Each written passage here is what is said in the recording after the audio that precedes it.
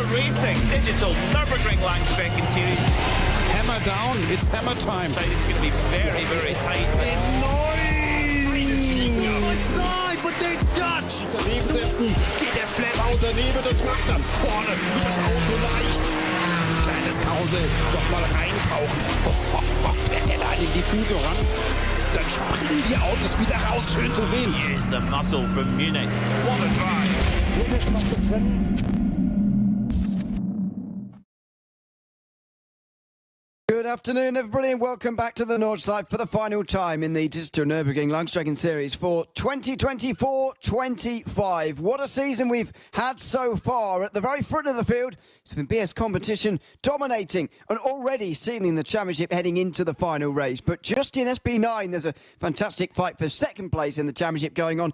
And in SP10, the GT4 class, there are 4 teams with a possibility of walking away this afternoon with a title. My name is Ewan O'Leary. I'll be alongside Suma Larua for this race. It's the Bullstein 3-hour race here in round 4 of the Digital Nürburgring Langstrecke Series for 24-25. Just after this, of course, the real-life NLS season will be getting underway, but we can squeeze in one more time on the green hell here in the sim before we get real-life racing as we head into the springtime very much in the real world. As you can see on your screen, we've got the usual format. The lower 3 classes are currently out there on the circuit, qualifying the SP9 to be out there on their own later.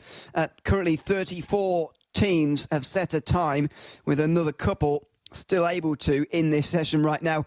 And then about 20, just under 20 SP9 cars will be heading out there on their own in a few moments' time to set their lap times in qualifying as well. So we'll get to that when they get onto the circuit. But we're ready to go for DNLS 4 here on the Nordschleife once again. As I say, BS Competition are leading the championship and indeed have won the championship overall in SP9. But the Apex Racing Team, Marla Racing Team, Williams Esports and M&J Downforce can all still take second in the championship, which does come with its own benefits as well. So we'll be watching out and keeping an eye on that. In the Porsche Esports Endurance Trophy Nürburgring, the Scherer Esport team have won 3 races in a row and indeed have won the championship now as well, with their teammates currently in second place. However, there are a number of teams that can take that title off them, including the Apex team, Coanda, Falcon, Grid and Go, Alone Fridson Racing as well. So plenty of them,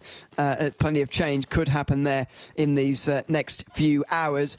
In SP10, as I say, Apex Racing Team, SimRC, Falcon and Grid and Go are all fighting it out for the championship. That's probably going to be the most interesting of the title fights, to be honest. And then in the Renault Clio Cup class, the SP3 class, we've got Scherer Esport leading the way, but only by 12 points. They could lose it to Similia Esports here today, but they do only need to finish 6th or better. Onto the circuit we go, and I'll welcome in my co-commentator, Suma Larura. Now, good to be alongside you for the final time this season, Suma. We're about to go racing in the real world. We can squeeze one more sim race in, and it's going to be a very exciting one, the Bilstein 3-hour race to end our season. You're so right. There's no better way to end the season with yet another 3-hour race. And this is going to be the most exciting one because there's so much at stake as well. Alongside all the other class-wise champions, we're also going to crown an overall DNLS champion as well. And they're going to be getting an additional 1,500 euros in addition to all the class prize money that they get. So there's a lot to play for in the individual classes and also overall. And everyone wants to end the year on a good high, right? You don't want to end it with a sour note, with a crash or with a bad race. You want to end it with a race win. And there are so many teams who are not involved in a championship battle that will be motivated as ever to go get that first win and make their way in the top 3 of each class. So there's going to be lots to play for and a very fun race that's going to be simmering quite a fair bit till we get to the end. It always is here in the DNLS. Always a lot of fun, and we're glad to be here to do it one final time in the 24-25 season. We're currently on board with Ruben Bonga in the BS competition BMW. They are not involved in the championship fight in SP10, but they have already won in SP9 this season. Win the championship, that is. Three different winners so far, or two different winners rather, in SP10 so far. The Apex Racing team winning last time out at the end of, or the middle of February. And that goes along with their win in the only race in 2024. And that was in between times interrupted by Falcon Sim Racing, who have got a lot of work to do. We've got the Apex Racing team 3 points ahead of immerse, who are effectively both of those two teams in a winner-takes-all situation. Falcon and Grid and Go are a bit further behind and do need things to very much go their way, especially in the case of Grid and Go, actually need things to go their way. However, it was really disappointing to see the Falcon Sim Racing team just dropping out of it towards the end of that last race in February. They were third in round one, first in round two, but outside the top 7 in round 3, which means you only get a singular point to your name. And it's that crash. We were just watching it on the highlights before we came to air on the German stream. It was a crash through Verstappen, just braking a tiny bit too late, getting up on the curb and spinning into the wall. And that's effectively put an end to their championship charge this season. Really disappointing to see for them.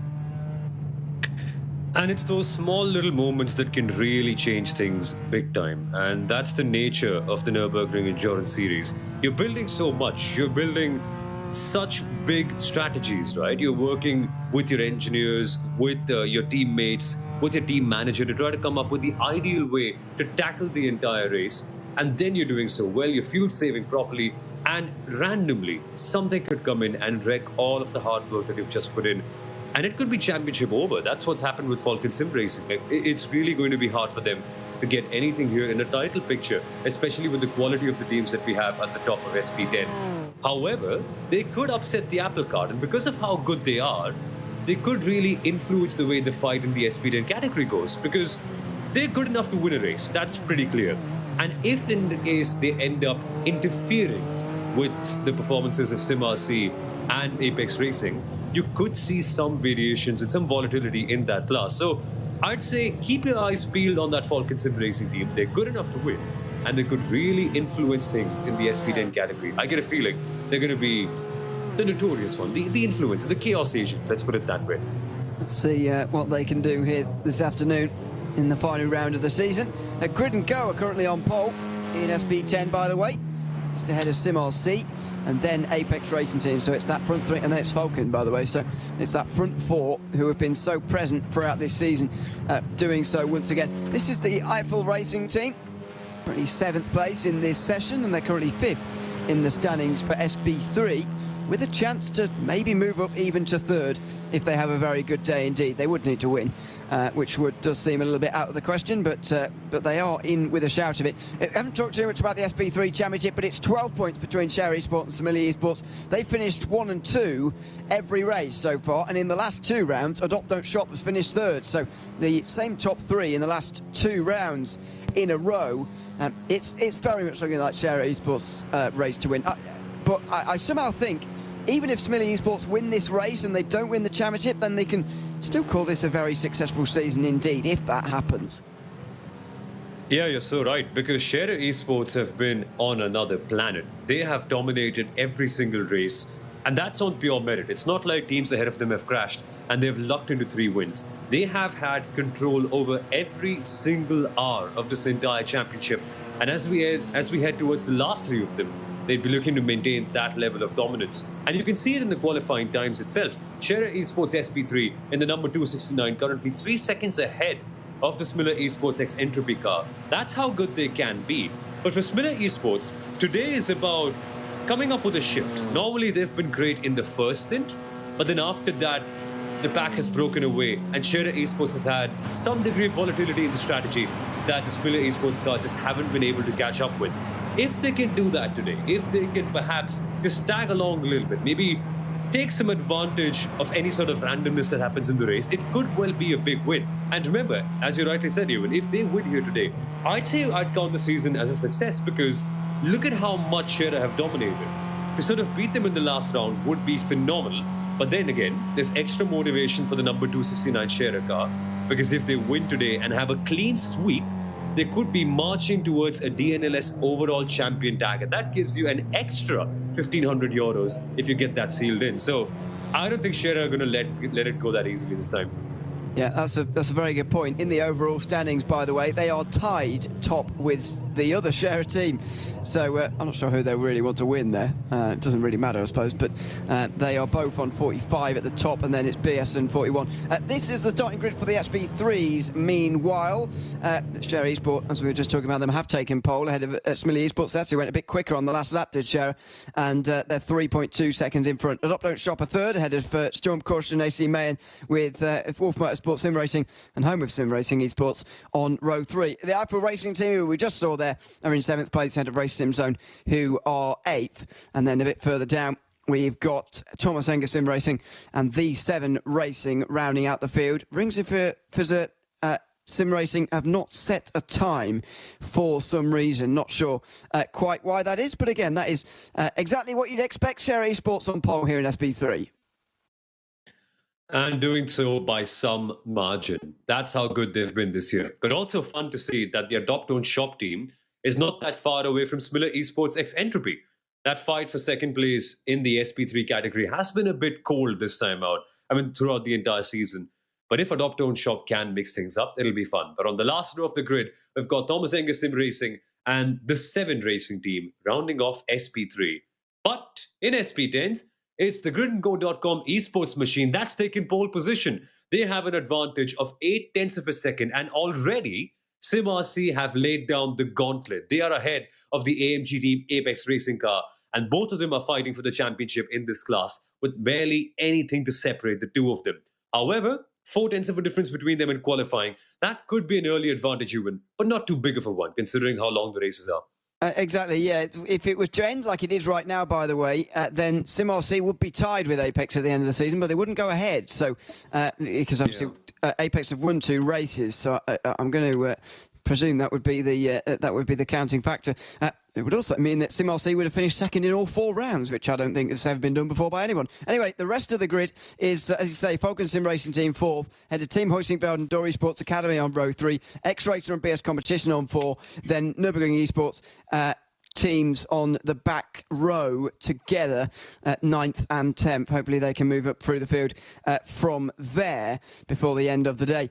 In the Porsche Esports Endurance Trophy Nürburgring, we'll just move through to those in a few moments' time, and it will show us that Share Esport are again locking out the front row. Just 300ths between them, and it's close with everybody else as well. So hoping for a good start and a close start, I would imagine, between these teams. Apex Racing Team Commander Esports are on row 2, ahead of Alone Fridson and Frozen Speed by Grid and Go on row 3. Allsport are ahead of PB Performance by Grid and Go in 8th place, and then it's Dory Sports who are 9th. Then the first of the AM teams. Don't forget that there is a Pro and an AM now in this class. The green triangle next to the number denotes a Pro team. You'll see an orange one when the AMs come round. It's Austrian sim racers who are in the pole of that standing ahead of SRS Team Sorg Rensport and Team Nitro Falcon Cup, who are sharing the road with them. Holder Motorsport, Fodtech by WMS, who I can tell you already have a penalty, by the way, and Avia WNSE Motorsport round out the Porsche Esports Endurance Trophy Nürburgring grid. Again, Share Esport locking out the front row. They're going to, I think, try and help their teammates come second in this championship, because that would be a big load of prize money for them if they were to be able to get 1 and 2 in this class, first place in SP3, and maybe the overall championship as well. It'd be a huge point sort. So that's what they'll be aiming for, but they might not be able to do all of those things and grab all of those things here this afternoon. Yeah, it's going to be tough and competitive in the Cup class, and that's something to watch for. How much will the Share Esports cars work together? But then we'll talk about that in a second as we see the final couple of rows of the grid. We've got Dirty Esports in 9th, Austrian Sim Racers DNLS in the AM class in 10th, SRS Team Sorg Sports in 11th, Team Nitro X Falcon only in 12th, followed by Halter Motorsport, Fossetech by WMS, and the Avia WNSE Motorsport car, who, since they had that accident at the end of DNLS 2, I think they've had a really torrid run after that. Last on the grid today, it's going to be a big, big race for them to see if they can salvage anything. And in the AM category, there's actually not much to play for. I mean, not much to... There is a lot to play for, sorry, but there's not much separating the major contenders in that class, because most of them are tied on a total of just 3 points. We're seeing Holger Motorsport, Fossetech by WMS, Austrian Sim Racers also. For them, the only separating factor is what happens today. And that's about it, because they're all tied on points. So whoever has the best result today, or whoever can get the bragging rights, essentially can become the AM champion for the entire season. Just by one race. It's all to play for today, and anything could happen. Yeah, that's something we're going to have to dig into a little bit over the course of the next 3 hours, but we'll get to that later, because the SP9s are out there on the circuit. For those that were asking and are unaware, the qualifying format of this series works so that the bottom 3 classes go out first all together for about 50 minutes or so, and then the SP9s get 15 minutes at the end of the session on their own. Some go round for a full out lap before just a one big flying lap from the Nordschleife. A lot of the teams, though, go for 2 by doing just the Grand Prix circuit first time round, and then getting a full flying start for the second time round. But we have seen a lot of penalties as a result of that in the past. We've already got a stop and hold 60 for number 11, M&J Downforce, because they don't have a real-world driver. They are currently down in 8th in the championship, tied 7th actually with pole position Esports. So they will be looking to, I suppose, get into the top 3 maybe, but it's going to be very difficult for them with that penalty. We've also got a drive-through penalty for photosec by WMS, as we've already talked about, for a pit lane infringement. There's a 5-second time penalty for a blue flagged infringement by the Race Sim Zone SP3 car. That was on the R-Sport 109 they got in the way of, by the way.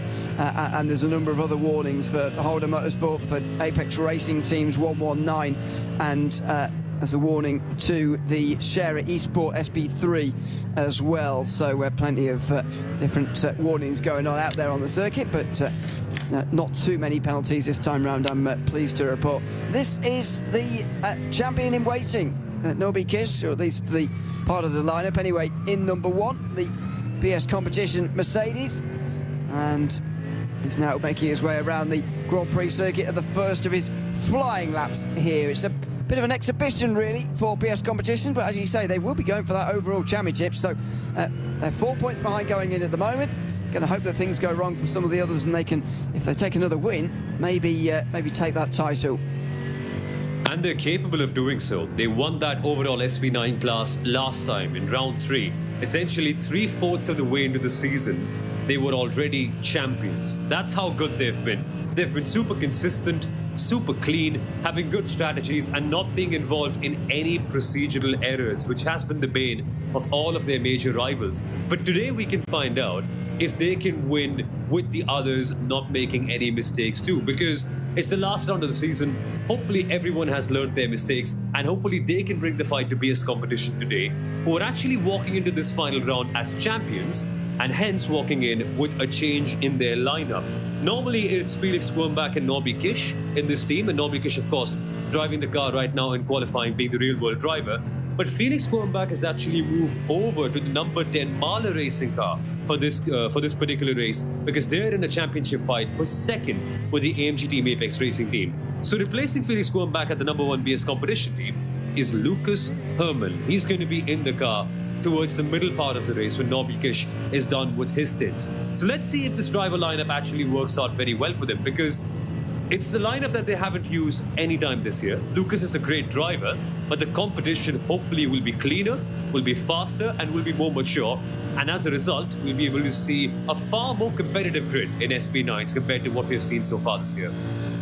Let's see what we get here from SP9 today. So far, just 2 different race winners.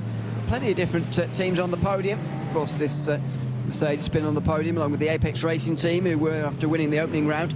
Mahler Racing team been on a couple of times. Williams on the bottom step of the podium at the opening round. Even Veloce, who were a guest entry at round 2, managed to get themselves onto the podium, as well as M&J Downforce last time. So there's plenty of teams who can get into those advanced positions. This is the Line GP car, the Dodi Fodi currently driving that one. There it is, the green and white Ferrari. Unfortunately for them, it's been a difficult season, really. No finishes inside the top 7, but is the story of many of the seasons in SP9.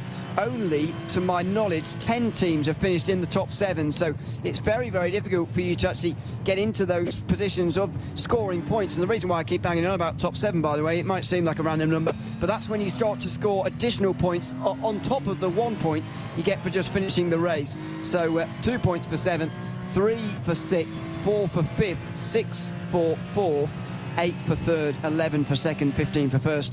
So that's why we keep talking about top 7, and it's so difficult to get into as well, because that means effectively of the amount of entries in the field, well over half of them in SB9 are not scoring any more points on top of the 1 you get for finishing the race.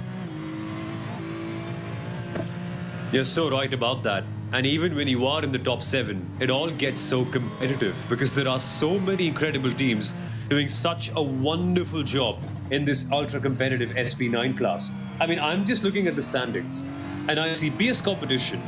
I see the other teams that haven't been the champions who could well have very easily become champions with a few right things going their way. Like Marler Racing Team, like the AMG team Apex Racing, like AMG team Williams. That's essentially your top 4, and they're all so good. Behind them, you've got great teams like MJ Downforce 2, Veloci Trustmaster, who were guests but haven't quite come back since, and also the other MJ Downforce car and Impulse Racing Ferrari, who've also looked very, very good at times in this year. That's already 7 really good teams who occupy the top 7 spots, and to break into that is going to be so hard. And even within them, getting to the podium places is just so challenging. Today is going to be a very, very big day for all of these teams, because if you can get a podium in the final round of the year, that'll be a lot of confidence going your way. And as I like to say, bragging rights, right? Because you've proven to yourself and the entire grid at the very last race of the season that you have what it takes, and then you can come back next year with a renewed sense of confidence and attack the other races of the year as well with some pride. So lots to play for, very exciting grid, and hopefully we can see some more cars fighting for the podium, because we've had variety. We just want to see some other machines like the Ferraris, like the Fords, sometimes even competing for those top 3 places. Yeah, it can be difficult for the non-German marques to do it, but they will give it a go. Well, the motorsport here making their way through the carousel. Now their teammates got a warning earlier on for brake checking, apparently. Commander Esports, who protested it, was just a warning. Though there's already been a protest for unsportsmanlike contact against the Team Nitro Falcon team in SB9 by Impulse Racing. So we'll see what the outcome is of that. It's an investigation currently ongoing for those teams as these drivers now make their way through the final part of the lap. See BS competition over the line pretty quickly. Williams Esports will be one of the first as well. Hobbs Racing Team by Good and Go in number 4. Be over the line in the not too distant future, as well as Impulse Racing, M&J Downforce with both of their cars, and one of the Nürburgring Esports cars as well. There's plenty of them right the way round the end of the lap at the moment, or at least in the final part of the twisty sections before they get onto the long back straight, the Dottingher, and the run all the way down in towards the Tiergarten. Here is the leading car, the Williams Esports machine, currently hoping for 2nd place in the championship. They're 7 points behind the Apex Racing team, and indeed 7 points behind the Marler Racing team. They really need something to get into that top 3. It's going to be super tricky given the nature of the series and given how many teams would actually want to have a good round. And 7 points is a major gap. It's going to be hard to overcome that. And you'll need sort of a miracle to kind of make it happen. But then again, crazy things have happened in this championship. And for the number 5 AMG Team Williams car, largely the one thing for them to work on for this particular round is avoiding any penalties, because they had a penalty in DNLS 2. That was a drive-through penalty for blocking a driver in qualifying. And then they had a stop-and-hold penalty last time in DNLS 3 for not completing their minimum pit stop time. And that happened when they were 2nd on the grid. 2 bad races just ruined through penalties. And if that hadn't happened, I'm pretty certain that they would be fighting for the championship, if not actually being champions themselves. So today is about redemption for Williams Esports, about getting all the wrongs corrected today. Yeah. They have done that so far with the fastest lap in qualifying.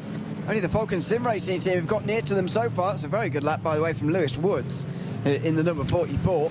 Phil Denez is in third. Jeff Giassi fourth for the Hope Racing team by Grid & Go. But that's a marker being laid down by Williams Esports. BS Competition down in fifth at the moment, which is a bit of a surprise to see. And this is going to be one of the laps for the other Falcon team. Team Nitro Falcon and Tim Heinemann. He's quite a long way around actually, but he is going to get there in time to start another lap at least. Been a bit of a difficult season for these so far. Yeah, they've had a few crashes here and there, not all of them through their fault. But today in qualifying, if they can produce a special lap and can find their way up towards the top 8, there will be a lot of points on offer for them and they can be real competitive. Then again, it needs a really good qualifying lap, and this Porsche, this 911 GT3, has been bottoming out quite a fair bit. I mean, at the carousel, we saw the car almost lose the rear end as it flattened out at the exit. Now this part will be fun. This is all about the bravery you can carry in the final couple of corners of the entire circuit. I mean, before you get to the Dottinger Herd, there's these amazing corners where you've just got to push the limit, so many of them blind. Then you go through some of the jumps coming in at Flansgarten as well. Can you commit to these corners as a driver? Do you have trust and absolute confidence in your machine? And only then can you get a great qualifying lap. Now is when we find that out from Tim Heinemann as he gets some airtime. Through Flansgarten and over the rise again, and then back down the other side of the hill here just before the Stefan Bellafes. It's the sort of flatter part towards the end. Elias Seppänen going pretty slowly here for the Apex Racing team. He has decided that this lap time is not going to be one he really bothers with. It's nearly 10 minutes long. He will go again for the final lap, just over 3 minutes to go, and you will be able to complete your lap once you've started it, by the way, here in this series. So everybody is going to have a chance to get to the end of this lap, even though Seppänen is only just starting one. The Nürburgring Esports Mercedes there was not looking, and still now gets out the way through turn 2. This is the danger of leaving it so late. And the Nürburgring Esports team might well get a penalty, but it doesn't help Seppänen. His lap immediately has been interrupted. And look at the margins. Look at how tight the pecking order is at the top of that SP9 class. Only 0.05 of a second between the team in pole and the team in second. And if Apex Racing team are to have a great race, which they need to because they're fighting for second in the title, this is going to absolutely ruin things. Remember, their major competitors, the Mahler Racing team, who are fighting with them for P2 in SP9, are only 0.9 of a second behind the pole sitters. And that moment in itself, I think, Ewan, must have costed them around about a second. So now, it's all about catching up at the rest of the circuit. And Elias Seppänen can't make a single mistake, because if he does, he is surely going to qualify behind his major rivals in the Mahler Racing team.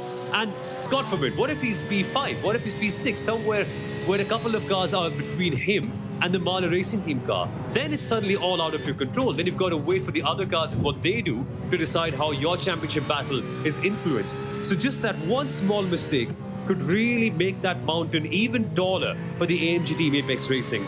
And they need a really good lap now. They've got to have a good one at the end. Absolutely. This is Nicholas Walter. Meanwhile, the real-world driver for the Mulder Motorsport team, I should say, paired with Smitty Esports, who are going for the championship in our slowest class. And these guys are going for a win in the fastest class as well. Plenty of experience in the real world on the Nordschleife has Walter. And he's putting that to use in the sim now as well. One of the great things always about the DNLS, the fact that there is real-world drivers using their experience in the sim here at iRacing, and how it certainly does translate as well. We've had many of the great real-world drivers in this series, both presently and in the past as well. I mean, we've got Tim Heinemann, for example, in this session.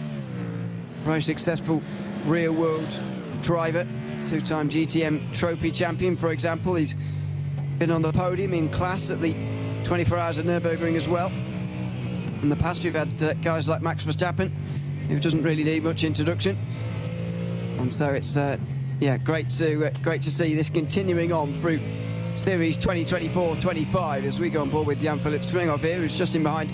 Looks to me like the Williams Esports car just up in front of him here. It seems to me that everybody has pitted pretty much, other than Pole Promotion, Esports and Holden Motorsport. They're just carrying on, but everybody these days decides to come in after their first lap and do another lap starting from the Grand Prix circuit, which I always thought was the slow way to do it, but most people seem to do it these days. So long as it works, that's the most important thing for all of them. And they've been practicing for so many hours. I mean, each team and each driver, they prepare so hard during the week. They're constantly working after they're done with their day jobs, trying to find the right setups, trying to extract the maximum pace from their machines. And one thing about the Nürburgring Endurance Series here is that we go to the same track for every single round, and you also have the same car. So things do remain the same, and you can optimize your prep time accordingly. But then again, there's so much volatility that can happen in the race, and you just still want to be absolutely on your peak performance so that when things go wrong, or if any chaos happens, you can extract the maximum from your machine and make things work. And so all of their prep times, they'll all be coming handy as we come to the race after qualifying. But the checkered flag has dropped. We're just waiting for the session to end after the drivers are done with their last qualifying laps. And then we will find out who will be on pole. Will it be Williams maintaining it with their 500ths of a second advantage over Falcon? Or can some other teams and drivers actually come in and maybe shake up the order? Watch out for the #1 BS Plus competition. They can be really good. It could be them. Oh, but they're in the pits actually. They are now, yeah. It's a good spot. Yeah, Falcon Sim Racing team are also in the pit lane, by the way. So it's a good job BS Competition don't have too much riding on today, because this is not a great qualifying for them in 5th place at the moment. So who are the candidates to try and take this away? I'm not sure there are too many at the moment, really. Got to look a bit further down the field, I think, to find anyone who might be able to. The Apex Racing team, for example. But I guess Marla Racing team actually as well are going to have a chance, just under a second away from pole at the moment. But yeah, that is very puzzling indeed. Pole Promotion Esports, by the way, just coming towards the end of their lap now. They're currently in 8th place. If we don't see them, I'll at least tell you about their lap time. But they decided not to pit in halfway through, as we now do normally see for whatever reason. They've decided to take the advantageous run onto the start-finish straight by finishing their lap from the Nordschleife. Just give you more speed in towards turn 1 at the very least.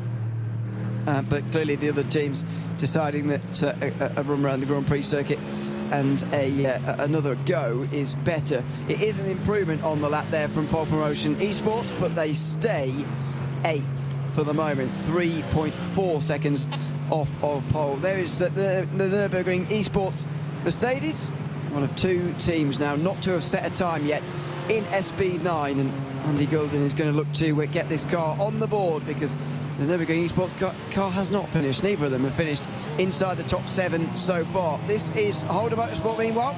They're coming through the final corners. Carlos Scholl, one of those only drivers, as I mentioned earlier, to not pit in halfway through. That says everything you need to know. It's nearly 8 minutes 20. This is just a practice session at the end of qualifying for them.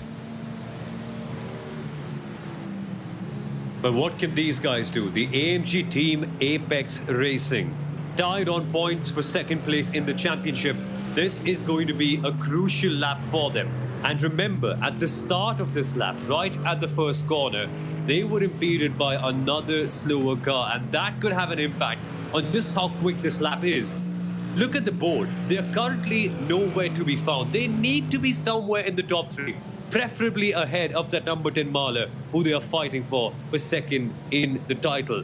This will be an important couple of kilometers. Can Apex pull out something special? Can they put it on pole? We will find out how much that impeding really impacted their lap time. Yeah, I don't think it would be too disastrous, but anything, as you were mentioning earlier, anything will hold them back. Down the straight comes Elias Seppänen then. One of the first drivers of those real contenders towards the end to complete a lap. Williams Esports will be over the line not too long after them, and then it'll be Marla Racing Team who come over the line to try and beat them. In towards the final few corners here for Elias Seppänen. Legs on the brakes, getting it right towards the apex there of the Tiergarten for the final run to the line, keeping it there to the middle of the road, just trying to shorten the distance any way possible. 53.4 to Pete. It's a 55.7. How much of that time came at turn number 1 is unclear, but it's only 7th place for the Apex Racing team. Yeah, that's not an ideal lap. That is clearly not an ideal lap. And they can do better because the AMG Team Apex Racing car has qualified far higher. I mean, on an average, they're normally P4, P5, something like that. P7 is actually bitterly disappointing on a day as important as this. But will we see our pole sitters extend their advantage at the top of the field? Sammy Matty Trogan coming across the final couple of corners. He's at the Dottinger Her and will enter the Tiergarten section any moment now. Only 500ths of a second between themselves and Falcon Sim Racing. I don't think anyone's improving on that lap time, but I think Williams want to send out a statement and a message to the entire grid that they are by far and away the fastest today. By how much? Now we find out. Oh, it's not actually quicker. Wow. Ooh. 54.0. And so they'll be having to cling on here at the very end from S, who's in the Marler Racing Team car, and he's in 3rd place at the moment. He's just coming into the final few corners right now. And here at the other side of the corner comes the Impulse Racing car. They're quite a long way back at the moment. They're 8th place. It's quite good qualifying, actually, compared to the previous of this season, but it's an 8:04.9 that time round. There's Andy Gilden setting his first lap time of the session. Where's that going to put him? That's a decent time, actually, from him. He will go about 14th, I think, in the order, if it counts. Doesn't look like it does count. Maybe he went off track somewhere, because that has not registered, and that suggests to me that there is no lap time. Fildeness did get an improvement, by the way, but it was only 7/10 away from Williams Esports, so he did improve by about 1/4 of a second, but it wasn't quite enough. I'd say it's enough. I'd say that was exactly what he needs. Because look at their rivals. AMG Team Apex Racing are 7th. Marler are 3rd.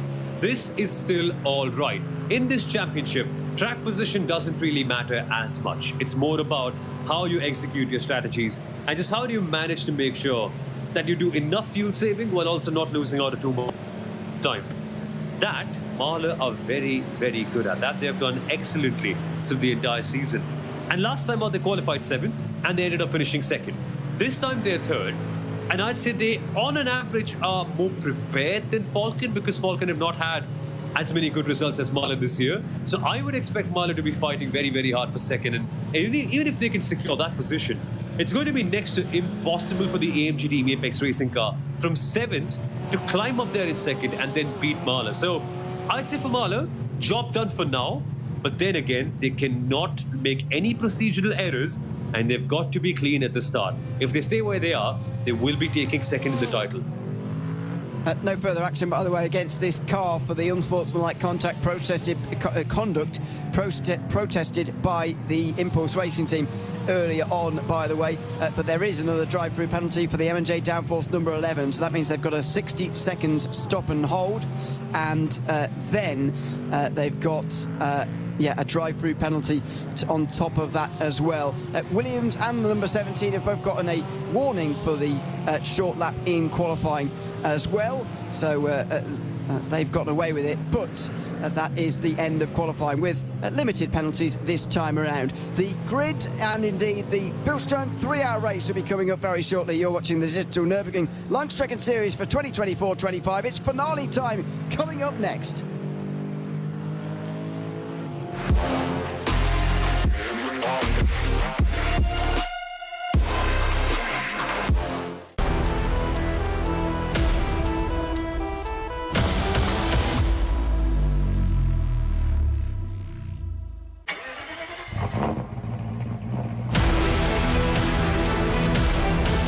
Hol dir jetzt dein eigenes Motorsporterlebnis nach Hause.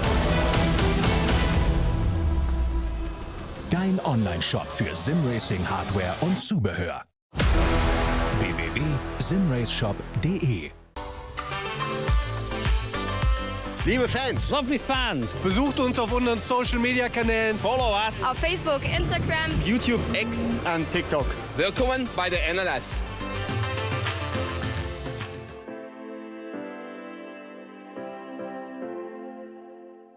Was ist ein X?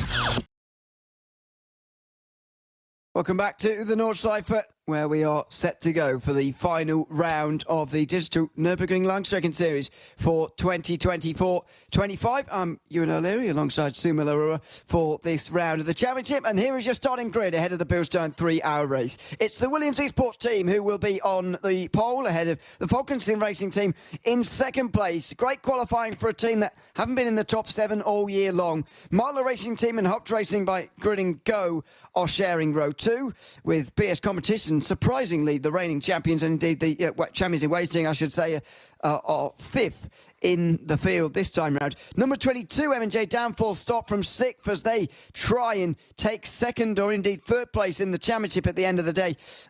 Bit of a long shot for them, but it could be possible from 6th place. The Apex Racing team are 7th ahead of Impulse Racing, who have had one of their better qualifyings of the year in 8th. M&J Downforce number 11 will start from 9th, but they've got a myriad of penalties, and so will drop back. Liberty Esport will start from 10th at a Pro Promotion Esports and Lion GP, who are sharing road 6. RC Car Shop Esports and Nürburgring Esports are on the next row, ahead of Holder Motorsport and Molnar Motorsport. Similia Esports, Fossa and Team Nitro Falcon were not able to go quicker than some of the slower Porsche Esports Endurance Trophy Nürburgring cars, despite setting laps.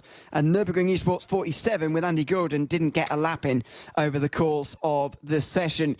So a bit of a mixed up grid, I've got to say. Some teams you'd expect to see up the front, not quite up the front, but the pole position has gone to Williams Esports, and they're going to hope to turn that curse around that we've seen throughout 2024-25. And that being the curse of the pole sitter. We have had penalties for the pole sitter in the last 3 rounds of the race. Some of the other procedural error has happened. Sometimes the teams and drivers exceed the sacred 90 km/h limit and end up going faster than that, which is when they get a penalty. Sometimes they end up blocking a car in qualifying, which is then again another reason for them getting a penalty. Sometimes we've seen cars actually have a shorter pit stop time than the minimum pit stop limit that they need to complete, and that's why they get penalties from being in the lead. And all of that and more can happen when you are leading a DNLS race. That's what's happened in all the 3 races this year. This time, Williams will be hoping that there are no procedural errors, nothing that goes wrong. All the speed limits are met properly, all the qualifying procedures are done very well, and they can just have a clean and right and perfect start to the start of this race. Because once that happens, I believe they genuinely have the pace to go out and win this, as we have seen in all the races this year. It's just that things have gotten a bit messy for them. And things can get even messier behind them, because we have teams like Marler Racing and the AMG team Apex Racing fighting for the championship position, and they'll be gunning for it. And even teams like BS Competition, super motivated to go out and win the overall DNLS championship. So it's not going to be a quiet race. Yes, we might have decided champions, but this one will be full of drama. Have a look at the weather there on the top right-hand side of your screen, by the way. 24 degrees ambient in sim. 40 degrees on the circuit. Goodness me. It's warm. It's spring. Oh, you love to see it. It's 40 degrees down on the circuit, 104 Fahrenheit. And I, for one, am very pleased about that. Yeah, this reminds me a lot of the weather that we have back home here. It's super hot. The tires will be screaming, by the way. I'm not sure if they'll be able to last as much as they did in the previous rounds. Yeah, thankfully, you don't have to do even hour-long stints, to be honest, in this series. So they will be okay. And because you change tyres and fuel at the same time, especially in SP9 and SP10, they shouldn't be on tyre difficulty too much. The Porsche category might be a bit more interesting, but we'll get to that in a few moments' time. And I've got to say, it's a pleasure to commentate to you today with the sun outside the window. It's a rare occurrence, but you can tell spring's here, and the drivers will be feeling the full effects of that here this afternoon as well in this final race. There is very much a last day of school kind of feel to this race, I feel. There's not too much riding on this race in the top 2 categories. They are going for the overall championship, especially Scherer 116, going for the overall championship alongside their teammates, but they'd like to shore that up. But you know, there isn't too much to play for in SP9. Even 2nd and 3rd places are pretty stored up. It's just a case of who's going to finish ahead out of Apex and Marler. So, you know, there might be a bit more of a relaxed feel to this race. We'll see. A bit of a relaxed feel, but with many teams who actually want to gun for it and actually get a win at the end. Because there's not much riding on it. They're not going to be influencing any major championship battles. So why not just go for it? It's the last race of the entire season. There's nothing to lose. Now is the time where you just send it all and see what you can get. And that is something I feel we're going to see a lot in the SP9 class, particularly with the number 44 Falcon Sim Racing team. They haven't actually been on the podium at all. In fact, they haven't even finished ahead of P7. But today, they've qualified second on the grid and have a legitimate chance of winning this race. Is it going to be Williams, who've actually lost a lot of races through procedural errors? Or is it going to be Falcon, who find themselves in unfamiliar territory for the first time this year? Or perhaps a few surprise contenders from the back? They're all going to be gunning for it, and we are all going to have such a fun time watching it. We absolutely are. The drivers are about to get themselves towards the end of the straight now and begin this race. Don't forget that this is a split start series, so the SP9s will go first. A minute and a half later, the Porsches will get going, and then the final starting group will go. SP10 paired with SP3. If we waited too long, there would be a bit of a crash, and the SP9s would be onto the back of the SP3s too quickly. So we are split apart, but those last two categories do stay together. We'll be with you, myself and Sumo, for the duration of the 3 hours. Very much hope that you'll enjoy the coverage this afternoon for the final time of the Digital Nürburgring Langstrecke Series.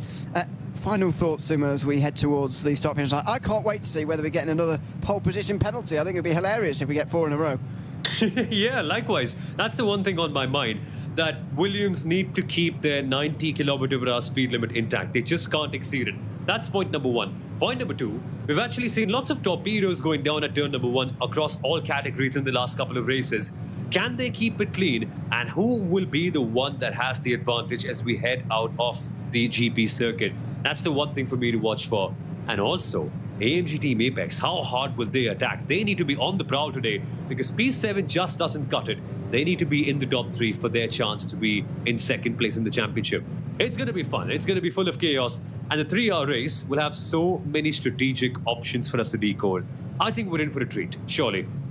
We certainly are. For the final time this season, we'll be getting underway here at the Nürburgring. You're watching the Digital Nürburgring Langstrecke Series for season 24-25. And we are ready to go for the Bilstein 3-hour race. It's the final 3-hour race of our season.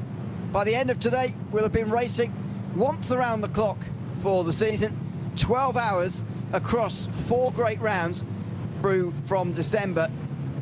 One last time, we're ready to go again. Can Williams Esports hold the right speed? First of all, that's going to be the first thing. And what we're going to see down in towards turn number 1. On some occasions this season, we've seen accidents into that first turn. Is that going to be the case today? As Sami Trogan gets us up to the front of the starting straight, and we are ready to go, holding, waiting for a long time, and finally the green flag waves, and finally they all fan out, as we're accustomed to. 3 and 4 wide immediately, and it's the Falcon Sim Racing team who have reacted well. Sami Trogan going backwards through the middle of the field like a bit of a black hole at the moment. He's on the inside, there's a bit of contact, and the M&J Downforce Mustang, one of them goes very deep and very wide through turn 1. Here comes the Marla Racing team, they're up to third. Look at the Impulse Racing Ferrari, they're out on the outside, looking at third place at the moment as well, after starting way down on the 4th row of the grid, already up to 4th position, still on the inside of Fildenez, and finally it will single file out. It's a good start for Falcon, and especially for the Impulse Racing team as well, who are well inside the top 5 already. But the big losers have been the AMG Team Apex Racing. They have gone down from P7 to P9 as they were bumped and pushed around by a couple of cars. There you see them in the back of your screens, fighting with the Nürburgring Esports machines. That's not where they need to be. And there's contact. The Nürburgring cars hit each other. There's damage on the first lap itself. Chaos in SP9. That is unbelievable. Who would have predicted that at the start of the day? The cars making contact through the Grand Prix circuit, and damage, I'm afraid, already here in this race. Nürburgring Esports 42, well down the field after contact down on the Grand Prix circuit. Onto the Nordschleife they go for the first time. It's a dream start for Lewis Woods in the Falcon Sim Racing Porsche. He's ahead of Williams Esports, it's Sami Trogan, and the rest of them, as the Porsche Esports Endurance Trophy Nürburgring cars now begin to get themselves ready to start this race. It will be Share Esports in a front row lockout all over again making their way up towards the line in control of the field. Again, you've got to wait for the green flag here, so that does mean that everybody fans out very quickly indeed, and you're about to see it again here in the second of our 4 classes. Here we go, wait for the green flag. It's got to take even longer, and now the green flag waves, and they immediately get to 3 and 4 wide. Share Esports sort of blocking the front of the field almost there with the front 2 places in towards turn 1. Then you've got Coanda, Apex, and the Alone for a racing car, and the white on the outside line battling for 3rd place, and one of the Sarah cars goes backwards. Here comes Coanda on the outside of turn number 2, and there's contact in the background. Contact in the background on the way towards turn number 2, and we'll get a replay of that a little bit later, but still side by side for second between Sarah and Coanda. Still it goes on, and now down the inside and through goes Gabriel Solomon, who goes through on the inside line into second place, immediately splitting up the 2 Shara cars at the front. What an opening couple of corners it was for Coanda. They were able to hold on for such a long time. And with these Porsche Esports Cup cars, you're always hanging on the edge. You don't have that much downforce, so you can fight each other that much longer. And that's exactly what we saw through the arena section. Ultimately, the drive on the Coanda car giving them the advantage, and that Scherer Esports block at the top has been broken up, and it's a Coanda sandwich now with Gabriel Salomon in second place. But the contact you mentioned, Ewan, a couple of cars involved in that. PB Performance by Grid & Go, they're involved in the mix, as are Der Esports. And so both of these machines, as you can see at the back of your screen, have been separated from the pack, and it makes them just that further away. And it'll make their race just that harder, because in this cup category, yes, it's not too dependent on the drag that you get or the slipstream that you get, but still, catching up to a pack that fast is going to be very tricky. So that's their race almost done at the very, very beginning. Here come the SP10s. And Grid & Go from the very front of the field. Aaron Vasquez in control of the field alongside Contact Guine. Immerse looking to win for the first time this season after finishing second 3 times in a row. The most exciting of the 4 championship battles gets underway here at the final round of the series. In towards turn number 1 immediately. Grid & Go protecting the inside line. Immerse and Apex crowding themselves from the inside line. The SP3's in the background, by the way, racing down towards turn 1 as well. Share Esport taking charge immediately there, as have the pole sitters in SP10, Grid & Go. Then the battle for 5th goes on. Sort of best of the rest battle at the moment as the BS competition car works its way around the outside. There's a bit of contact for Hoistingbeld, who just get hit by X-Racer there. And in reaction, Share Esports in SP3 going sideways, but everybody gets away with it in SP10 just about. But behind them in the SP3, something clearly has gone very wrong for our second place car in the championship. The number 277, Spiller Esports X Entropy, is nowhere to be seen as we see some fighting between the 278 and the 272. That's a Thomas Engel sim racing machine doing incredibly well to hold on from the Stabkorten AC Mayan car that's fighting with them for P5. And what a battle we're seeing in the Clio Cup cars. Then again, as the home of sim racing esports car, the number 270, trying to get away ahead, but not able to do so. As we see the top of the GT4 class, we are seeing the gridandgo.com esports machine piloted by Aaron Vasquez at the top of that field. And in SP3s, it is Scherer Esports who have the advantage. But their main rivals, their main competitors who started second in this class are now running 10th. That's the Smiller Esports X Entropy. And with that, it could well be championship over, remember, because they're the closest competitors to Scherer. And all that Scherer needs to do today is just finish, and the title could well be theirs. Yeah, top 6 is all that is required, and they will get it. Meanwhile, drive-through penalties already being adjudicated here.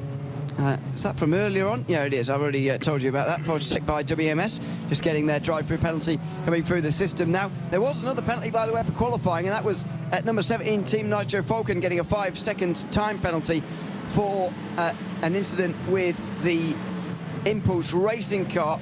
That's separate to the one that was earlier on. They were protested twice by Impulse, and finally there was a penalty. Meanwhile, Lewis Woods versus Sammy Matitogan at the front of the field. It's close between 1 and 2. Phil Denez is hanging on by the skin of his teeth at the moment to 3rd place as well at the moment, with Impulse Racing pretty comfortably 4th. Then it's Hopes Racing Team, M&J Downfalls in 6th and 7th. Then BS Competition and Apex Racing Team, 8th and 9th. Not many would have predicted that at the start of the day.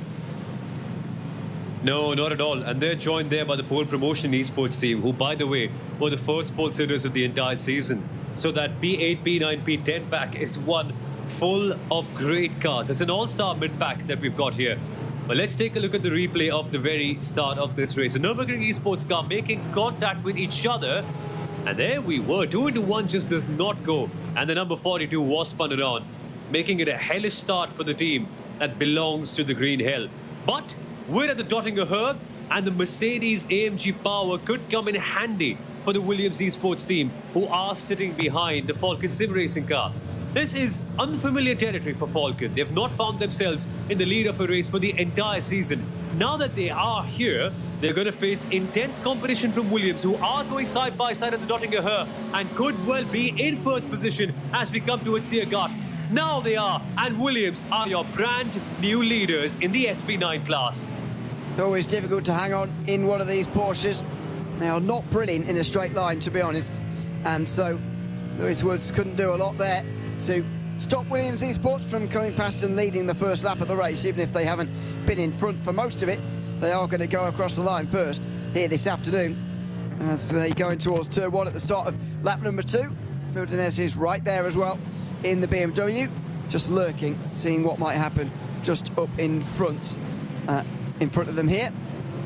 So, new leader, Simon Masitogan at the front of the field.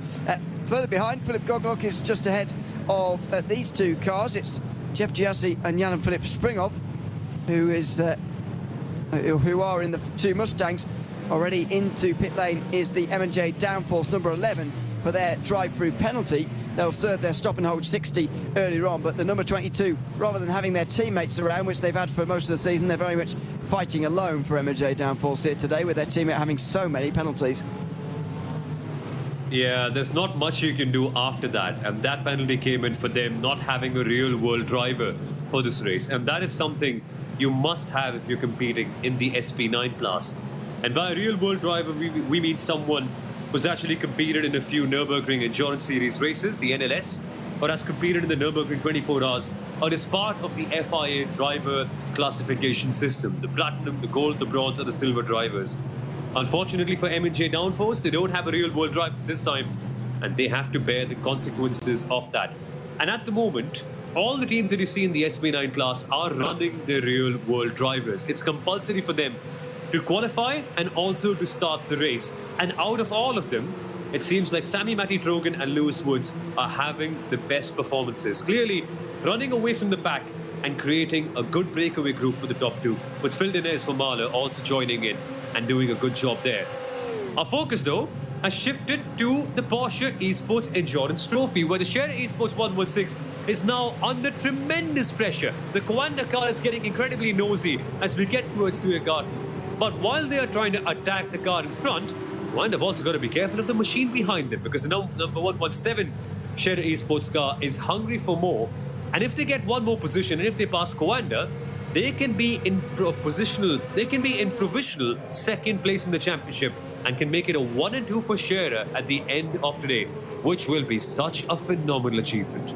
Yeah, lots of prize money on the line for all the top 3 places in this class, so we'll keep an eye on it throughout the day, because a lot of these teams could get it. Coanda being one of them. They're still on the inside of 117 here, who need to get back in line unless the Apex Racing team are going to come through. Luca Kita down the inside immediately here. He wasn't going to wait around to try and overtake Julian Raymer, and on the outside of turn 4, he's going to continue to try and do that. He's got his nose in front here.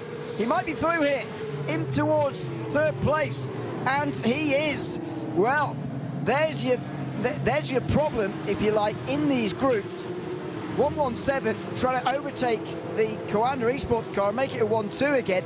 Well, that's very difficult when there's so many cars queuing up behind you. If you get it slightly wrong, you will be punished, and the Apex Racing team are up to 3rd. Exactly. And it's interesting that the Scherer Esports 117 was passed by the car that they're actually in closest competition with for second in that Porsche Esports Endurance Trophy category. If Apex can stay where they are, that won't be enough. But if they can pass Coanda for second, suddenly we might see the number 117 under threat for second in the championship. And that could mean a lot of prize money lost. So it's game on now in the Porsche Esports Endurance Trophy. And there's everything to fight for. in the next 2 hours and 48 minutes of the race. And nobody, not even us in the commentary box, can start slouching. Because every single minute, every single battle, and every single pit stop is going to matter just so much. Speaking of which, the Falcon Sim Racing team could well upset the apple cart in the SP10 category. They are currently in 3rd place, fighting against the number 190 AMG Team Apex Racing car that are properly in the mix. A move here, and the SP10 category could see the entire face of it swap around and change. Well, you say that. Grid and Go at the moment are out front by some distance, but SimRC have had a mistake on this lap somewhere because they're at the back end of this train. Wow. They've been overtaken by, well, not everybody, but they've been overtaken by quite a few. There's the Mercedes in the background. They're not out of the running just yet at all, I should reiterate, but they are a couple of positions further down than what, in fact, 3 positions further down than what they were at the start of the lap. In towards turn 1, are there going to be moves there or not? So Aaron Vasquez leads. That does make things very much more complicated for SimRC if Grid and Go just go off and win this race by a mile. I can't see that happening, to be honest, because I think this class is too competitive for anybody to be winning by a mile. But if somebody does win other than the Apex Racing team or SimRC, then it suddenly gets pretty complicated for SimRC to actually win this championship from 3 points behind. And by the way, if it's not Falcon or Grid and Go winning, then that means that they're effectively out of the championship as well already. Grid and Go need to win with the Apex Racing team retiring and DNFing, scoring no points. So it's a very long shot for them. That's why the Apex Racing team not particularly worried about the leader going away at the moment. Yeah, for Apex Racing team, if they can stay where they are, I think they're okay. I think they're going to be winning the championship as it stands. But for SimRC, it's important for them to be in the top 2. If SimRC finish 2nd, they need the number 190 AMG Apex Racing team to finish P4 or lower. And again, we have seen the AMG Team Apex Racing car finish 4th once. That was at DNLS 2 a couple of rounds ago in this championship. But as it stands, we're a long way away from that, because look at the list of cars that are between the AMG Team Apex Racing car in 2nd and SimRC in 6th. We've got Falcon Sim Racing in 3rd. We've got Dirt Esports Academy in 4th, who have looked phenomenal throughout the year. And we've got BS Competition in the BMW, who are always at home at the Nordschleife. For them to actually do something and get past of the 190 AMG Apex Racing car is going to be big, firstly. And secondly, for SimRC to pass them and get ahead of all of them and the Apex car, it looks like a tall mountain. It looks like a really tall mountain for them to climb. And it will need lots of volatility to happen so that the SimRC car can get ahead in 2nd. And even then, that might not be enough, because if SimRC are in 2nd and AMG are in 3rd, the Apex Racing team car, that still is not going to be enough for them. So they need a lot of chopping and changing in this grid for them to win. And for SimRC now, can they pull out a rabbit from the hat, maybe do something special so that they can win the championship? The best position so far has only been 2nd, and today they need to win. Williams Esports have passed Falcon and they've gone. They have absolutely gone. We saw them pass Falcon, of course, but I didn't realise they were so far in front. 2 seconds, there's the gap. Well, it looks a bit less there, but Wow, that's a lot. But it does seem like a lot over 1 lap. 1.5 seconds or so for Sami Rastichogan, who is driving well at the moment. Now, just Fildinez go with the strategy of trying to push Woods to go faster and keep up with the Williams Esports car, or is he going to go for the strategy of I could go quicker if I was in front, so I'm just going to pass you in towards the Tiergarten? We will see as they go down the other side of the hill in towards the Tiergarten. Dinez, well, he was given that room by Woods there, very much so. He just want to go for it. Well, that was a bit of miscommunication, I can't help but feel, between those guys. And there's the next group on the road with BS Competition now on the back of them. He's done a good job at getting through the traffic now, a little bit quicker than Elias Sepinen has, actually. And so he's very much in the running for that position now. But that was quite a miscommunication there for Fildinez Racing. So we're seeing some of the first penalties from the race coming in now. Stop and hold 10 seconds for the Eiffel Racing team for hitting Similia Esports. To answer your question as to what happened earlier, that must be the reason then Eiffel Racing were involved with that team's 2nd place in the SP3 Championship. Well then, Nürburgring Esports, they are on the prowl right now, going side by side with the Team Nitro X Falcon car. That's at turn number 1. The number 17 does go for the longer outside route, which doesn't quite work because there's just not enough grip, and the Nürburgring Esports machine is able to hold on. The number 28 is also in this fight. This is turning out to be a phenomenal battle that we're seeing for the lower positions in the SP9 category. And my word, the battling just keeps on going in this class. Certainly does. Certainly down the field as well. Have a look at that down the inside as well. In towards turn 5. That was the Mulliner Motorsport car having a bit of a peak. Couldn't get down the inside though of the RC Car Shop Esports car of Marcus Fisher. We still haven't seen M&J Downforce number 11 come in to serve their second penalty, by the way, so they'll be catching up to these guys while this is going on. And there's another mistake from the Mercedes of Andy Gulden. He's freight trained past there by Tim Heinemann and Marcus Fisher in towards the kink and now in towards the final chicane. Gulden's going to try and come back again on the Mustang, but he's not quite far enough alongside. And he will have to stay behind through that section of corners, and the 4 will go onto the Nordschleife following Tim Heinemann, who gets to the front of the group. And now we'll find out if the Mustang can actually keep up at the Nordschleife. Of course, it's a different build compared to the Porsche. Front engine full of weight. We'll talk about that in a second, because in the Porsche Esports Endurance Trophy, Holland Motorsport are in the mix of a big crash. They hit the barriers, went on the grass, and somehow still survived that. I wouldn't have been able to control that car in a precarious position like that. But that is how intense the racing is turning out to be in the Porsche Esports Endurance Trophy. And there's barely any room for any car. The competition is intense. Teams and drivers are pushing. And for Honda Motorsport, that could have been raced over in a matter of seconds. Luckily, they survive. That must have been lap 1 as meanwhile, side by side through the final corners. Careful! Oi. That was close. PB Performance were the ones coming through into 9th place, and there's pit stops already. We'll see what they're doing down on pit lane in a few moments' time. But PB Performance, by the way, with the one sent sideways on the opening lap. You will have seen it in the background on the start of this race. They were all sorts of out of shape. Now they are up into 9th, though, ahead of Austrian sim racers and Holden Motorsport as well, who are still in the race despite the wild moment that we saw on the way towards Schwedenkreuz. Porsche by DNLS are just serving their penalty.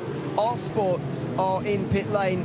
I thought that no, they don't have a penalty. They're just pitting in very early, so we'll see what they're doing down there. I think they had damage. Okay. They're out after 13 seconds again, Danny Spearman. So. They just need well, they've made an extra stop. There's not many ways to cut that as a positive thing, really. Team Nitro Falcon Cup also in 127 into pit lane now. We haven't seen them receive a penalty, so that's something else as well. Tory Sports number 120, by the way, they've also got a 10-second time penalty at the moment. They're currently running in 8th place, very much on their own. But that's another one of the penalties coming through, and there will still be more.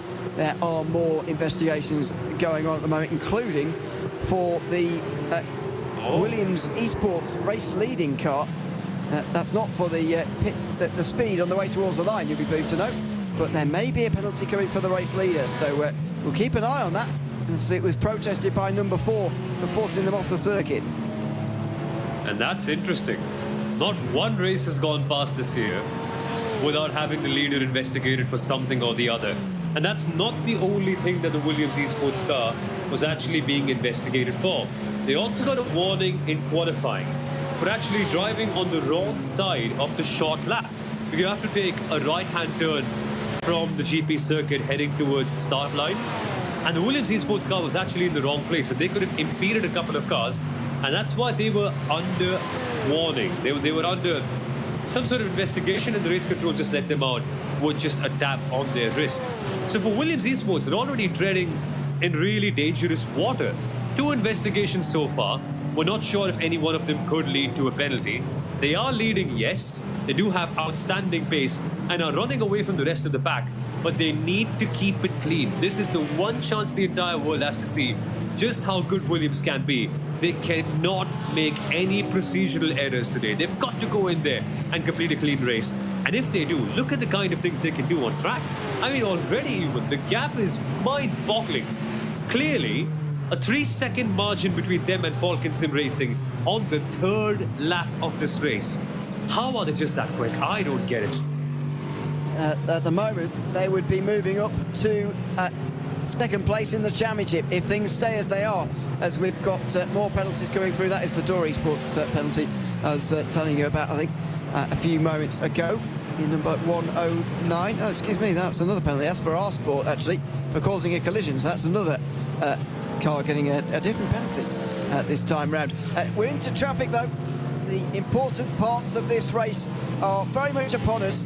There aren't too many large groups in the field, but this is one of them. There's one a bit further up as well. As we go back to the SP3s, we haven't seen very much of them at all so far, but I can tell you that Share Esports are leading the way by some distance already here, over 5 seconds ahead of the group for second place, which is, I think, is here.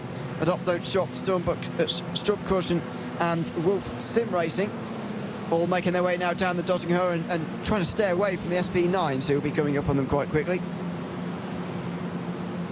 Yeah, soon enough the SP9s will be coming close to the SP3s, and these guys have to be wary of that because they're going so much slower than the SP9s. And if you catch them out at some of the tougher corners of the entire circuit, let's say towards the middle section near the forest, then things could go really wrong. But hey, look at this, we were almost going 3 wide for a couple of seconds there.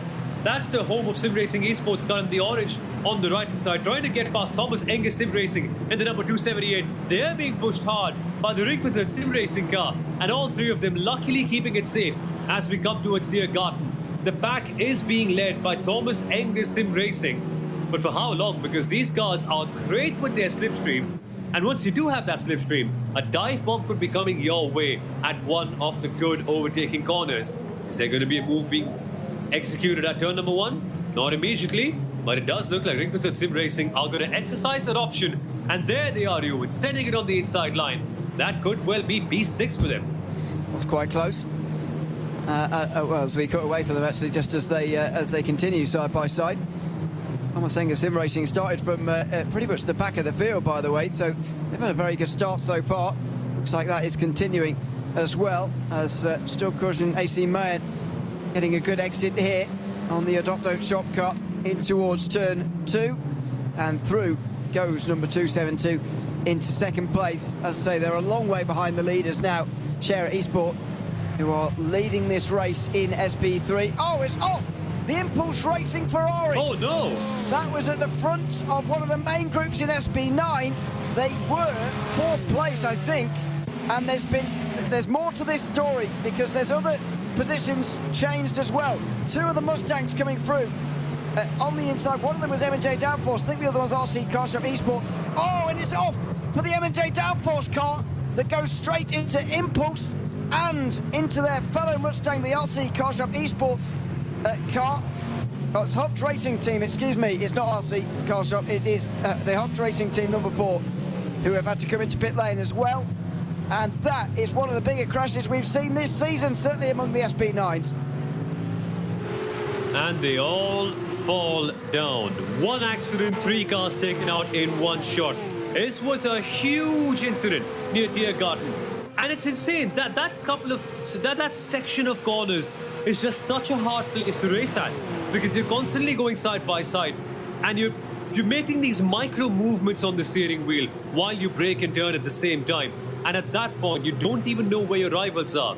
The smallest of movements on the steering wheel, and you could end up hitting the other car, and that could take all of you out, which is exactly what we saw right there.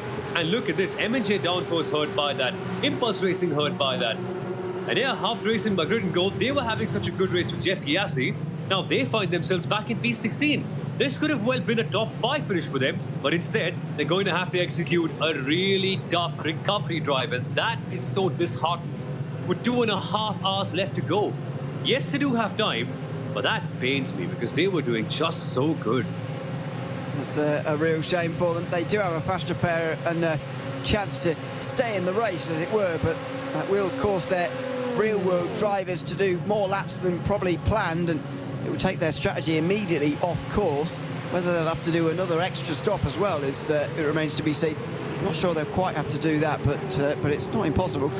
Meanwhile, the Porsches make their way through as one, the top 6 in the Porsche Esports Endurance Trophy Nürburgring. RVW and SE Motorsport, by the way, in the AM class are 7th. So as you were saying earlier on, as we believe the point system is going to work out, although I'm not... Oh, wow, we'll get back to that. The big big move for the lead from Luca Kita down the inside, and he's got it. Share Esports there chasing them across the road, trying to make sure they didn't get the inside line. In the end, they weren't able to, and Luca Kita's taken the lead for the Apex Racing team. Man, that got feisty. Apex Racing wanted it that much badly.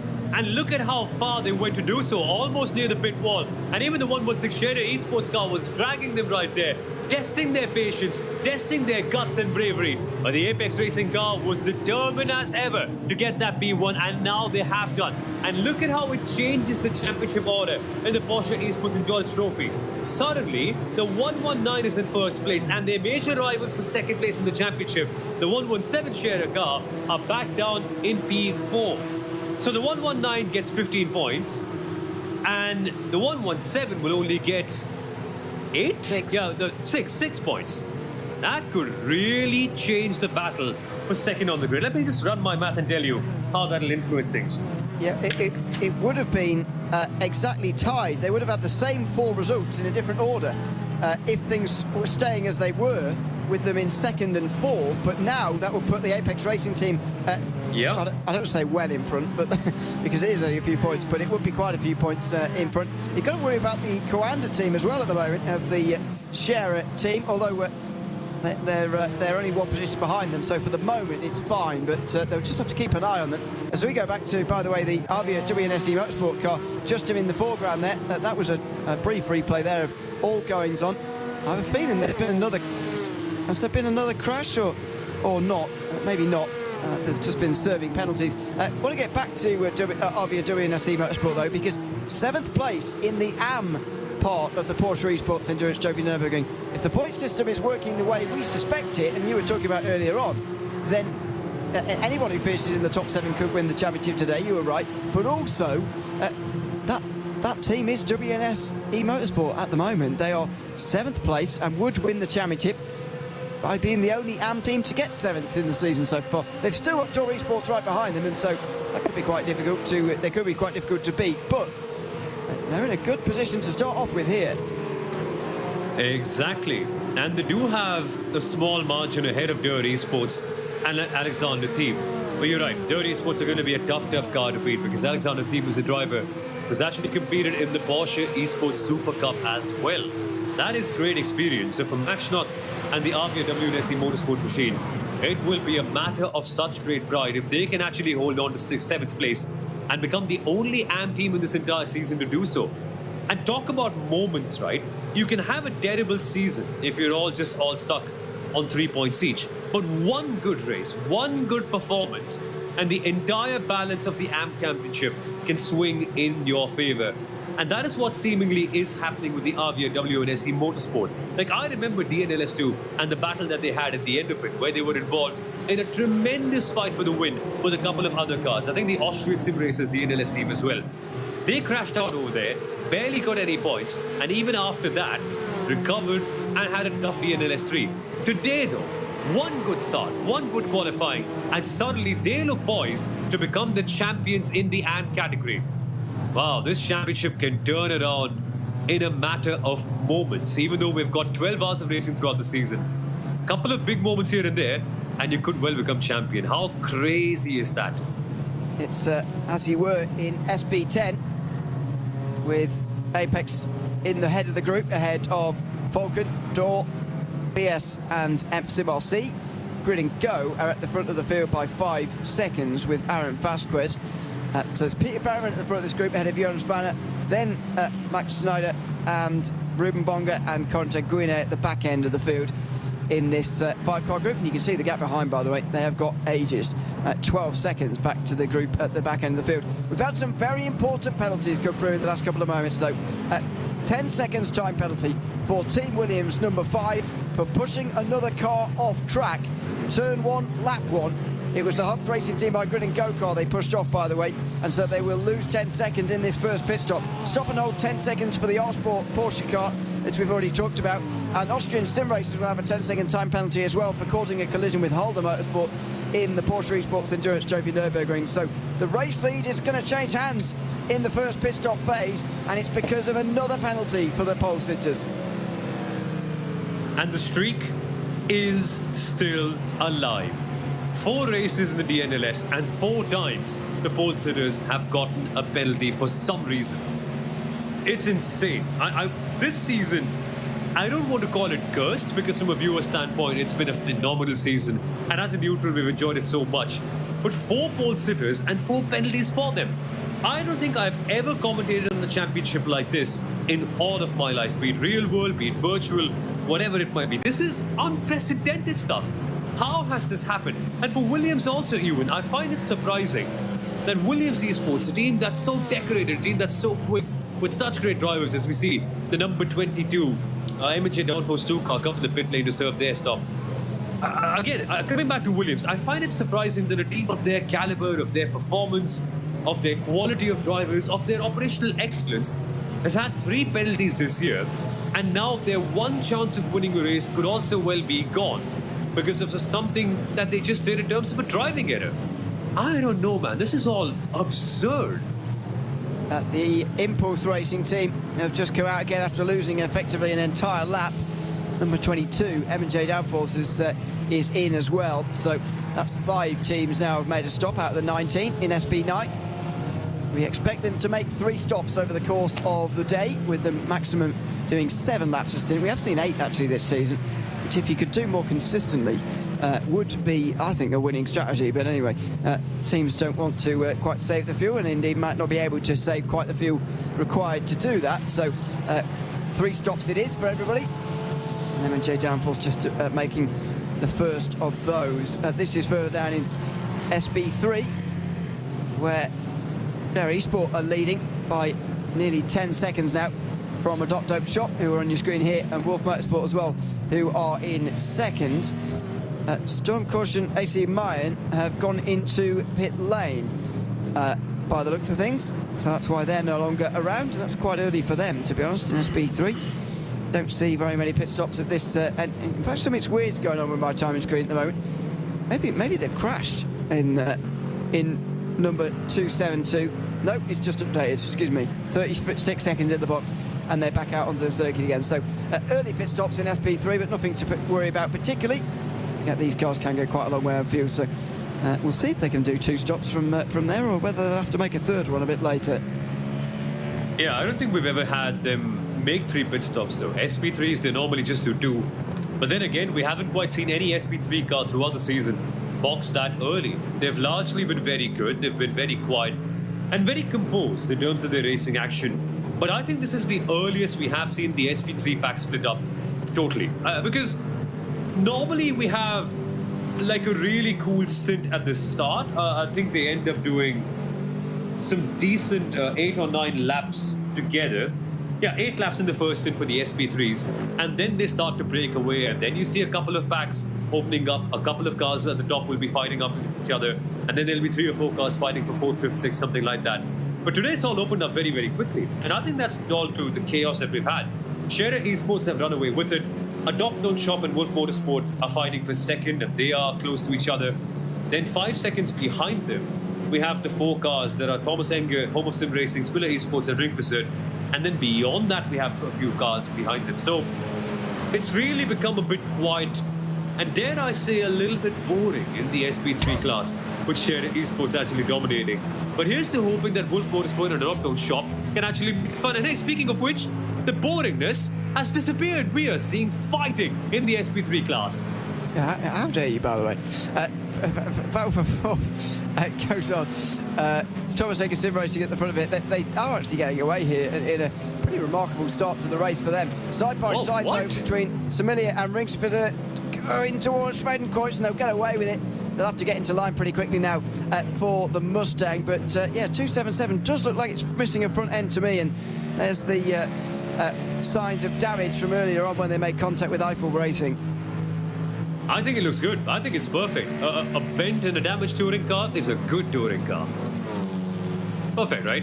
You don't need downforce. Who needs downforce in a Clio? All you need is mechanical grip and some guts, which the Spiller Esports team clearly has, and a drive to go win, which is what they also have too. I think they're good to go, man. Broken front bumper or not, it doesn't even matter in these cars. It does. It does. Someone has just... yeah, that was Marco Scenic in the Ring Physic car going down the inside, trying to off home of sim racing and sort of carting them off the road as they were behind the trees. So there's another change, but I mean, you don't need too much downforce in these clothes, but it is acting like a bit of a parachute at the front of the car, I would have thought. Big gaping hole at the front, not quite passing the air as well as it could be.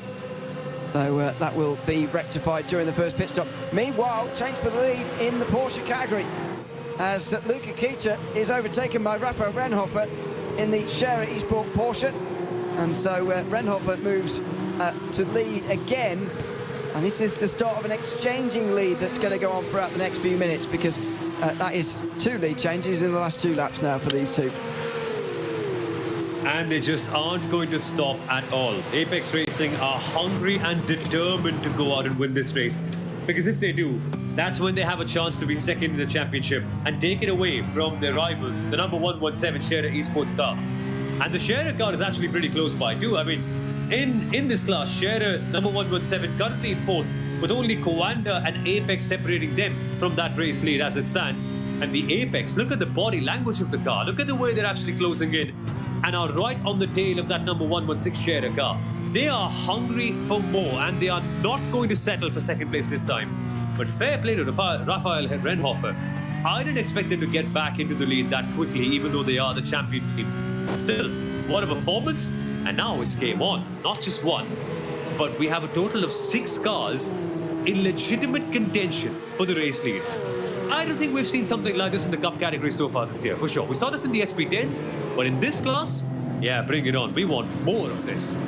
This is a very good start to the race. The problem with this category is that everyone's got different pit strategies, and that means that different pit stop times, and they're not likely to stay this close for the remainder of the race quite like this, but hopefully it will be at least a close finish as the strategies converge at the very end of this race in 2 hours 21 minutes time.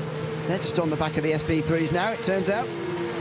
Clio's a bit more spread apart than what the SB9s had to do with a little bit earlier on in this race. And it's not for the first time, or not the last time I should say, this afternoon. The Porsche Cup cars will have to go past the SB3 category with 2 hours 21 to go. They're going to get past this car, all of them, around the outside through Kesselchen before the real difficult corners get underway. Here's a good slipstreaming chance, by the way, for Luca Kita on the way up the hill. How desperate is he to get that lead back again? Well, no, not that desperate. Or is he? He has a little look, but no, doesn't go for it. It would have been brave, but decides to stay behind. I get the feeling on the long straight he will go for it. Yeah, at this stage of the race, it's all about sending a message and making sure that the number 116 Scherer Esports car is full well aware of them being close by. This is all it, right? It's partly mind games also, because you need to intimidate the car ahead of you and force them into making a mistake. Now, the 116 Scherer is a tough car to force into making a mistake because they've been just so good this year. And they've been ice cold throughout the season. But still, you've got to do their part. And Luca Kita in that 119 Apex machine in the Porsche Esports Endurance Trophy, trying his best to make sure that he can force a mistake out. In the meantime, fastest lap of Fildenez in the Mahler Racing team, who currently find themselves in second place, as the Falcon Sim Racing team have actually made a pit stop. They were second overall and second in the SP9 category. They would have actually cycled out as your leaders after the Mercedes-AMG Esports team Williams car would have made their pit stop. But only after 5 laps, the Falcon Sim Racing team has actually gone to the pit lane. And I find that surprising, you, because a normal stint length in the SP9 class. Whoa! That was close. All right, just as we were... I was looking at the time screen in SP9, and there's all sorts of interesting going on there, but that's Corin Guida having a look down the inside of the BS Competition BMW. He couldn't quite squeeze himself through there, and in the end he had to back out of it just about, but he was flashing the lights down the foot row there as they were running fourth and fifth rather. They are currently battling away. Meanwhile, the Apex Racing team are indeed winning this championship. Grid and Go would be up to second as it stands, according to that graphic there. I'll need to go and double check that myself, but I'm going to presume that's correct, because there's no reason for me not to. So Grid and Go second, Simossi third, then Falcon in fourth. Very good news for Good and Go. I think they'll, even though they're not going to win the championship at the moment, that'd be a very successful day for them if they were to take the win and indeed move up to second in the championship.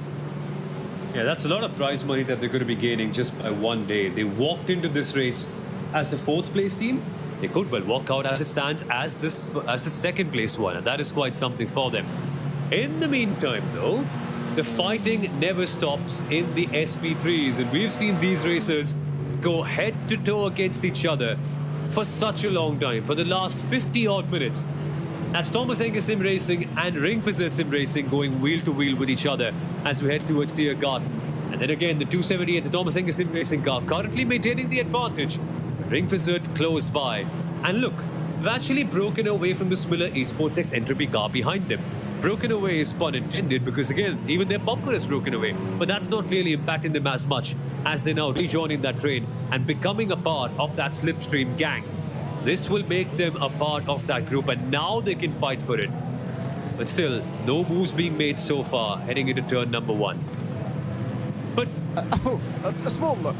That time. Small look, yeah. But not, some bit of intimidation here and there. Not a move, a little bit. And again, there you go. Looking up the inside again. I still think that damage on the front end of Schmilly is really affecting them in a straight line rather than anywhere else. That's a bit of a cut across. Dear, oh dear. Not sure the logic of that really, but anyway, they'll hold on to their place. Moving right the way from the AstroTurf from the right all the way to the left-hand side, and now they're moving all the way to the right again. Marco Simic here down the inside in towards the right-hander.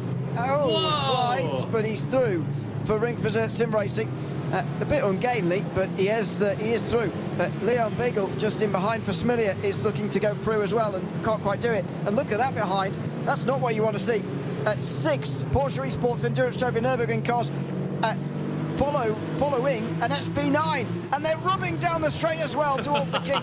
This is getting physical between these two. Weigel on the outside, Maciej Bluzik just going to come through on the inside now for the chicane. Now where are the Porsches going to go? Well, Keats has had a fantastic run through here. Coanda are up to second place.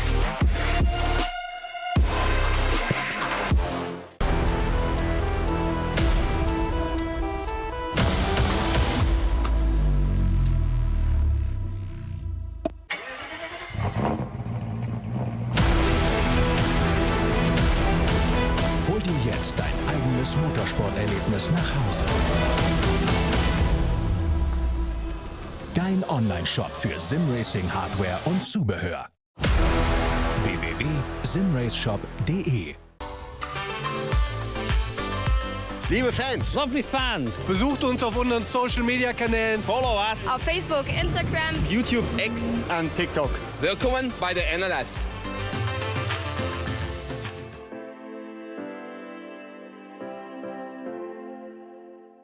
Was ist ein X?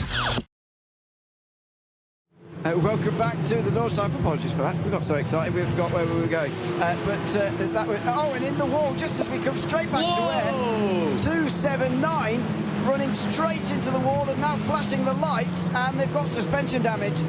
They have got suspension damage. We'll have some replays, I'm sure, lined up as to what's gone on in the last few moments, but that is suspension damage, I'm sure, for Thomas Enger Sim Racing and Maciej Bluzik in that car. Suddenly down another couple of places. Similia have got up to third. Home of Sim Racing are now ahead of Ringfizzer Sim Racing, who've lost some time in the Porsche Cup class. Luca Keita is away with Gabriel Solomon, as we suspected would happen. Rafael Renhofer is a second or so behind. Julian Raymer very much on his own. And Prost by Go and Loferson are now down at the back, just a couple of seconds away. So it has very much split apart after that big bit of traffic there on the Grand Prix circuit. Man, that got so hairy over there. It was turning out to be such a great battle between Thomas Enger Sim Racing, Ringfizzer, and home of Sim Racing Esports. But Thomas Enger Sim Racing, with that damage now, can count themselves out of the mix as they'll have to go in the pits and make some changes to take care of that. In the meantime, though, Holder Sim Racing closely fighting with the Avia WNSC Motorsports car. No, that's the Austrian Sim Racers DNLS machine. and that is for P10 in the Porsche Esports Endurance Trophy class. Both of them fighting very hard. It's a very intense battle, this, and we'll see how that cycles out. But coming back to SP9s, and my brain has been constantly working hard to sort of figure out why or what that happened over here. But Falcon Sim Racing team, they went into the pit lane from second place, and effectively they would have been P1 because, of course, Williams Esports are having a 5-second penalty that they have to serve when they make their pit stop. So Falcon Sim Racing have voluntarily dropped down from P2 to P11, and they made a pit stop just within 4 laps. I find that baffling. Why is that? I don't get why in actually 5 laps time they went for their first pit stop when they can easily do 7 or 8 laps. I think it's just taking their short stop first. So I don't entirely know the reason for wanting to do that, but effectively you're making 3 stops in SP9 today. One of them's going to be quite short compared to the others. They clearly wanted to do their short one first. Ideally, you don't want to be going any shorter than sort of 22 seconds or so, because that's what a 4-tyre change is. If you can get 3 new sets of tyres on, there's no limit. So if you can get 3 sets of tyres on, then that is ideal. But we will...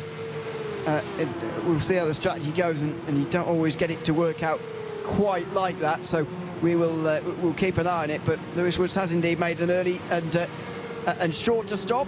After 6 laps, Williams and Mahler carry on. So it'll be 1 more for the race leaders as the SP10s make their way onto the Nordschleife again. Williams Esports will have to serve their 10-second time penalty at the end of this lap. Can we just dissect that for a second? Because the Falcon Sim Racing team, who are fighting for the win, remember, have made a pit stop in 5 laps.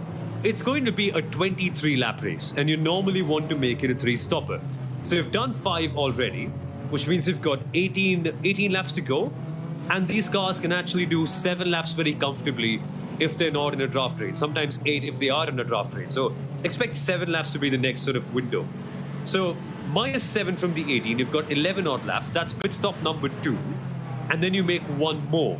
So when is that stop going to come in? It's all very volatile, right? They don't necessarily have to split it all evenly. They could do 5 laps here, 7 laps in the next, and then maybe have a different split in the final one. Which means that reading and understanding where Falcon Sim Racing are is going to be very challenging until we get to the final hour of the race. And that's where we'll get to see the reality of the situation in SP9.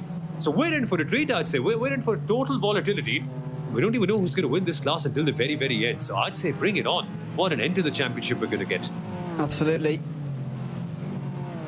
Still 2 hours 10 to go in the final round. And it is in SP10. Still Aaron Vasquez leading for Grid and Go. Then Peter Berryman is at the front of this group, followed by Jonas Banner.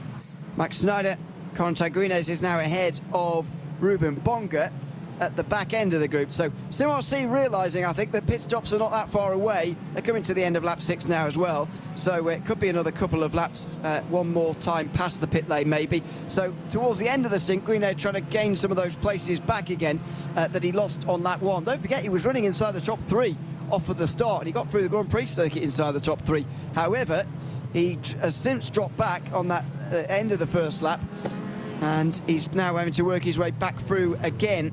Probably a good idea, but not the race start he would have wanted there. He's certainly onto the back foot pretty quickly. With that pass, though, he might now be back into second in the championship. It will certainly be close. Yeah, exactly, and that's something for us to keep an eye on as the race progresses. Just how will this battle evolve over the course of the entire race? Because there's a lot at stake in this one. AMG Team Apex Racing fighting for the win, and as it stands, they will be good. But my eyes are very firmly peeled on SimRC and what they're doing, because they need to be faster. They need better laps than that. Their last lap was an 8-minute 28.534. That's not quick enough compared to all the other cars around them. Every single machine ahead of them was actually faster. And I find it surprising that SimRC and their Mercedes are just not that quick. Maybe it's the pack effect. Maybe they just don't have enough clean air to actually go out and push very well, because SimRC have clearly been the second fastest team in this entire category so far this year. But today they're behind. Today they're catching up, and that's not a very SimRC way to run a race. Normally they're the ones in control and managing everything firmly at the very top. Aaron Vasquez, though, he's just running away with it at the top. Certainly is. There is a Stop and hold 60 for number 33. Have we already commented on that? Pole Promotion Esports? I don't think we have, actually. Yeah. I think so. They are only under investigation as far as I can see on my sheet. But anyway, we'll get back to that. They were the team on pole for the first round of the season, by the way, and haven't been inside the top 5 since. 5th is where they finished that day. And unfortunately, it's been a disappointing season afterwards for them. This is the Porsche Esports Endurance Trophy Nürburgring, by the way. The front of this field now looks a lot different to what it did earlier on. That much is certain. In towards the fast chicane, and it is now just 3 for the lead. That bit of SP3 traffic there was a huge effect on this battle. Yeah, it's totally broken off the entire pack. I remember we had some 6 cars fighting very closely. Apex, Coanda, Scherer, both of them actually. Frozen Speed by Grid and Go, and also Alon Fritzen.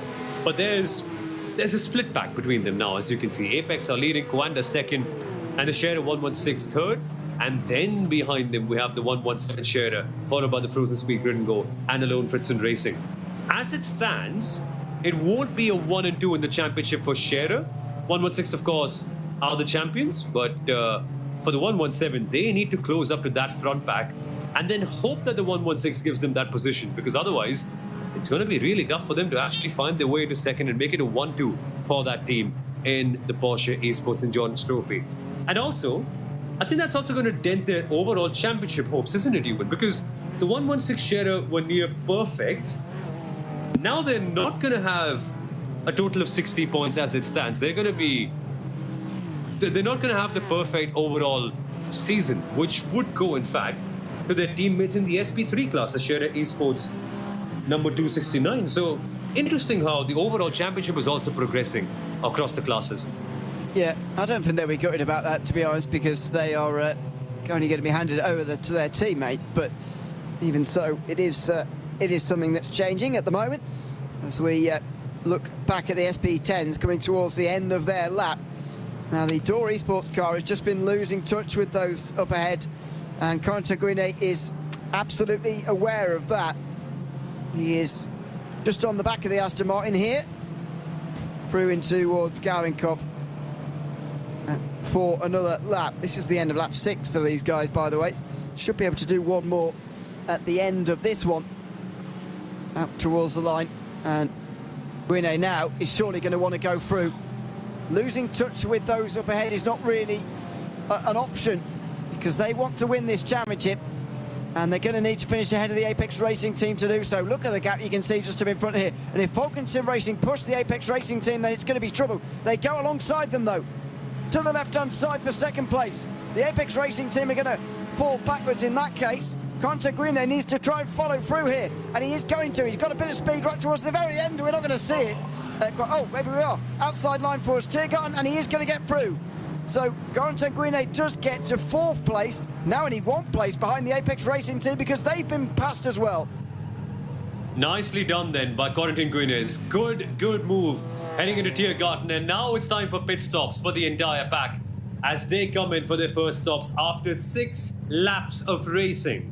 So watch out for the SP10s. They're going to get a full proper service, and there's also been a penalty for car number 22, a stop and hold for 5 seconds. The number 22 would mean MNJ downforce 2. That's something we've actually covered before. Not having a real world driver, and that's the price you pay for that. Isn't that a 5-second penalty for a collision? I think.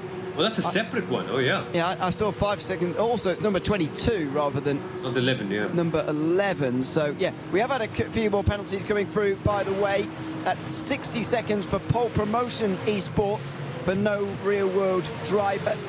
Not sure what's quite taking so long there, but that has now been done there. And for number 44, Falcon Sim Racing team as well. So a couple of teams with no real world driver have only just been given that now. Unfortunately, that means that number 44 is no longer going to be in effect for the race leading battle. And Williams versus Marler will now go on because they are now into pit lane. We're watching these guys out onto the circuit, but I can tell you that down on pit lane, Brit and Go have had a couple of seconds longer pit stop than the likes of the Apex Racing Team, BS Competition, etc. They are second and third, or going to be. Then it could be Falcon Sim Racing Team, SimRC, Dover Esports Academy. So the front six all came in. The bottom four of the SP10 stayed out, and they're now the front four because they've gone on to a seventh lap. Yeah, you're right about that. And the pecking order we shall find out properly at the end of this lap, because there's been lots of changing. But Grid and Go are still provisionally first of that pack. AMG Team Apex Racing are second, BS Competition third, Falcon fourth, and SimRC in fifth in that whole pack.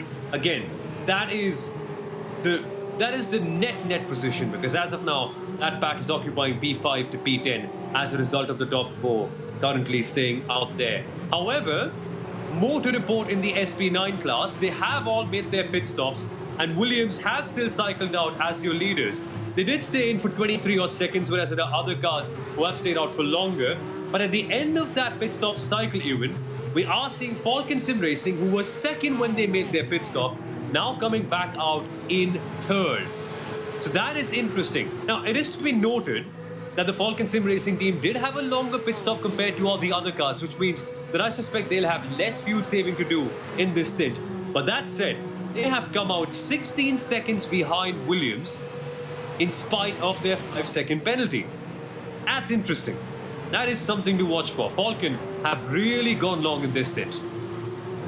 Yeah, and of course they'll drop back with their bigger penalty later on.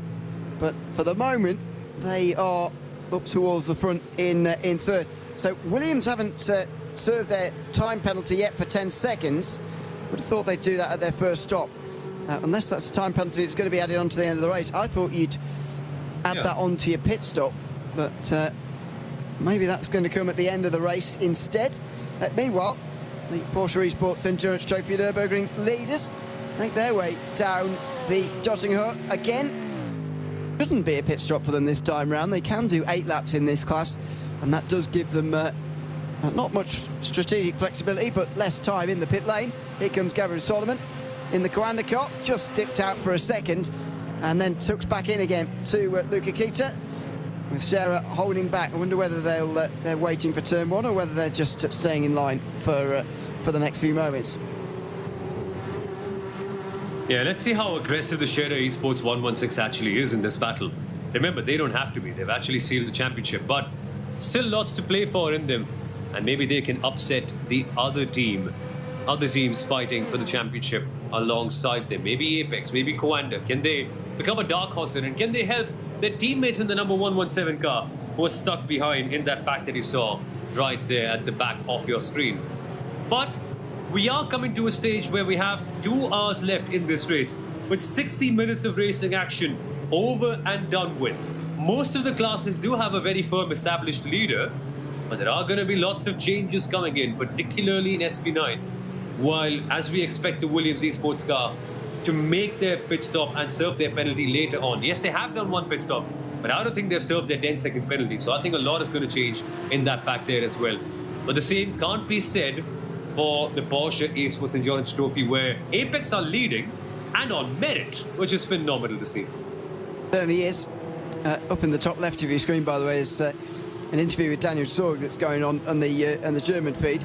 If you can understand German, then you're more than welcome to go and listen to it. But he's only there on video for hours. We're unfortunately not going to chat to him, so that's why you're seeing this bit of a split screen at the moment. We'll try and keep you updated as to what's going on up and down the field as we do it here, as Williams Esports currently lead this race ahead of the Marler Racing Team, and then Falcon Sim Racing, Pole Promotion Esports and BS Competition are battling away for 4th at the minute. But we're at that stage in the race already where there's been plenty of different pit stop times.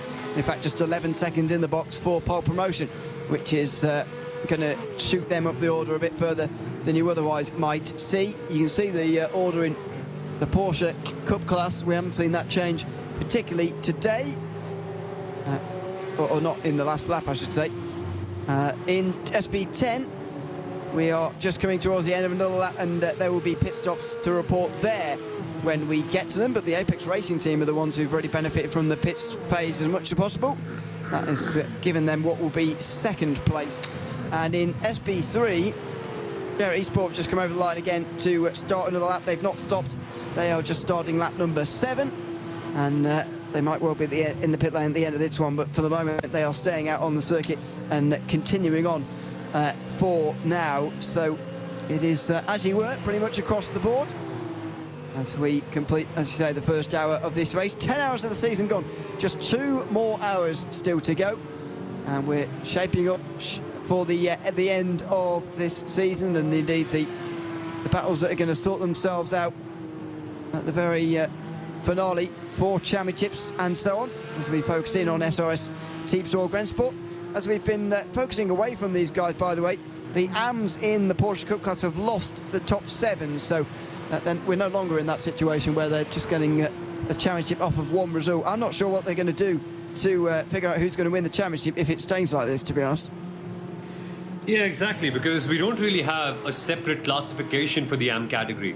We are rewarding the top AM driver and the top AM team. By driver, I mean driver pairing, because that's how it's mentioned in the regulations. But we don't really have specific AM category points. So the winner of the AM class isn't getting 15 points for winning a race. They just are included as a part of the overall Porsche Esports Endurance Trophy classification, which means that so far this year, nobody has scored more than 1 point in that class because nobody has actually broken through into the top 7. And I get it. I get it, because the teams in the top 7 in the Porsche Esports Endurance Trophy are really good, and they prepare for far, far longer.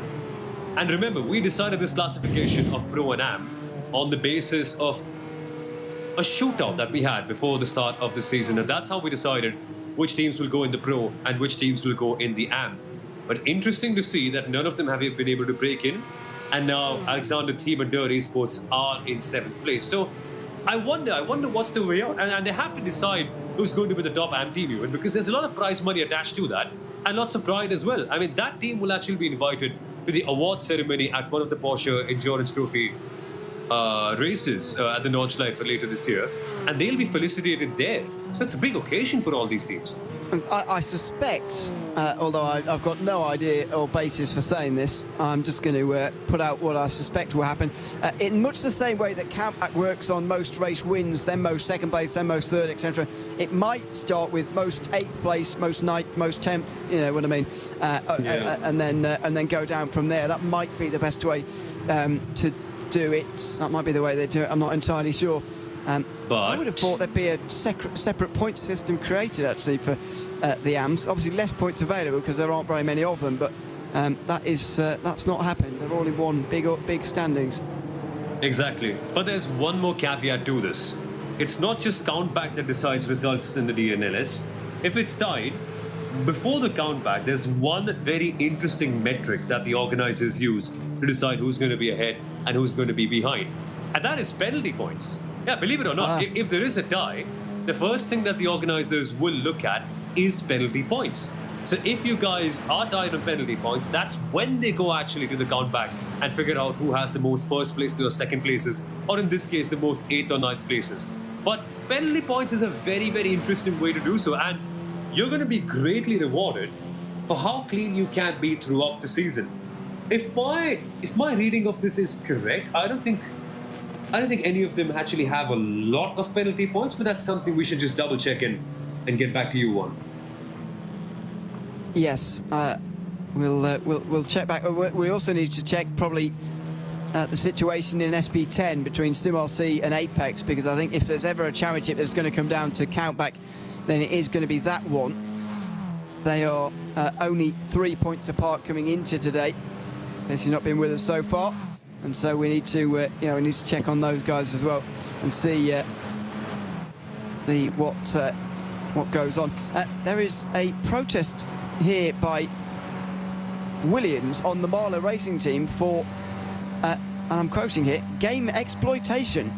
Now, it's a pit lane entry on lap 7, so I don't know what that is going to be all about, but a very interesting protest going on, and there has been some protests between the Marla Racing Team and by extension BS Competition and Williams Esports. They've been protesting each other fairly regularly this season, and there's another one. So That's going to be investigated by race control. A very interesting one that could actually decide this race. They are top 2 at the moment. Game exploitation can mean multiple things. Have they found a hack or a small shortcut or something like that that's helping them actually have a shorter pit stop time? And if that's the case, that's actually a little odd, because I suppose all the teams would know this, considering how much time they actually prepare for these races. And they'll be doing 1,000 pit entries, so they surely must have known what exactly can be done here. I wonder what's up. I wonder what sort of interesting tactics are being played around here and what they really mean by game exploitation. If only we can get these drivers on an interview and actually ask them, but I suppose now's not the right time. Right? They won't really be telling us a lot of what they see, so let's see. They certainly wouldn't be telling us, I wouldn't have thought. Not until there's a decision, for sure. And after we interviewed Lucas Muller, by the way, the Falkenstein racing team, not long after they crashed, so I'm not sure our reputation is brilliant at the moment. It might be a bit difficult to pull someone in. We might have to drag them in by the collar or something, because otherwise it could be difficult. We'll see. We'd like to have anyone for an interview, by the way. If you're a driver listening or watching, then there is a waiting room, but we'll be able to get to you at some point. Meanwhile, the Porsche Esports Endurance Trophy Nürburgring cars are all in together, as you'd expect to see. So they make their stops, first of the day. Julian Raymer is the car that's pulled up to the very front. I'll tell you about what happened on the exit, but this is going to be very interesting in terms of tyres. We were talking about the track temperature earlier on, and whether that's going to play a role. In most of the classes, you can change tyres and refuel at the same time, so it doesn't particularly matter. However, it will matter here. And immediately out the pit lane come Share Esport 116 and the Apex Racing team and Coanda, all on the same pit stop time. In fact, everybody's got the same pit stop time. So the 6 stay together, and that is surprising a little bit. None of them, to my mind, changing tyres there, I don't think. No, that's not the case. And it's going to be interesting to see how they go from here. Because not having any strategic volatility means that they're all going to be bunched up together. And it all comes down to raw pace and how they manage their driving. And in that case, I thought it was pretty stable in the first stint. We didn't really see lots of chopping and changing after Share Esports were able to assume the lead later on. So it's going to be interesting. Clearly, Apex and Coanda are banking on their driving to make a difference in this stint. And Share being the leaders, they don't want to do something very experimental. And they just want to do their basics right and want to maintain the lead. So where does that put Apex? Where does that put Coanda? What about Share 117? What about Lone Fritson? How are they going to be fighting for a win from a situation like this where there's barely any strategic volatility? Maybe they go for a shorter stint in this particular pit stop cycle, and maybe they try something different in the last stop. I don't know, but I don't think the the Porsche Esports Endurance Trophy is going to stay as it is, because clearly there are lots of teams and drivers who are hungry for better results, and they won't let this result slide, not least the Apex and the Share Esports 117 cars. They are split into 2 trios again, by the way. So, well, they all did leave pretty much together. They are split into 2 sets of 3, as they were in the first stint, so that part has not changed. We've gone back to Liberty Esport versus the team at the Apex Racing team here, number 49. This is the battle for 4th place, and that, by the way, on the left-hand side was Daniel Sorg, who was being interviewed on the German live stream. If you want to listen to the full interview, you can rewind, although you do have to understand German to get anything from it, I suppose. But unless YouTube does translated subtitles for live broadcasts, I've not tried that, but maybe they do. I don't know. Anyway. Maybe they won't need us next year if that's the case. I hope not. Yeah. It's a good way of learning a language, by the way, if anyone's interested, although I've still not managed it.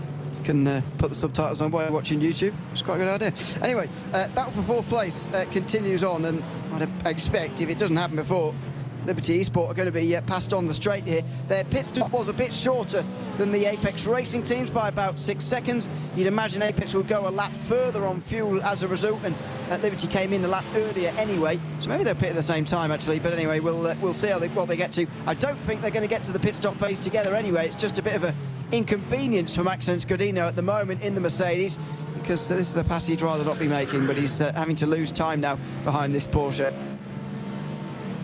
And this is absolutely frustrating for the AMG team Apex Racing, because they don't belong here. I mean, they're fighting for a higher position, but Liberty are keeping them behind on merit.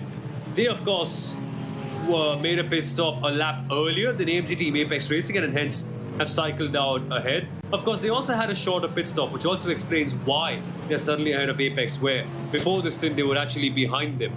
And this is interesting because it's not like Maxence Coutinho is owed anything by the Liberty Esports car ahead.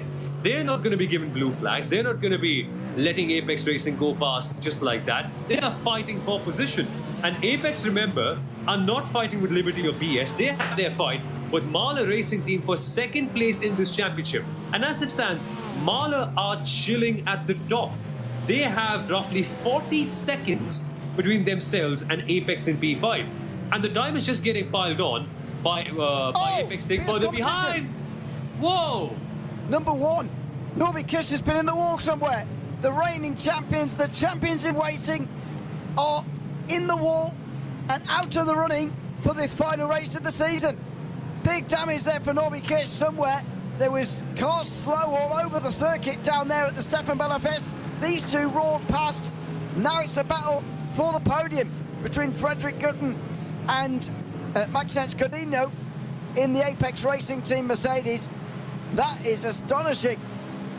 And a rare error from Norby Kish, or was he hit by somebody else? We'll get a view on that as to what happened in a few moments' time, but a huge moment for this race. And those moments could really define the way this battle plays out too, because now BS competition have been eliminated from the mix. Suddenly, this is the fight for B3 and B4 in the SP9 class. And Apex are on the prowl. They're really pushing for it on the Tiergarten section of the circuit. But yeah, Liberty still staying ahead. And in the meantime, our champions BS behind. Oh, that was very close. Apex there broke a bit too late and very nearly got into the back of the Porsche. But yeah, Norby Kish still trying to get it back to pit lane. M&J Downfalls in the meantime come into pit lane as well. Number 22. That's for their stop and hold 5 seconds for causing a collision with number 4 earlier on in the race. It was on lap 3. Don't forget into the last turn. On getting onto the grass. Just a bit of an error really, rather than a malicious bit of driving, but they still get a 5 second stop and hold for it. Meanwhile, Scary Esports are leading the way all of a sudden. And Rafael Renhofer is ahead of Luca Kita and Gabriel Solomon. It just shows that you can't keep a good team down. And Renhofer is back to the front again with an hour 46 to go.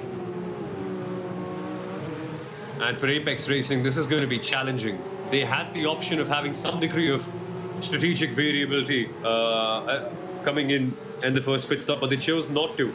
They all had the same pit stop length, they all had the same pit stop times, and essentially this front three is staying as they are. And it's the driving that's got to make the difference now, because they really can't do anything else, at least for the next few laps. And I wonder when they'll actually go for the next pit stop cycles. As of now, all clear. Apex are holding on. And this is the part of the race where things actually slow burn. This is not where you see lots of drama. It's not where you see drivers going crazy and making kamikaze moves. This is where they are building towards that final hour of the race, because that's where you win or lose it. At this point, all you have to do is make sure that you stay ahead with the leaders and make sure that you save your fuel enough so that maybe you can save time in the pit stops. And then in that final 30-45 minutes, that's where you go for it. That's where you gun for it. So in this stint, don't expect much from Apex and Coanda, but later on, in an hour's time, they will be going crazy. Still just one stop to go, don't forget, in this class. You don't have to make 3 stops. Instead, just the 2. But no tyre changes made just yet. I guess the heightened track temperature has not been heightened enough to change the strategy, particularly for these teams. And in any case, even if it's the wrong one, then none of the top 6 know about it, because they've all done the same thing. So it doesn't really matter. It's not going to be that detrimental for someone outside of that to catch up. Austrian sim raters are the ones in 7th at the moment, because they're the only one of the AMs who haven't taken any tyres so far in that pit stop, which is, and it's complete now. So, yeah, they are, that's why they're out front. Porsches get themselves to the end of the lap, and Luca Kita stays behind Renhofer here into the Tirgon. But is that going to last all the way to turn 1, I wonder? Or are we seeing a status quo here at the beginning of the stint? Yeah, I think it'll be a bit of status quo. There's obviously a slight disadvantage for leading. You have clear air, and that is a good thing. But then also, you can't stay in the slipstream of another car and save a bit of fuel, which they would like to, because they've all had equal pit stop times in the last stint. So they would like to be able to have a small advantage, regardless of whatever it is. Even if they can save out a single second in that next pit stop cycle, they'd love to do so. But hey, Coanda are on the attack though. They're looking on the inside line of that Apex car, but they blocked off the line very, very well. And it is still status quo at the top of the Porsche Esports Endurance Trophy class. But as I was saying, if you can be second or third in this pack, and even if you can save a little bit of fuel towards the final part of the race, it will be beneficial. Because look, the gap is all under a second for each of them. If you can be half a second faster in the pit stop, that might be the difference between you being third and you being first. And at the final part of the race, track position might be the most important thing that you could have. Maybe we'll see how this race turns out. Don't forget that number 116 might well be trying to stop these two cars just in behind from overtaking their teammates, but Alonfredson Racing are doing more damage to that than anybody else at the moment. Yeah, Esport 117 only scoring 3 points from the day as it stands, which would be their worst result of the season, even though it's only 5th, but even so, would be their worst result of the season. Or would it? No, I've got the maths wrong, apologies. It would be tied worse. They did finish 5th last time as well, which is 4 points, by the way. So that would put them on 27. The Apex Racing team in second place would get to 29. Coanda would only get to 21. So Scherer would still finish third, but they would lose out on a championship position. And in the Porsche Esports Endurance Trophy Nürburgring, that is quite a lot of prize money they'd miss.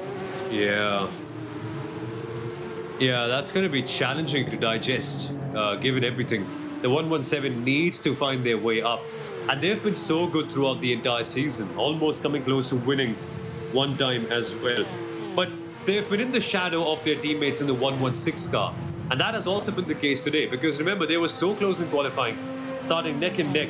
But after a complicated start, after being involved in all the chaos, they have dropped back down. And it's clear that the Apex Racing and the Coanda cars have been the pick of the bunch. The 117 needs to do something special to catch up to this pack, because the Apex and Coanda car are pestering their teammates. And in the grand scheme of things, it doesn't make a difference, because the 116 has actually sealed the championship. But it's still alone out there, and they want the 117 also to be second in the title. And that's something that's not going to be happening right now. But hey, Ewan, I was just checking the penalty points in the AM category, and it's actually very interesting. So in the AM teams, we do have the PB performance by Grid & Go.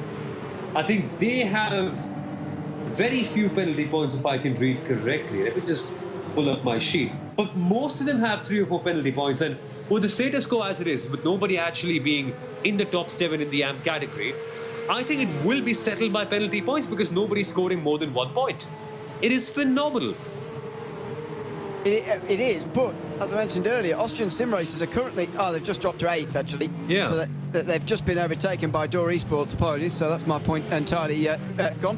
Meanwhile, SP10, oh, close! BS competition there, Ruben Bonga, and now he wants to cut in just in front of one of the Mustangs. Dear, oh dear, that was really close between the Apex Racing team and BS competition, who are currently 3rd place in the race, Ruben Bonga. But Apex and Maxis Godino are now through into 3rd position. By the way, a minute off the lead, despite being only 3rd. They did lose 15 seconds in the pit stops, but even so, that's still 45 seconds. And they're coming through on SP10s and SP3s all at the same time. That was one of those very busy Nürburgring moments. Yeah, it nearly went very, very wrong for all of them. But they still have a chance to continue this battle. And yes, Liberty Esports have indeed been passed by the AMG team Apex Racing, but they are not going to let this position go that easily. And it's also great to see the Haupt Racing team by Grid & Go also getting involved in this mix and making it a 3-way fight for the 3rd place. And look at this. Now look at the draft. Look at how quickly and closely the Ford will also catch up in this entire battle. And using the slipstream is the Liberty Esports car, getting ever so close to that AMG Team Apex Racing machine. And look, in a matter of seconds, the Ford is here too. It's no longer a two-way fight, it's a three-way fight. And the muscle of the Ford might just help them out in getting a position or two in this entire kerfuffle that we're seeing right here. Coming towards the garden, no moves being made so far. But yes, this battle is going to go on together for a very long time, and we're all here for it. Absolutely. As the Mustang comes in, Jeff Giassi there. Did I say that was M&J Downforce? I probably did, didn't I? That's not M&J Downforce. That's number 4, helped racing team by Good and Go. Jeff Giassi coming in for the second time today. That is one of the M&J Downforce cars. That's Jan Philipp Springhob, who's still at the wheel, by the way. Having come out of the pit lane, actually, after serving their most recent penalty. They're going to carry on a bit longer. And ahead of RC Car Shop Esports for them. But pretty early stop there from Jeff Giassi. 1 hour 38 to go. It's going to be two pretty long stints to the end, but he's not going to be in the car for them. It's going to be David Boschke who gets at the wheel now of that one and takes the car to the finish. 1 second, I'm actually so confused about, or rather so intrigued about the Porsche Esports Endurance Trophy and how things are going over there. Because in terms of penalty points, we are seeing 2 teams tied on absolutely none. Honda Motorsport 107 and also the Austrian, the Avia WNSE Motorsports with 0. As it stands, Honda Motorsport are currently in 13th place in the Porsche Esports Endurance Trophy. Avia are dead last in 15th. And because both of them have 0 penalty points, they're actually going to finish ahead of all the other cars that are finishing ahead of them in this race, like the PV Performance Grid and Go, like SRS Team Saw Grand Sport. And that's all down to the fact that they've not accumulated a single penalty point in this entire season. So it doesn't matter if they're 15th today and their rivals are 9th, they will be higher because of them being cleaner throughout the season. Yes. Unbelievable. Unbelievable. How are they going to be separated in that case? Is it going to be a countback down the whole field, or down to where they finished so far this season? Because I think, based on memory, without going through and checking it, as we will do before the end of this broadcast, I would say that Avia WNSE Motorsport would win in that case. I think they've had better results this season. However, we will check them before we leave you at the end of this afternoon. Tell you who has won the championship, but of course there could be penalty points today after all, and then they'd be in trouble. So we'll see so far what goes on with penalties and indeed penalty points a little bit later on in the day. But for now, nobody is inside the all-important top 7. The Austria sim racers have just dropped out of it, although they are doing something different on strategy, which could put them in a good way for the end. Christopher Wolfgruber currently at the wheel of that car in 8th place as it stands right now. This is on board with Jonas Fanner. Meanwhile, in the Falcon Sim Racing BMW, again a big disappointment for them last round as they dropped out of championship contention, but they're right in the midst of what could be championship defining here. They are in between SimRC and the Apex Racing team at the moment, who are 2nd place, but on course to win the championship as it stands. And this will be a big occasion for them. It's such a big thing to win a championship at the Digital Nürburgring Endurance Series, a series that's known as one of the most clean, the most fair, and the most professional championships you can actually race in the esports world in terms of endurance racing on the road, because the drivers are so fair with each other. We've got such high quality competition. The organizers do their level best to make sure that the series is as fair as it can possibly be, and the quality of the racers here is quite something. And it's a real mark of respect, isn't it? When you win a DNLS championship, it goes in as a proper star on your CV, and people take notice of that. And it's going to be big for anyone who wins the title in any class, be it in the AM categories, be it in the SP9s, be it in the SP3s, whatever you do. Winning a DNLS championship, it's a big thing in the sim racing world, and he should be greatly felicitated for that. Now then, has there been any action taken on the Williams Esports protest? It's has been declined by race control, so no penalty there.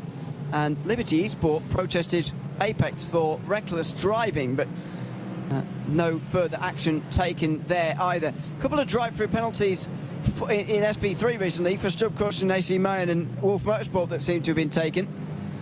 Pretty puzzled about that, to be honest, but anyway, they are at 4th and 5th now, quite a long way off the lead. In fact, they're close to a minute off the lead now, but they are battling away between themselves.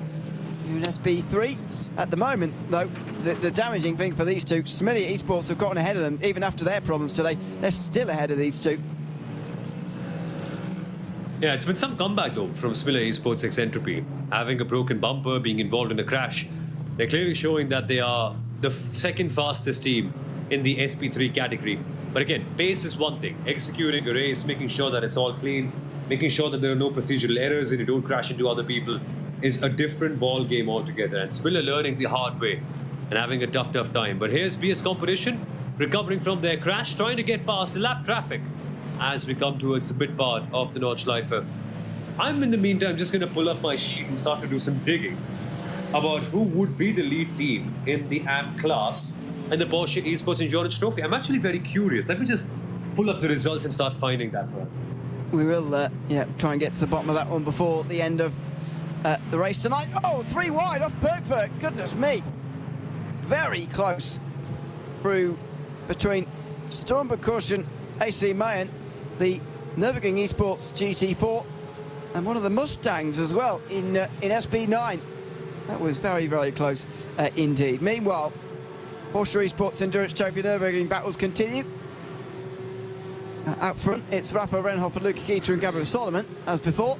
Roland Alfredson is now 4th, ahead of Julian Raymer and Adrian Gareike for Present Speed by Grinnico. Formerly driving this series for Gareike Motorsport, actually, but now has dropped back. I was looking at an outdated time screen, by the way. Alfredson has indeed been passed by both of those two just in behind him. So that is now a different way round, but you can see them on your screen there. They are at 4th, 5th and 6th. As it stands, Apex would still be ahead of Scherer in the championship if things were to stay as they are, so they would get up into 2nd place in the end. Would Apex? They've not finished in the top 2 all season and only on the podium once, Apex, so this would be a pretty big result for them if they were to be able to get there, but either way, there's a long way to go. Indeed, just over half of this race still remaining. Long way to go then in the final round of the Digital Nürburgring Endurance Series, the last race of the entire season. We've had such a long championship. 10.5 hours of racing, and it's now coming down to the last hour and a half. If I can see my timing screen correctly, Williams Esports and Mahler have now made a pit stop. I'm sort of on schedule really, because they're boxed after 4 laps in the second stint when they did 7 laps in the first one. So there clearly something interesting is going on here in the SP9 category. More chopping and changing. And we are going to then find out how everything cycles out. Remember, Falcon Sim Racing, who are also fighting for the top positions, have boxed in. They've also served their penalties. So count them out of the battle for the victory over here. But Mahler and Williams, that's going to be the fight for the lead. And both of them now coming out of the pit lane. Williams in P1, Mahler in P2. Status quo has been maintained. Normal full service pit stops. Yeah, top 2 are clear. Williams at P1, and there's a 5-second gap between them and Mahler in 2nd. And as it stands, Mahler would be taking 2nd in the championship ahead of the AMG team Apex Racing Car, who are yet to make their 2nd pit stop. Yes. Yeah, indeed. No, correct if I'm wrong here. Number 5 still yet to serve a time penalty as well. Are they? Yeah, because... So I haven't seen them serving their penalty it's just yet. Weird, isn't it? Yeah, because the stop timings have been very similar in both the pit stops. I expected longer, to be very honest with you. Well, exactly, if they were serving their penalty. So I suppose it might be added on to the end of the race. Just don't know for the moment, really, what's going to go on there. Still plenty to work out before the end of this race, that is for sure. As we continue with the final round of the Digital Nürburgring Langstrecken Series for season 2024-25. We're just over half the way through this race, and there's still just under half of it to go. 90 minutes remaining here on the Nordschleife.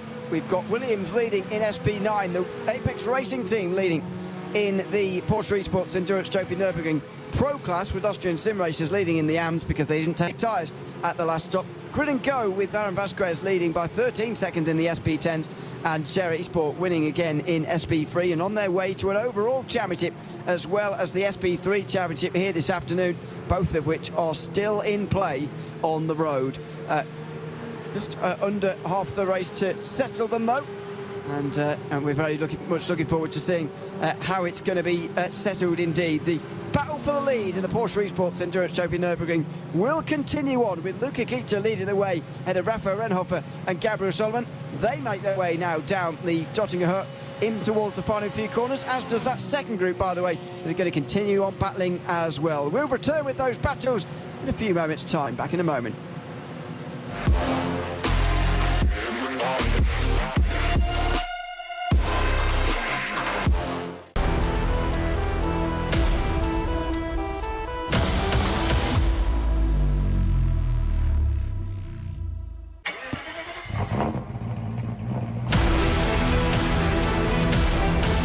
Hol dir jetzt dein eigenes Motorsporterlebnis nach Hause.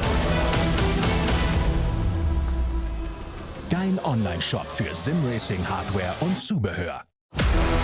www.simraceshop.de. Liebe Fans, Lovely fans. besucht uns auf unseren Social Media Kanälen. Follow us. Auf Facebook, Instagram, YouTube, X und TikTok. Willkommen bei der NLS.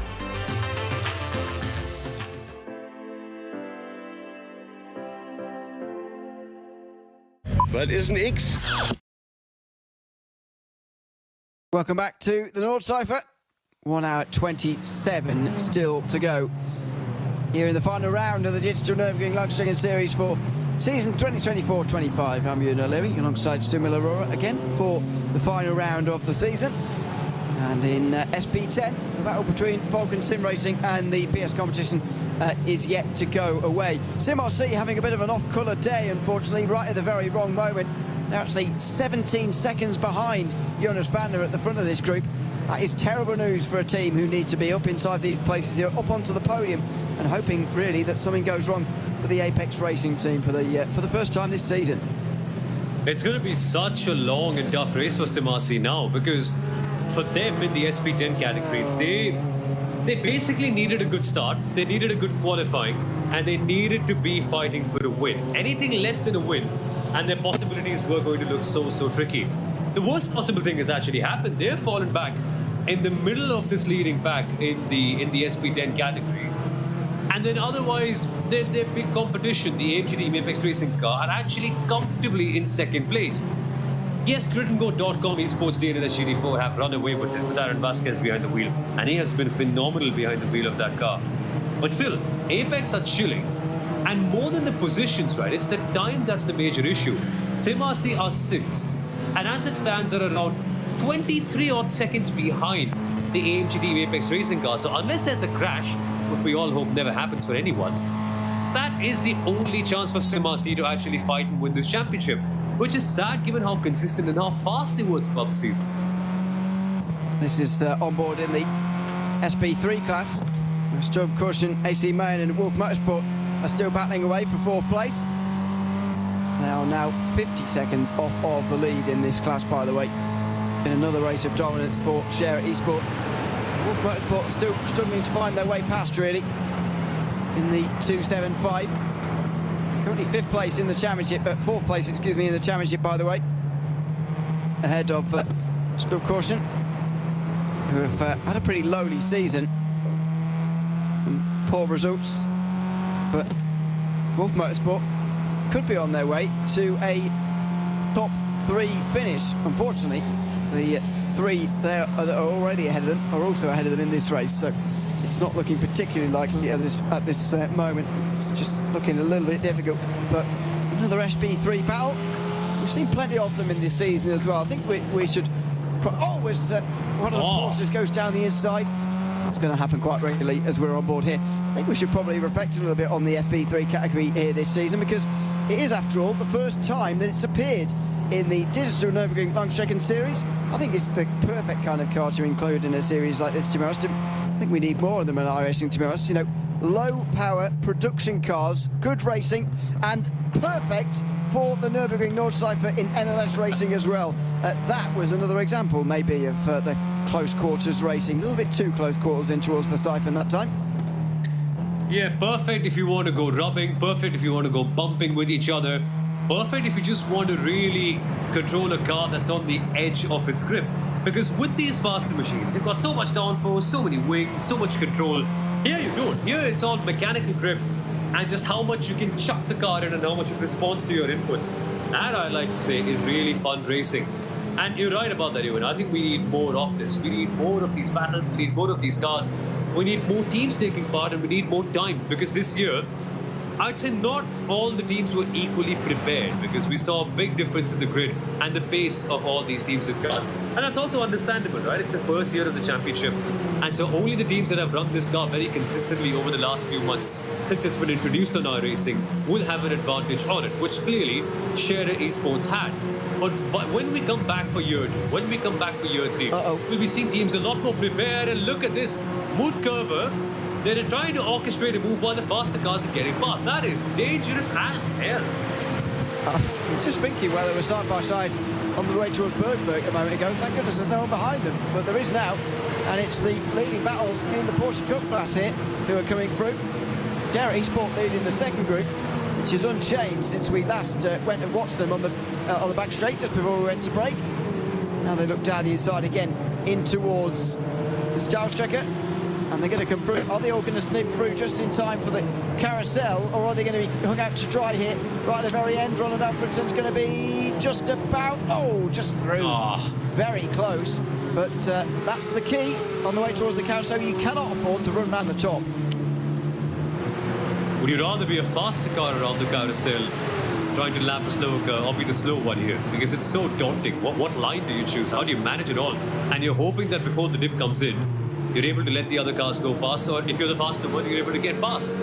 It's so tricky. I mean, a good part of what makes you a great Nürburgring Endurance Series driver, more than your raw pace, more than your strategies, more than your awareness and procedural errors, it's just how you actually lap on the cars and how patient you are. Because if you're in a faster category, that is all there is to it. There's so much time to be gained or lost just when you're going past the slow machines. And we've seen so many races decided by that. Like Falcon Sim Racing. They had BS competition go down there inside the last time out, and had that crash not happened, Falcon Sim Racing would have been here today in the SP10 class fighting for a championship, but they are not because of one tiny error. Such a crucial part. It's so important.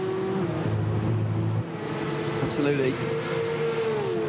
It is what makes and breaks these races. What makes it so special is kind of like my point about sort of the production level car in this series. What it brings to it really makes it have a much more a real life feel. When we go racing in the real life NLS later this month, you'll certainly notice that. I always especially enjoy the NLS races before the Nürburgring 24 hours. Everyone sort of getting a bit of practice for it, and you get some really huge fields as always. So it's raced very popular indeed with competitors and indeed the fans alike.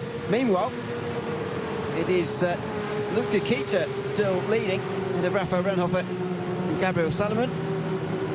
They make their way now through Gouwenkopf onto the back straight, down under the Audi Sport Bridge, and on another run towards the Tirgon. I suspect there's still going to be fuel saving down at the bottom end here, and there may not be that much that happens between now and the pit stop phase happening a little bit later on, but we'll see. Further behind it is a bit of pushing actually. Cherry Sport being pushed a bit of the way down by Adrian Greike. And look at these three down in towards the braking zone, exceptionally close here through these final few corners. Down on the brakes, and Luca Kita will lead another lap, as I suspected, with very little challenge from those two behind him. So it's a matter of waiting now. Let's see who's going to strike up and win, because Apex in this stint have established the fact that they want to get ahead and they want to lead this pack, which they are now doing. But they are still quite a bit away from their next set of pit stops. I mean, we'll see them come in shortly. The first lap, I mean, they initially box in on lap number 9 and then lap number 17. They are, of course, midway through their stints, 4 laps done. So we are going to expect them in 4 or 5 laps time. But then again, when do they box? Do they want to go long for the last stint? Do they want to go short? That sort of variability is yet to be seen. And I suspect now is the time we get to see a lot of that, Ewan, because the teams have stayed largely similar in terms of strategy through the first hour and a half. Now is the time I think we might see a few break away. Don't be surprised if we see a couple of teams actually stop in the next 3 laps and then some of them actually going long of 4 laps later, because some want to have a different strategy. And when we say there's a 1 lap difference between their pit cycles, it's not like 1 lap on the GP circuit, it's 1 lap at the Nordschleife. It's 20 odd kilometers and more. Suddenly there's going to be lots and lots of differences in all of their strategies and how much they save and how much they push when we get to that final hour. And I can't wait to see who bites the bullet first. Is it going to be Coanda, who are desperate for their first win in the entire season and want to salvage something from what's been a very, very tough year? Is it going to be Esports 116 who want to have a shot at the overall championship? Or is it going to be Apex Racing Team who say, right, we're leading, but we're going to be the ones who experiment and we want to go longer or shorter compared to everyone else? I can't wait to see the mindset and the dynamics that eventually plays out. And that'll also tell us so much about how each of these teams are thinking about this race. Difficult to tell for the moment quite what's going to happen here. We'll see very end of this one.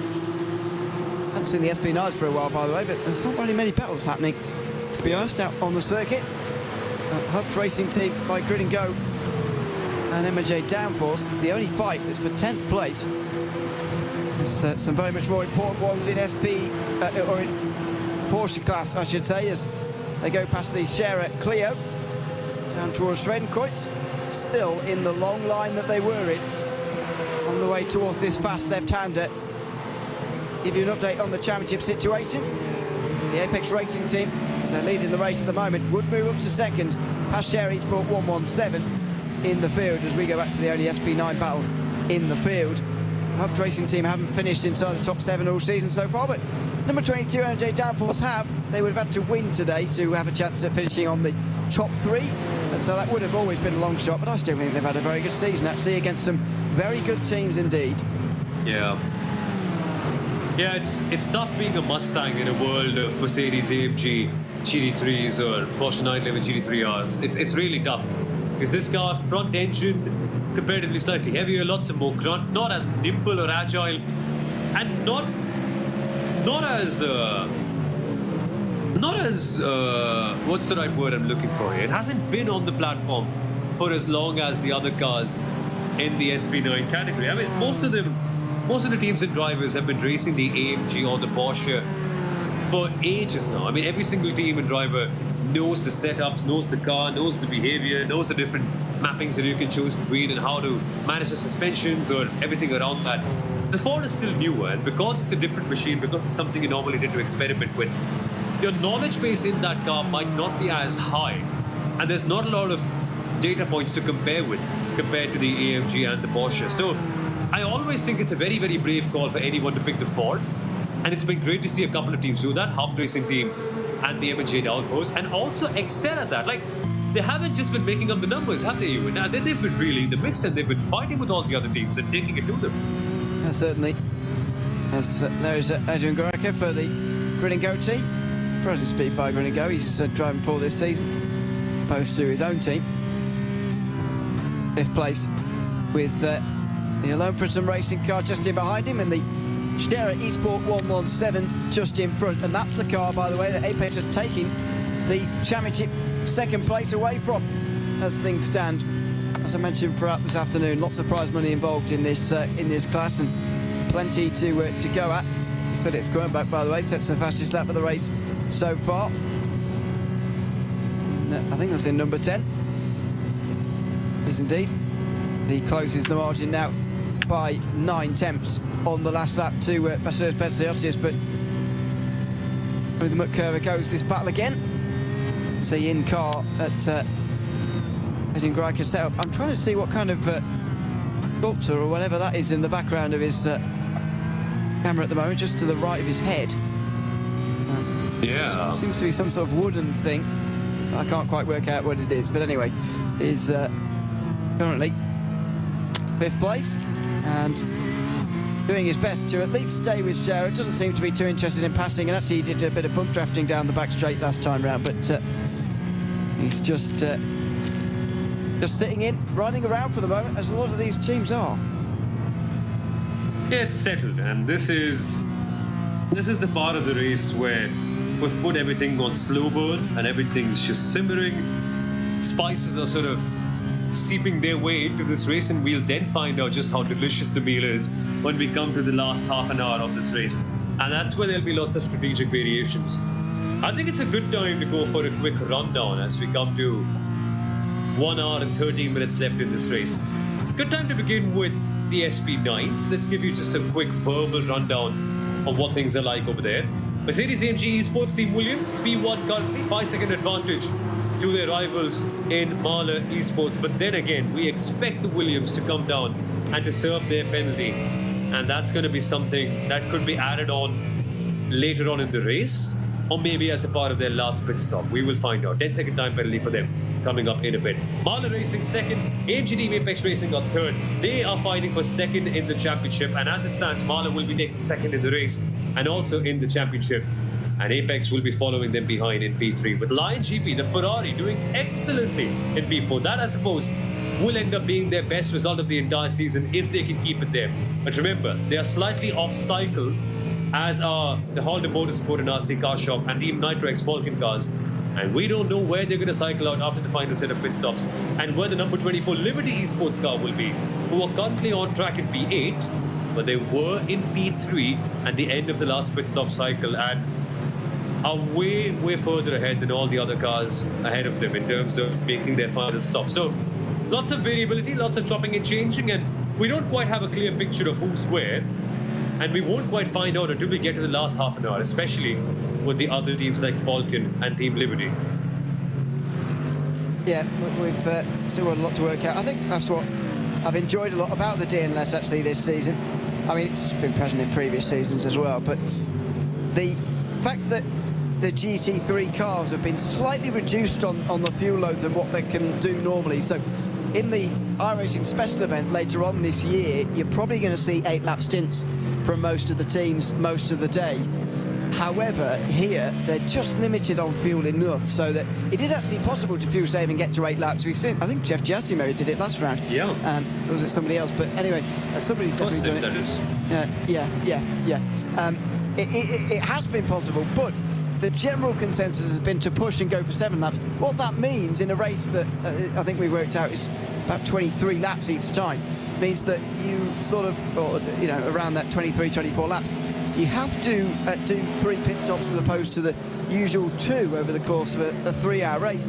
Just gives you that real flexibility, because it's only 2 laps short and it's only a 2-lap splash of fuel that you have to do. You can really spread those stints out in different ways, and there's plenty of different ways to get to the end of this race, to skin this cat, as it were, and you can put on loads of different fuel, loads of different stages. You do have to do 2 30-second pit stops at some stage, and most of them are going to be doing, I think, another 30-second pit stop at the end of the race today in these categories.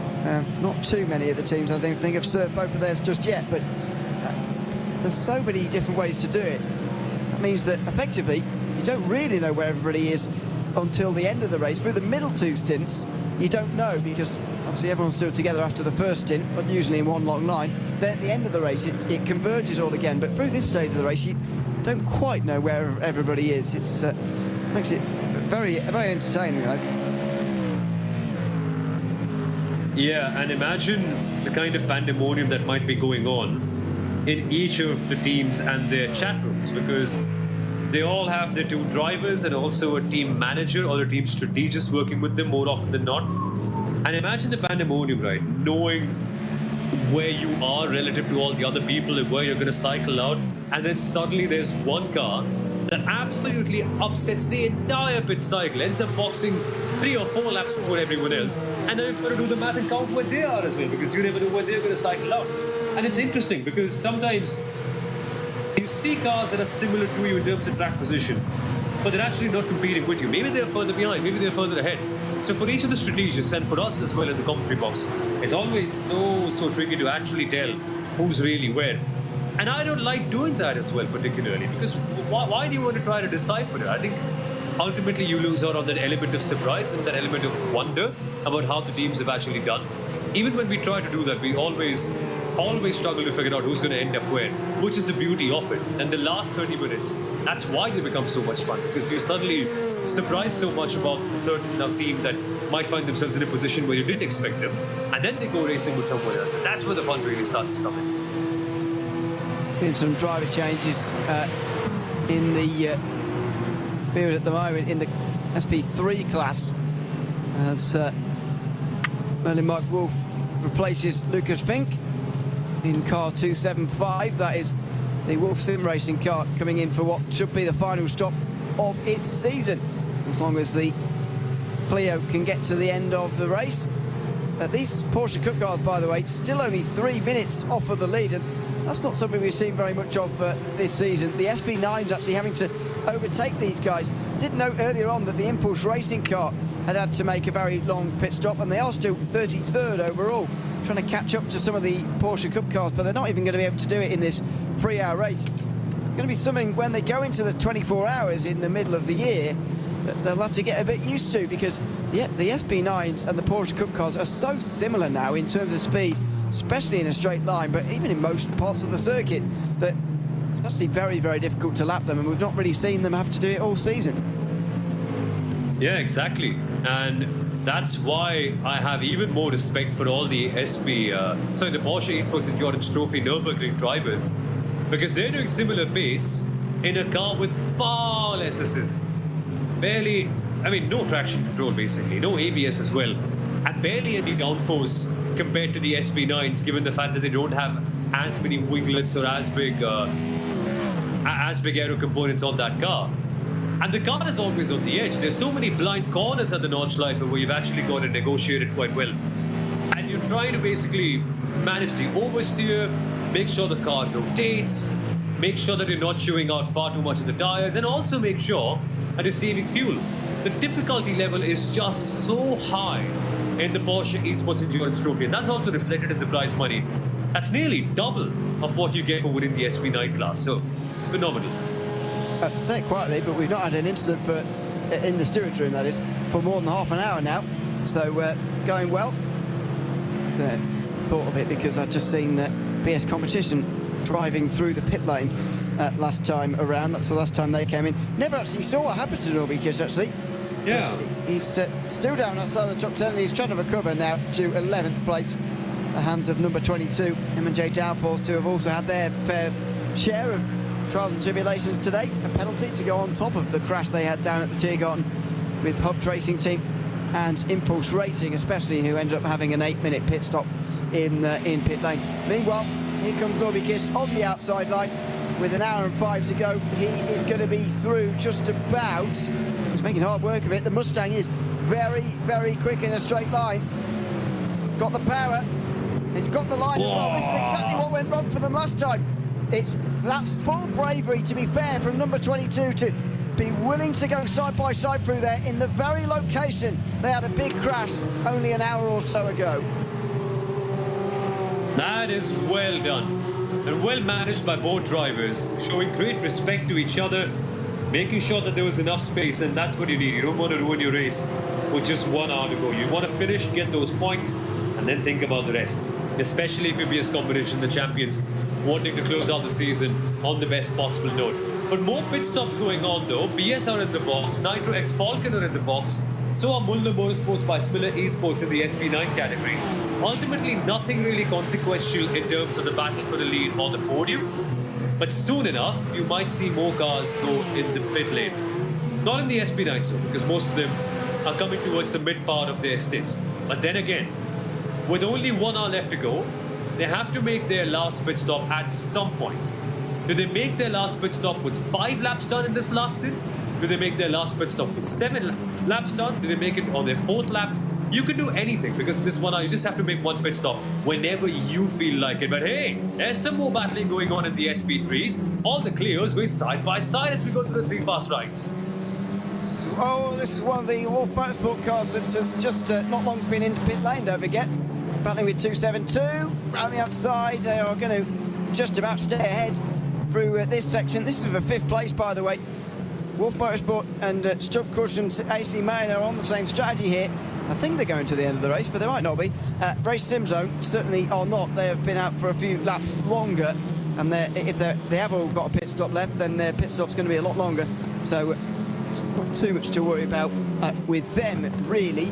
But the two at the back end of this group that everyone will be looking at here and potentially expecting to change positions before long as well. That was a decent attempt, actually. Wolf Motorsport looking pretty racy here. Merlin Mark Wolf, excuse me, looking pretty threatening on the way towards Bergwerk. Here he is on board at the moment. And there he is in real life as well. Down in towards the tight right-hander. He'll have a peek down the inside, but no move just for the moment. And look at how much they're lifting, actually. Just heading into the corner, I was surprised to see how much they lift off the throttle to save fuel. And that's a big, big thing in the Clios, as we get a salute from as well. From Merlin Mark Wolf. Good to see him acknowledging the stream and acknowledging the fact that he's here. Yeah, I was actually intrigued to see the Clios and the way they lift off and the way they manage it. Now as we come towards these left-handers, just watch where they lift. Do they lift at all as we come towards Bravery? I think Merlin Mark Wolf is not going to do so because he sees P5 right in his sights and he'll want to go for it. Is there going to be a move on the outside line? Look, there's certainly a try, but one that's not going to work out directly. Good blocking and good racing. Oh, just tucks right back in front of him again. And he's got a limited amount of space on the left-hand side here. He will go around the outside. I think he's being given the place now. He'll have the racing luck. Will he? No, he's not. Excuse me. He was just out of our peripheral vision, excuse me, on the right-hand side. And through now he'll go, surely, on towards 5th place because the race sim zone car will be on the outside line. Don't try and go side by side through there. Oh, he just tucks back in. And there's going to be a spin here. Spin in the background. Spin for the race sim zone car. That's Nadia Broussard who is driving that one at the moment. Tim Buck had to slow down through the middle of the carousel and actually jump out of the carousel to avoid. That's what happens when you try and go side by side through there and indeed get a bit too close as well. You can't hit the car in front of you, otherwise you'll go for a spin. And that was pretty dramatic through the circuit's most famous corner. And luckily they have resumed and they are back on track, racing right behind them. They've not lost too much time or haven't really got that much damage on their car as well, which is a good thing, and you can really close up if you're quick enough. But in the SP3s, the problem is once you're outside the slipstream train and once you no longer have to drop from your major rival, it is just so hard to gain time, and they'll have to work incredibly hard all over again to get back those positions. Well, Race Sim Zone, this is going to be something that they absolutely feel pained by. That was good racing, man. I like that. In the way it ended. Yeah, well, yeah, of course, the way it ended was not brilliant, but enjoyed the battle while it lasted, certainly. Williams Esports about to come past here, by the way. New race leaders of this one. That's Spaziotis. Last time around, lost 3 attempts to Felix Kernbach. Now, I think we've got to start preparing for the end of the race in SP9 in a sense of what it's going to look like. So, to give you an idea as to what I'm talking about, if you've not been with us all day, you're probably not going to have a clue. Williams have been in the stewards' room on 3 occasions. One to protest, which is of their doing, I suppose. But what you're really interested in, I suppose, is when they've been protested or when they've done something wrong. They got a warning for the right-hand drive qualifying short lap, which doesn't make any sense to anyone who's not in the series. Effectively, you've got to do the short lap correctly when you're in the qualifying session. That is coming from the Grand Prix circuit onto the Grand Prix circuit again to start a full lap. You've got to do that correctly by staying to the right-hand side a certain distance. So they got a warning for not doing that correctly. They also got a 10-second time penalty at turn 1, lap 1, for pushing another car off the circuit. That other car was the Hutt Racing Team by Grid and Go car. Took them about 10-15 minutes to protest it, but they did do so, and they got a 10-second time penalty. Now, I think there's a very real prospect here that that is just going to be added on at the end of the race, and they're not going to serve that in a pit stop. So effectively, we're watching a battle between, as we're watching a real battle here, side by side. We're watching effectively a battle between Vasilios Petsiotis and Felix Kronbach to see what the gap's going to be at the end of the race. And at the moment, it's 8.5, which I believe would give Marler the win. If he goes above 10, I think Williams would get the win. Yeah, exactly. And Marler with Felix Kronbach have a really good driver. A driver who actually is a champion of the DNLS this year. That's right. Felix Kronbach actually was driving with Nobby Kish for all of the 3 rounds before this one. And they ended up winning the championship for BS competition in this very SP9 class. So there's pedigree, clearly. And yes, we have seen Williams be on another level altogether today. They have been phenomenal. They've been closing up. They've been actually increasing their gap at the very top so well. But even then, Kronbach versus Valenciosas in a 1v1, same strategy, no variations, nothing different towards the last end of the race. Yeah, can't be in for that. That is proper box office stuff. And that is like scenario mode of Gran Turismo, isn't it? To win the to win the race, you've got to make sure that you have a gap of greater than 10 seconds. And that is the challenge posed to Williams Esports right now.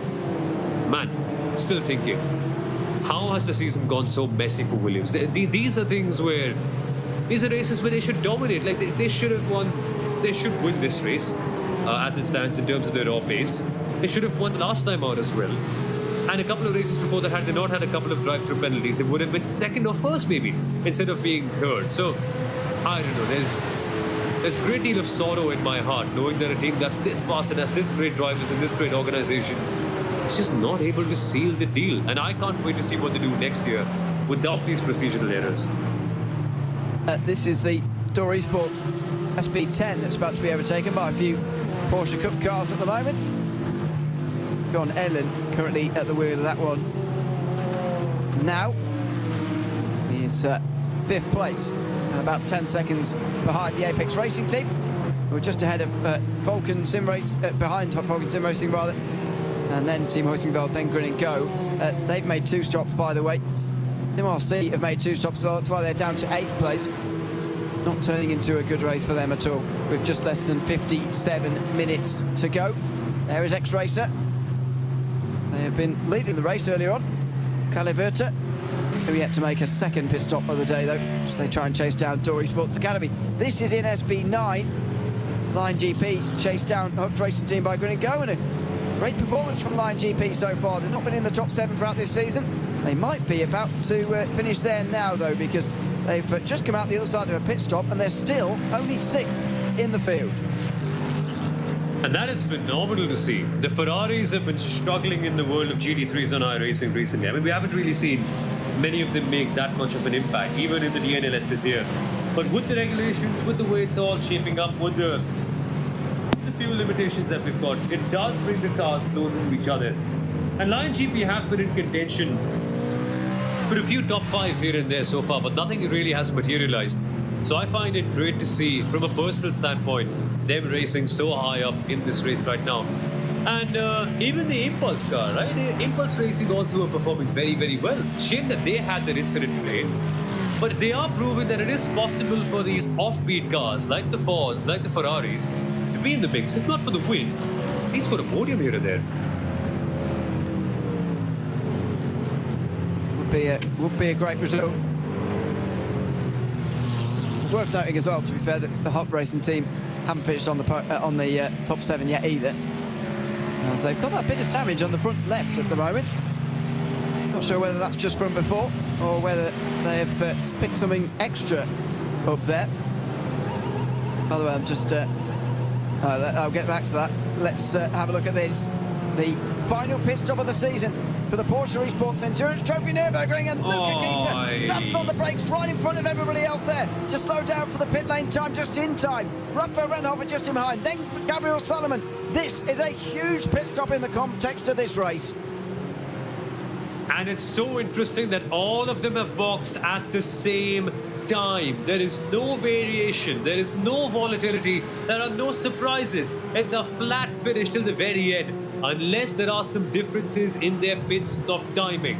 Has someone saved more fuel than the other ones? Has someone been able to shave off a little bit more time in this pit stop that can give them track position and the advantage in the final stint of this race? Share 117 are in the pits, Share 116 are in the pits, so are Apex, so are Coanda, and so are Alone Fritzen Racing. Nobody in the AM category has boxed yet. They are coming to the end of their stint, and we can expect them to go in the pit lane right about now as we see the Avia WNSE Motorsport car fight with the Austrian trim racers. Remember, this really matters because the higher up you finish, the greater your chances are to get a better result on countback to decide the AM Championship. And as it stands, the Avia WNSE Motorsport currently leading, and they will be cycling down in the pit lane right now. But pit stops are coming to an end. 1 minute stops for all of the teams. Not really any differences in terms of their strategies. As the Share Esports 116 that's first. But in second, you win. It is not Apex, it is Coanda. And that's only down to a 3-second increase in their pit lane time compared to Coanda. That's the margin. That's how close they've been to each other throughout this entire race. Yeah, so Share, well, actually, on top of all that, though, the Alone Fritzen Racing car only did 39 seconds in the box, so they've clearly not changed tyres at all in the 138. So Simone Maria Marcheno has got quite a stint coming up, getting into that car with actually no tyres underneath him anymore, which is going to be interesting. Share Esports then are next. Luca Alpert now in that car. Sean Terre is at the wheel of the Coanda car. Lewis Balecki has gotten to the wheel of the Apex car. That is really all you need to know about, but 3 seconds between 116 for Luca Alpert and the other two. That's a big advantage for the series leaders, and they effectively now know exactly what they need to do. Chase down Simone Maria Marcheno, pass him before the end of this race, and they have taken the clean sweep this season. Yeah, had this been a slightly smaller circuit, say like a Zolder or something else, that would have been harder because Simone can hold off this line. But it's the Nordschleife. If you've not got tyres here around all the fast sections, there is no chance and you'll be able to hold on to that position that effectively. So it's an interesting strategy for Alone Fritzen. I don't know what they're targeting or what the intention behind this is. Normally they are quite daring and they can find their way out eventually, but this is going to be quite a task for Simone. And now, I'm just looking at the gaps, and I see Share 117 have a 3-second disadvantage to the Coanda Esports and the AMG, not the AMG, sorry, force of habit, the Apex Racing team in the Porsche Esports Endurance Trophy. Can they close it up? That's going to be the big story of it all, because the 117 is in a close fight with the Apex Racing team for second in that championship. The only real story in this title picture now is if the 117 can pass the Coanda and the Apex and maybe retake second in the Porsche Esports Endurance Trophy. 50 minutes to go. It's a tough challenge, but one that we'll be watching very keenly. Certainly will. And on this class to the end of the day. It's Vasseurs Beltiotis, by the way, starts his 6th lap of his stint. Might be due a pit stop at the end of it, this lap actually. Final pit stop of the season for Williams and Mahler. And we'll see whether that penalty is going to be served actually on pit lane, or whether we're going to just be watching a gap between the two, and whether it will be above 10 seconds or below. This is Line GP versus M&J Downforce. We were just speaking about that Ferrari looking to pass the Hooks Racing team by grid and go-kart. Well, it might actually be going the other way here, as Dennis Menz in the M&J Downforce number 22 comes back through the field after problems earlier on. He's putting the pressure now on that Ferrari. Past one of the SP3s through the first part of the Stefan Billerfest. Then into Schrabentrans. They go past another without affecting them too much. This number 22 car is looking strong and looking for a way through before the end of this lap, by the looks of it as well. And the Ferrari has a bit of a moment. It slightly got on the curbs and lost its footing there, which means the entry into the final couple of corners before the Dottinger Höhe is not going to be as good as they wanted it to be. And look at the Mustang. It is right in the background in perfect slipstream territory. Maybe we might just see them get past at the mid part of the Dottinger Höhe that early, and that Mustang is fast in a straight line, as we're going to learn right about now. Here it is. A little bit bigger shape-wise than the Ferrari, but it's got a more powerful engine, and it should move through here. You've got to time it right on the Dottinger. It's so long. If you pass too soon, you can be repassed before the end of the straight, but it looks like he's timed this quite well. As long as that traffic doesn't get in the way down the bottom of the hill here, and there is an SP3. Where's they going to go? Oh, they're just about going to both slam on the brakes. And the MJ Downforce car does get through. It's a bit of a shame the SP3 was in that part of the track at that time, but I bet, I'm guaranteed they were more scared than the SP9s were appearing there. That was a real big closing speed. That's where their closing speed is the biggest. As the GT3s are out touching 180 miles an hour, something like that. The Clios will be over 50 miles an hour slower than that, and that's the kind of difference you saw there. 50 miles per hour slower and still on the ragged edge with barely any downforce. That's how crazy it must have been.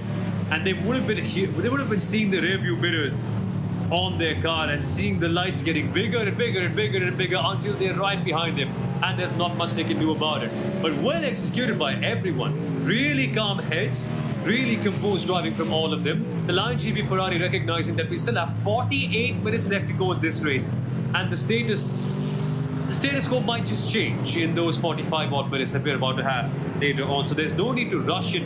There's no need to force the issue right now.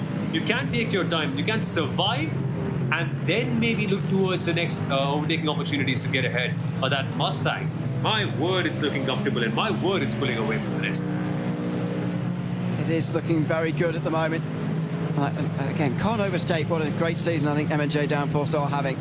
Not a team I really highlighted at the start of the season to really compete amongst the big names up towards the front, like Williams and Marler and Apex and so on, but they've absolutely done it, and full credit to them. They were on the podium at round 3, really the culmination of their efforts this season, getting that podium place. And I just wonder what they're going to be able to achieve here today, whether that be another top 5 finish. We will see, but it's probably going to be a pit stop at the end of this lap, and then we will see where they come out at the end of all of that. We cross over now at 47 minutes still to go in this race, about a quarter of the race remaining and 3/4 of an hour remaining in the season. At the moment, the championship battles seem to be settled, with the Apex Racing team currently scoring 8 points in SP10 to SimRC's 4. They would extend their championship lead to 7 points, with the Grid and Go-Kart tied with SimRC still in the SP10 championship as well. Sven Hasse is 15 seconds out front at the moment, but we're going to need to keep an eye on countback, and indeed whether that changes to the very end. In SP3, Scherer Esports are going to win the championship if it stays as it is, because the gap is 40 seconds between first and second. They only needed a top 6 as well, and as things stand, they are going to take the overall championship with them as well. All 3 of those championships that were up in the air seem to be pretty decided as it stands. Yeah, and it's all come down to some good driving. All the champion-elect drivers have raced with great composure, have managed things out very well, not made any major issues, and essentially just dot the I's and cross the T's, if that's one way to put it. They've not made any mistakes, have put all of their all their steps down confidently, not trying anything experimental, not doing anything too fancy, just to drive and treat it as a normal race day, and that's what they've done, and that's the result of that we're seeing in terms of their performances. But we're far from the end though, and the Apex Racing Porsche Esports and Nordschleife Trophy car could be passed by the Coanda machine if things go Coanda's way in the next couple of laps, and they're getting awfully close here. It's a battle I want to see, and this is one that I've been waiting to watch since the very first round of this race, just one that we've been robbed of briefly. Coanda versus Apex, who's the faster one in a Porsche Endurance Trophy car? That is a fun question to answer. There they go, down into turn 1. On tear now at the wheel. That one is not going to try and re-overtake. Lewis Pilecki came out behind him, don't forget. Now he's immediately out in front. So up ahead is Gunnar Tastelen as well in the frozen speed by Grid and Go-Kart. He's also had a shorter stop by 5 seconds and has jumped these two. Suddenly, after fighting on the podium and for the lead most of the day, these two are fighting for 4th place, and they've got to do some catching now, along with the likes of Scherer and Grid and Go. especially to the Alone Britain car, which is only 7 or 8 seconds out front at the moment. What a fun battle for the lead that's going to be as well later. Yeah, and this is going to mature so beautifully in the final few minutes of the race. All of them have now made their final pit stop, so they are fighting for real track position, and the only thing that's going to make the difference at the end is just how fast they are now, and there's no stopping any of them. Apex and Coanda, I would expect them to be faster than the Frozen Speed Grid Go car, depending on pace and depending on what's happened so far. But in the last lap, Frozen Speed by Grid Go were actually faster than Apex, Coanda, Scherer, and the Alone Fritzen machine. So it's crazy, they've picked up the pace now at this very crucial juncture of the race. You can't really tell who's going to be the first one here. They can't rest on their laurels, and everything that we've seen leading up to this moment can be forgotten, because all that matters is the lap times that you put in at this moment in time. And Frozen Speed by Grid Go might not have looked as impressive earlier, but now they are, and now they're in contention to keep their podium place. It's going to be a very exciting finish to the season and finish to the final race as well. Stay with us here. It's going to be fantastic to find out who takes the title. There's a look down to the bottom left from Sean Terre just as he comes out that first difficult section through the Hats and back, and then the sharp right hander at Hoheneichen for the long higher speed sections now. Through Flugplatz there, it's the big right-hander at the top of the hill. Now back down again before plunging up before Schwedenkreuz, and the braking towards Arenberg as well. Turning in quite late. It's only a lift off in these cars, so I'll barely hit the brakes until now when you're going sharply downhill. That, by the way, that dark green car in front, by the way, is Gunnar Tastelen. So it's not a question for these two to finish on the podium, but they've got work to do. Yeah, they do have work to do. Tastelen needs to fight very hard to keep these two cars behind. Yes, I've just mentioned that he's turning out to have a really good last stint, but to protect yourself from Apex Racing and Coanda, Luis Bellica and Sean Terre, who've looked so impressive, yeah, that's going to be a challenge for anyone, even if you are a driver as good as Gunnar Tastelen on fresh set of rubber. I wonder how long Alone Fritzen Racing and Simone Maria Marcheno are going to be able to hold on to this lead, because they at the moment have a 7-second advantage to Scherer, and on the last lap was 0.6 of a second slower. 42 minutes left in this race, and surely that disadvantage is going to get even bigger lap by lap. I don't think Alone Fritzen are really looking at the race win. Maybe the place that they're fighting for is a place on the podium, and that could well be a legitimate affair if Frozen Speed by Grid Go, Apex and Coanda are caught in a kerfuffle and end up losing time to each other. Yeah, it's all possible late on here as the battles in SP10 continue, by the way. This is for one of the latter positions, though. X-Racer versus Nürburgring Esports. Further down, Allsport and their Porsche Esports Endurance Trophy Nürburgring car has been in the pit lane for a very long time. They seem to be out of the race. We haven't spotted either that BS Competition are out of the running either. Ruben Bonga, Team Nitro Vulcan Cup, retired quite a long time ago now, so unfortunately we're seeing quite a few retirements towards the end, but actually this season it's been pretty good for a lack of retirements, which has been very good. Managed to get most of these cars to at the end of most of the races. For SP10, that hasn't really done a whole lot. PS Competition weren't towards the front anyway. It's an SP9. There are some pit stops here for Hux Racing Team by Good & Go and M&J Downforce. Final stops of the season going on down there. We'll see where that brings them out in a few moments' time, and indeed who's going to win this race, because Williams Esports and Mahler Racing Team have just made their final stops. Samuel Trogan gets at the wheel for that run to the flag in number 5.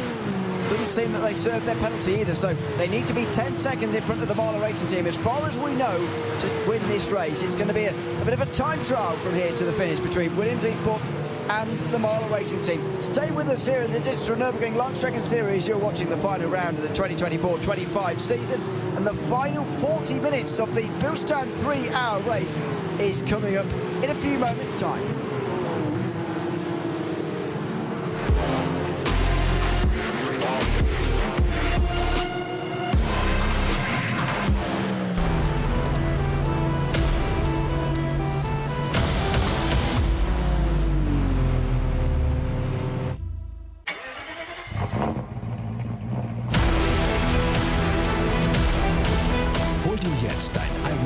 Motorsporterlebnis nach Hause. Dein Online-Shop für Simracing-Hardware und Zubehör. www.simraceshop.de. Liebe Fans, Lovely fans. besucht uns auf unseren Social Media Kanälen. Follow us. Auf Facebook, Instagram. YouTube X. und TikTok. Willkommen bei der DNLS.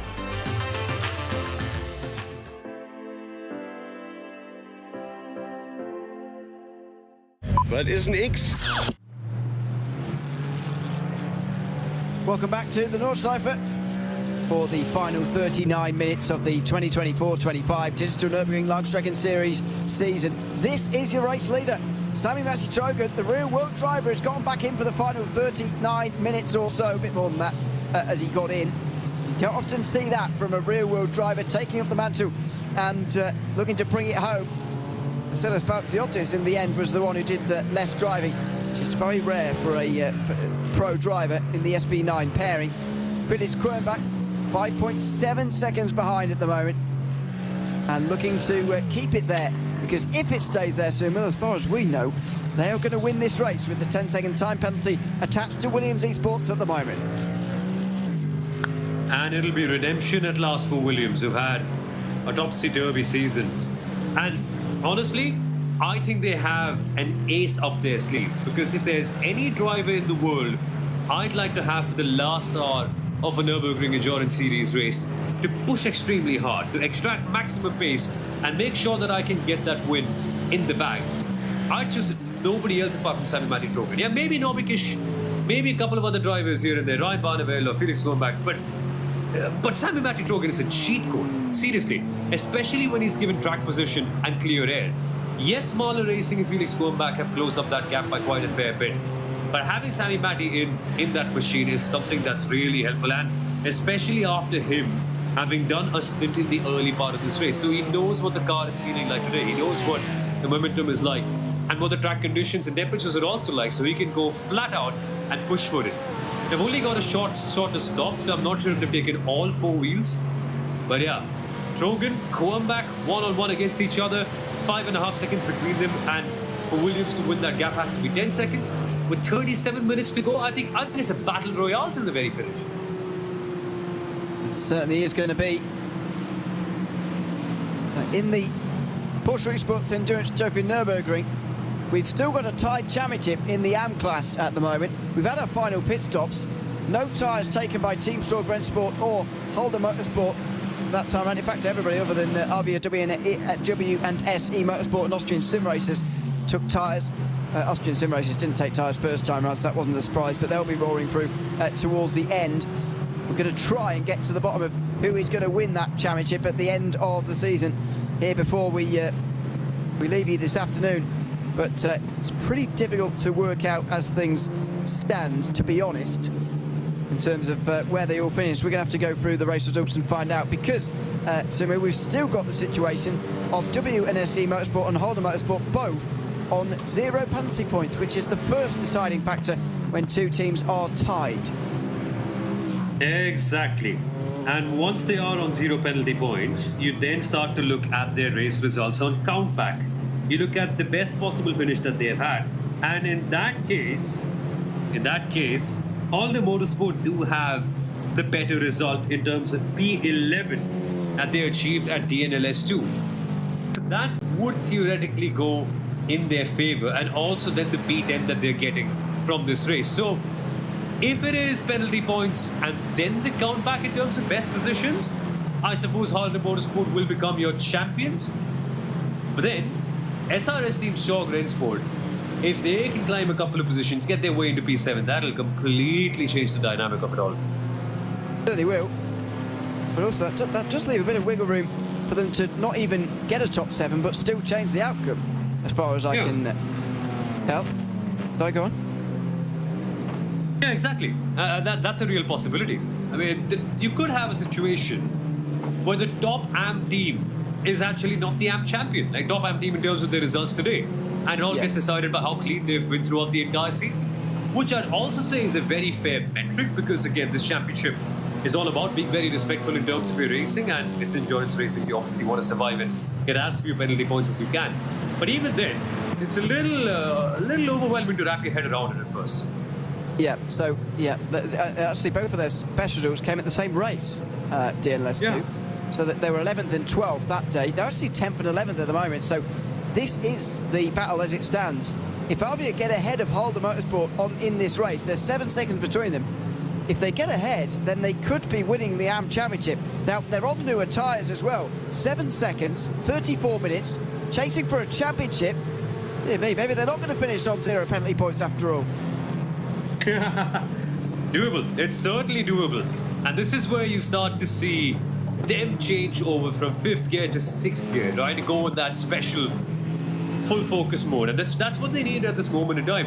And Halder have been good. They have been clocking in some very decent and very consistent lap times. And their pace has also been quite decent compared to the rest of the grid. But now is the time for something special. Now is the time for a full push. And yes, Avia WNSE Motorsport took a risk by going for a longer pit stop in their last stint. But then they have the pace advantage. And let's see if that can upset Halder Motorsport. They'll be chasing the numbers. It's like a bull who's seen red. That's going to be the situation with David Wasserman in that number 121 Avia car. Can he close down that 7-second gap? That's going to be the big story for the next 33 minutes. Absolutely it is. The final 33 minutes of this season. Being on board with one of the Clio Cup cars. Have a look at this. Leading battle going past us in the Porsche Esports Endurance Trophy Nürburgring. I think it looked like Alonfredson there had been caught. Ronald Alfredson's already been in our YouTube chat biting his nails.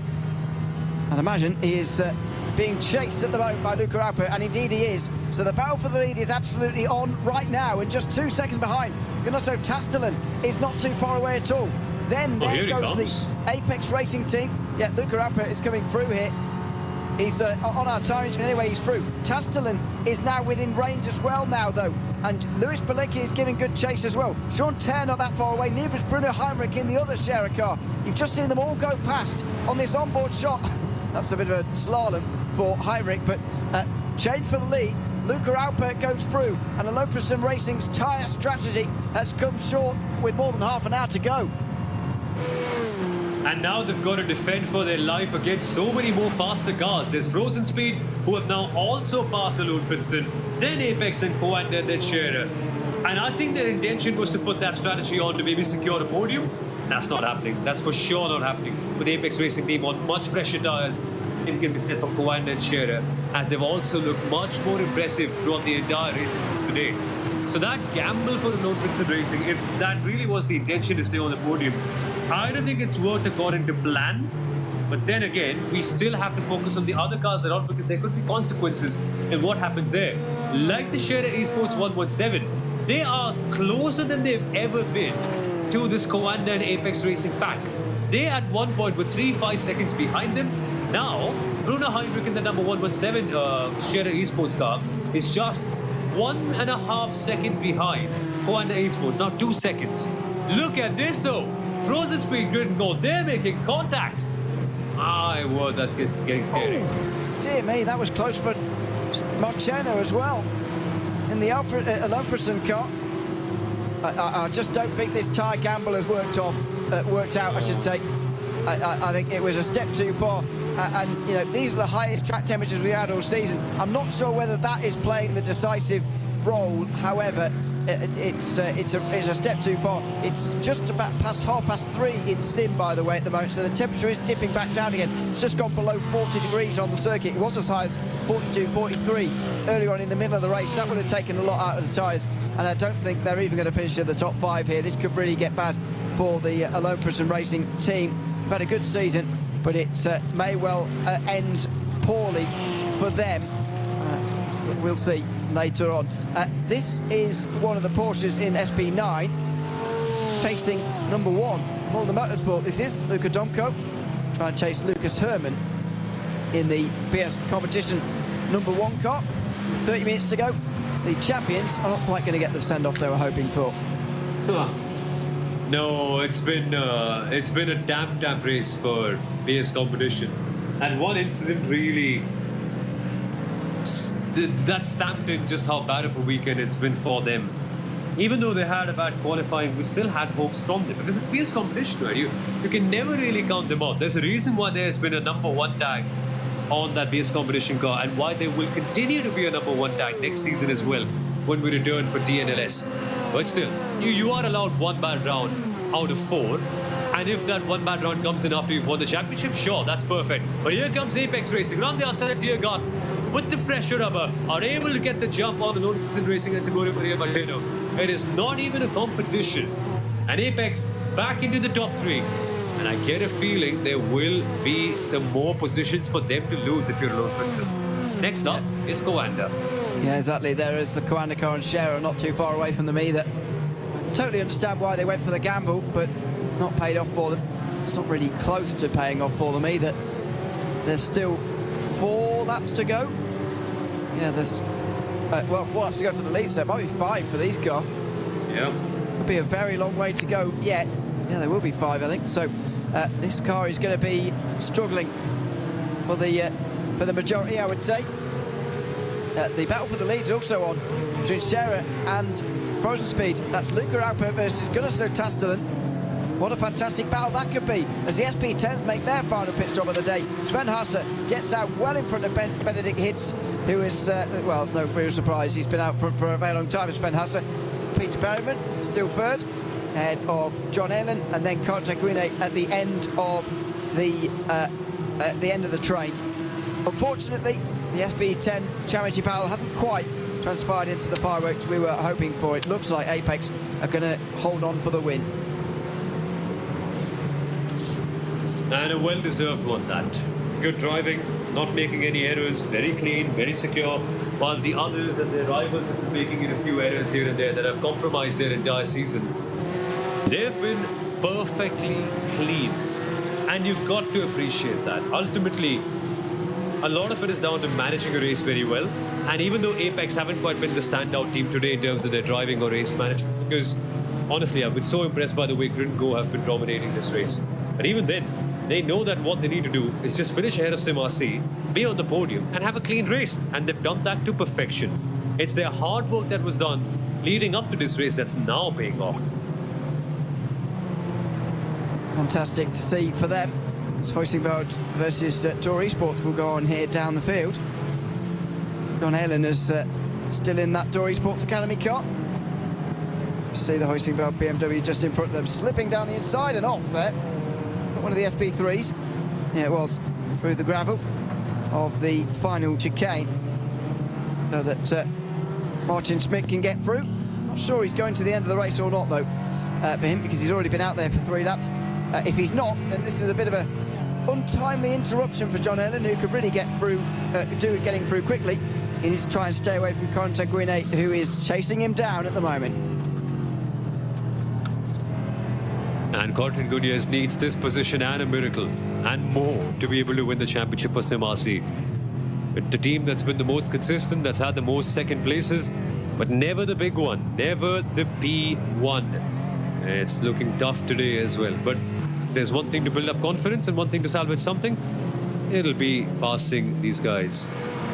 And yeah, good to see the Tour Esports Academy car also in the mix. We've not seen much of them today, weirdly. Like, they were properly in the mix the last time out and fighting for the win as a part of that big train. But today, it's been a bit quieter, and good to see them now at least get closer to the podium and fight against Huizenveld. Yeah. There is the details on the battle there on the right-hand side, 4th place. They go through Schwedenkreuz and they come through another bit of SP3 traffic for the final time. Oh, my word, that's too far down the inside. That was too aggressive. Martin Schmidt, Banzai down the inside, and he's over. He's up onto his roof. It's a terrible way for Huizenveld to end the DNLS season. It could have been such a phenomenal 4th place for Huizenveld. It was such a well-executed race, probably the best one of the entire season. And as is always the case, one small moment and everything can go up for a toss here at the Nordschleife. Yet again, passing lap traffic, that has turned out to be the point of peril for so many teams and drivers. And we're yet again finding out what can happen if you lose concentration for even the slightest moment here. Further down, WNSE Motorsport have found a way past Holder Motorsport here. So as long as they stay out the penalty points, they are going to get a best result and perhaps win the Porsche Esports Endurance Trophy Nürburgring AM class for the season, unless somebody else can get into the top 7, which is absolutely not impossible. There's all sorts going on out front of that class as well at the moment as the pros go into battle side by side here. Could also Tastelen in the frozen speed car wanting to go around the outside. There was an SP3 there, and Luca Alpert made sure he was going to be trapped behind it. That was the Smilia Esports Cup car, Clio Cup car that is, and Tastelen had to back out of his move at the critical moment here. 4 laps to go for these guys, still even at the line. And they're fighting for the win. There's no difference in strategy. There's no extra pit stop coming up. There's no more fuel saving to be done. It's all a flat push to the very end. And Tastelen can smell blood. He nearly had the number 116 Share Esports car. And look at what Luca Alpert is fighting for. He's fighting for creating a legacy. His battle is against himself to make sure that they can get 4 straight wins. And here's what happened with the Hoisingwell car. Just a dive bomb, or as the German commentators called it the last time out, a torpedo. Yeah, that's more like it. Dear oh dear. Not a normal thing to see, actually. I think the way that the car made contact with the wall was helping it to go over, if you like. And unfortunately, they've ended up in the gravel and down and out. That is also Tastelen. Got some trophies in the background. Really do with the light on there. Never mind. He's still second, just in behind Luca Alpert. How is he going to approach this? There's a long way to go in this battle just yet. No point in rushing into any move, but he's done the key thing here. He's got into the slipstream, and that is absolutely crucial. And a lot of it is also down to timing, isn't it? Because we've seen that you want to be the car behind on the very last lap because you can get a great slipstream advantage and then basically checkmate your rival because they don't have any time to go past you. But then again, that's something that your opposition knows too. And then you could have kind of like a DRS game like we see in Formula 1 where nobody wants to be the car up ahead. And that is something that can be very chaotic to manage over the course of the last few minutes. So where do you want to be? You really want to have the slipstream advantage in that final couple of laps. And let's see which one of these drivers actually have it, because looking at raw pace and momentum, it's going to be tough for the 116 Share to actually keep Gunnarson Tastelen behind. He's just too good. Through Gavankov they go. Absolutely on the ragged edge out there. Just slightly clipping the grass on the outside of that corner. On the run now, down the straight they go. He's gaining all the time. Their Esport under real pressure. Their 100% record under threat here. From a Grid and Go team who have only been on the podium once and have been outside the top 7 on all other occasions. They're rocketing into the picture now, and there's the lift off. Well, Tastelen decides that now is not the moment. 21 minutes to go. I want to be in second place just for now. He doesn't want to lead the field. And that is a big statement because that tells us exactly what he's thinking. He's thinking that there's no reason or no advantage to go out ahead as of now. Track position doesn't matter 20 minutes from the end. It matters when the checkered flag is down, and we still have a lot of time left to go for that. 3 laps for the SP9s, which means it could be 4 laps for the Porsche Esports Endurance Trophy machines, which means that there's still a lot of time, nearly half an hour for these guys to go racing. And there's no real reason to be first, because if you're first, A, you can't save enough fuel. B, you're always under the threat of being slipstreamed and passed by the car behind. And C, you lose out on that advantage that you could have instead. So you ideally want to be the car in second on that last lap and then seal that move. You just really want to checkmate your opponents and not give them one chance to pass. And hey, while they are fighting, Apex are actually clocking in some pretty decent lap times. In 8:08, they need to go a little bit faster. That 3-second gap can come down if they keep on bump drafting each other and keep on slowing each other down. And this could suddenly become a 3-way fight, if not a 2-way fight for the win. Yeah, or more, actually. Or more, yeah. They're on more after that. In 4th place at the moment is Coanda Esports. Don't think Share Esport 117 are quite going to get there. Bruno Heinrich is stuck behind Simone Maria Marcheno at the moment. And they are nearly 10 seconds behind these guys, so it would take a monumental battle for them to catch up, but I'm not putting out the question for the moment. 20 minutes still to go. Williams Esports are coming in towards the final corners at the moment. Or the final sector, I should say, not really the final corners. They are only 3.2 seconds in front now of the Marlon Racing team. Felix Kruenbach is still closing, no matter whether he's chasing Sami Matti-Trogan or Vassilis Belziotis. The Marlon Racing team are catching. I think, and we still think, that it means they are going to take the race win when that time penalty for the Williams Esports car is applied. Yeah, and that is going to give them such great relief, but they still can't let off, because as we have seen just a few moments ago in the SP10 class, you lose concentration for 1 minute and have a small moment with a lap car, and it could all unravel in a matter of seconds. So Felix Kruenbach needs to stay composed now, and you have to raise your hand and say, man, Felix Kruenbach has done an incredible job, because when this thing began, I remember him being 8 seconds behind Sami Matti-Trogan and the Williams Esports car. Now, he's just 3.3 seconds behind, which is quite something. So, what a stint from Mahler. What driving for Felix Kruenbach. Drive-through penalty for the Falcon Sim Racing Team SP10 car for causing a collision with the PB Performance Porsche Esports Endurance Trophy Nürburgring car as well.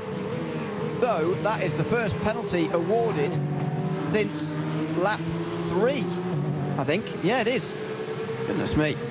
There have been investigations since then. But the first penalty for an on-track crash, the others have been sort of more administrative. First penalty for an on-track crash since lap 3. That says everything about what we've had this season. Clean racing throughout the entirety of it, and especially here at this final round, I've got to say. This has been fantastic. Even though we've had a maybe uptick in retirements compared to some of the other previous ones, we've had a downturn in terms of incidents to end the season, and that's a fantastic thing. Yeah, all the drivers realizing that the stakes are high. There's no need to push that extra 10%. It's good to be on 90% and control the performance. No need to go 100 and then risk that error. But that can't be said about these two drivers. Frozen Speed Grid Go and also Shera Esports 116. This is a battle that's been brewing for the last 3 hours, and we knew this. We knew that Shera would be in the mix. We knew that Apex would be in the mix, and Coanda also. But the way that the Frozen Speed Grid Go card has emerged in the last stint is quite impressive to see. I'll be honest, I counted them as the least competitive ones in this entire pack. I thought they'd be in that P4, P5, P6 battle with Alone Fritzen and Shera 117. But the way they've pulled their socks up and have really marched on to work, I love this. Last 17 minutes, I really want to see if they have something special and if Tas Dillon can use his racecraft perfectly and get that moment. You know, it's a lot like being the best striker in football. It's not like opportunities are going to come at you for all the 90 minutes, but when they do, and when you get that one chance to tuck it in, you've got to have perfect awareness, ice-cool veins, and some really good skill. And that is what Gunnar Tas Dillon needs. He's the striker now. He's going to put the ball in the back of the net and get that big win for his team. Absolutely. Here are your live standings in SP9. It's actually going to make a season look exceptionally close, isn't it, compared to what we had at the start of the day. To give you reference, by the way, BS Competition had 16 points over the entire field at the end of the race 3.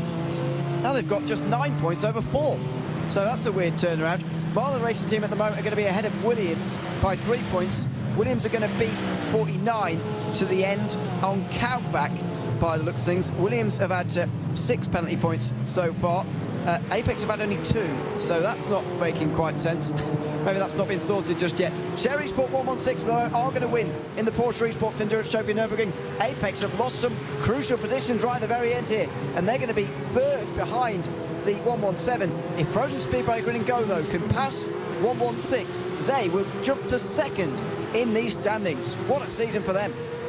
Wow, it's all to play for here then in the last 15 minutes. In the SP10s, AMG Team Apex Racing are cruising to the very finish. But look at what's happened for P2. It was SimRC 2nd for the entire season, but then GridandGo.com Esports crucially being in 1st position, and then would finish 2nd in the championship on the basis of countback, because they get that one critical win at SimRC don't. And it's all come down to the last race. And in SP3, yeah, there's no competition. It's going to be a perfect 60 points for Shera Esports. They would also win the overall championship, or at least be tied with their teammates in the 116 Shera, but that's not really done for. So I'm counting the number 269 Shera Esports SP3 for the overall class. But It's going to be a full clean sweep for them. Swiller Esports tend to be losing a bit of points, but then still in second place. And a Dopdom Shop clearly holding on to their third place. But what craziness can we expect in the last 15 minutes? Overall, DNLS Championship to decide on the basis of the battle for the lead in the Porsche Esports Endurance Trophy 2. This is phenomenal. We've crowned champions in most of our classes, and we're still yet to crown an overall champion. Will it go to the Scherer Esports SP3 team or their teammates in the Porsche Esports Endurance Trophy, who are trying desperately to hold on to the lead and the overall championship? Yeah, and there's a lot of money riding on this pass here at the front of this class here. Castellan trying to get past Luca Alpert for the lead. That would put Grid and Go suddenly into second place in the class, as I was saying. That's in the championship, of course. Coming into this race, they've scored 12 points. They're 11 behind Scherer, who are currently 5th, and only scoring, what, 4 points? Or is it 5? No, 4 points, yeah. So that would put them tied going into the end, and they would win on countback. Much like Grid and Go in second on countback, because they're winning this race, they would, in SP10, they would do the same in that class as well. Meanwhile, side-by-side in SP3 for 4th place between Thomas Enger Sim Racing and Wolf Motorsport Sim Racing, right around the outside through the mud curve. Don't see that too often. Wolf Motorsport have been on the attack very often, though, throughout this race. They are over a minute behind the car in front and a podium place, so 4th place is all these two can fight for. And they're fighting for it with all their heart. Seriously, what a day it's been in the SP3 category. Both of them have been going on against each other literally for the entirety of the race. Look at the swerving. Look at how desperate the 275 is to get past. And the Wolf Motorsport Sim Racing car is trying for every page in the book to make sure that they can get ahead of Thomas Enger Sim Racing, who, to be fair, have been a brick wall and they haven't let anyone go past them. Again attacking on the way towards Horak. Looks again at the inside. Can't go through there. Follow through the high-speed chicane over the top of the hill. And now they'll begin the plunge back down again through the technical final section. Little bit of side-by-side. No chance for a way through. Castellan still on the back of Luca Alpert, by the way, up front. They're actually 4 seconds in front of the rest in that class now. So he's still on with these guys, because look how close this is.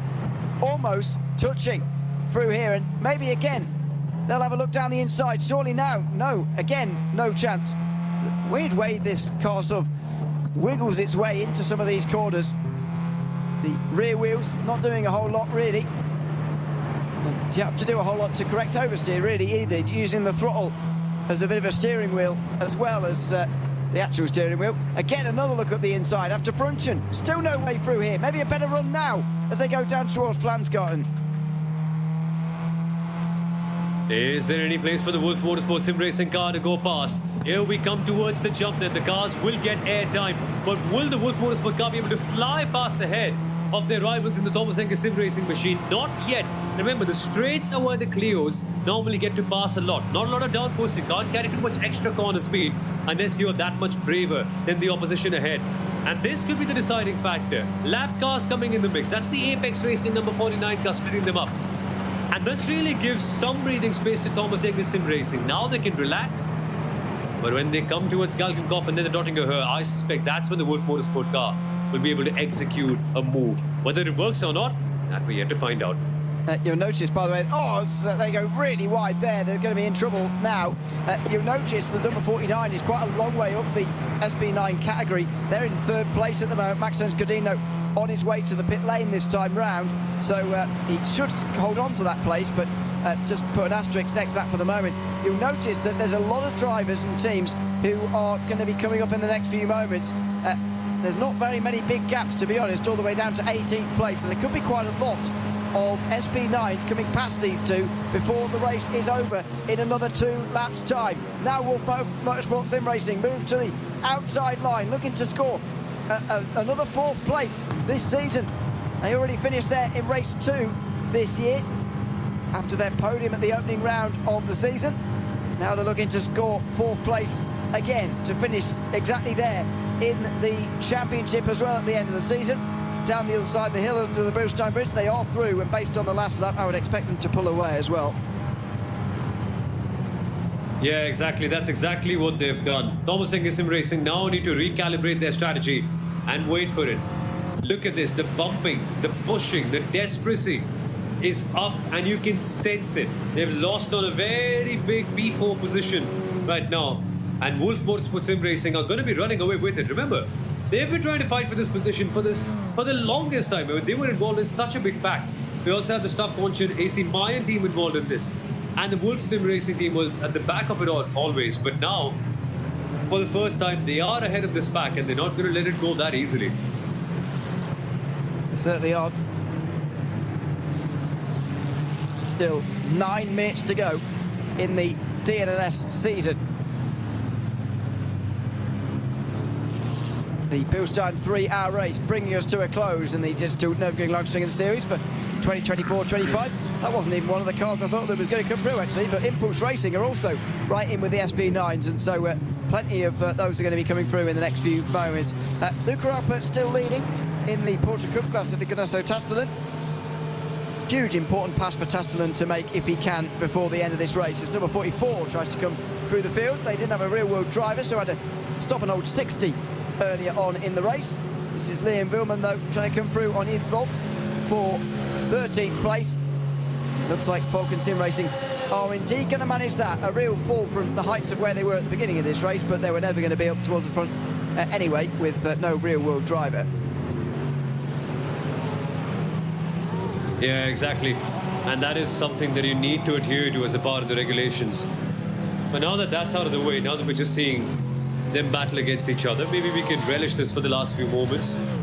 And it's been impressive to see Liberty Esports. I mean, if only they had a good race and no penalty with that. But yeah, we want to see more of them. But are they going to make a move on the inside? Not particularly this time. Going towards turn 1. Imagine that Falcon will be able to get away now in these next few laps, but we'll see. Through the Mercedes arena they now go for the penultimate lap of their race. It's going to be another 22 lap race. I can't, no, 23 again, isn't it? As always. Yeah, so Matty Chogan just having completed 21 laps now. He will be on to 22 shortly. Only 3 seconds out of Felix Kronbach, as far as we're aware. Still puts Marla Racing Team in the prime position here, and it would put them into second place in the championship as well. Williams would be on 29 points behind Marla on 40. So 29 for Williams. Apex at the moment would be on 8 more. It would be 33. So at the moment it would be BS Competition followed by Marla, then Williams, then then Apex, then Williams, excuse me. So top 4 as you'd expect, really. But don't forget, Marla and Apex came in today tied on points, and Apex are going to be disappointed to let this one go. Yeah, it could have been much, much better for them. But it's been a topsy-turvy race, and it all started off with that slightly, I wouldn't say poor qualifying, but yeah, a slightly less good qualifying, looking at their standards. Yeah, I'm struggling to think of the right word at the moment, because there's so many storylines going on in the race right now that I'm struggling to find the right word for it. But given their standards, they want more. They're Apex Racing. They're one of the legendary teams in the iRacing service. When you think of the big names, you think of Apex, you think of Coanda, you think of Redline, now Williams in the esports world as well. And I'm missing out on so many names as well. But you think of these big names, and when you think of them, you always think of victory.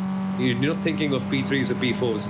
But even then, it's been a decent fight back, and they are coming their way past. But next year has to be a good one. While we focus on next year, before that we should keep an eye on this battle going on. The race sim zone team, Beat Muller, fighting in P7. And while everything dies down, you can always bet that the SP3s will have some sort of battle going on, because they never leave each other. They're good people at heart. They have certainly had lots of battles so far. Live GP firing down the inside, scaring me slightly. He's got a bit of an audience, hasn't he? In the background here, Muller. Come on, a number of people just standing around watching him. hard I'd be at work. distracted. I hate someone sitting behind me and Really? watching me as I drive. I get scared. I'm like, hey, don't stand right on the top of my head. Go somewhere in the side or something like that. But Beat Muller clearly not distracted by it. No, Nicely clearly done. not. No. He makes his way through Muller now. Trying to get now up the other side of the hill, and with a good exit here, they both hit the curb though. Not going to be a great run out of there. 2.4 seconds for the lead, by the way. We might be able to enjoy an overall battle for the lead, even if it won't mean very much by the end of the day. We will see. We're certainly going to enjoy a battle that means a lot in the Porsche Esports Endurance Trophy Nürburgring between Luca Alpert and Gunnar Sotassalen. They've just completed another lap, by the way. They're just in front of the leaders. They're about half a lap in front of the leaders, I should say. So they are going to get 2 more laps, including the one that they've just started.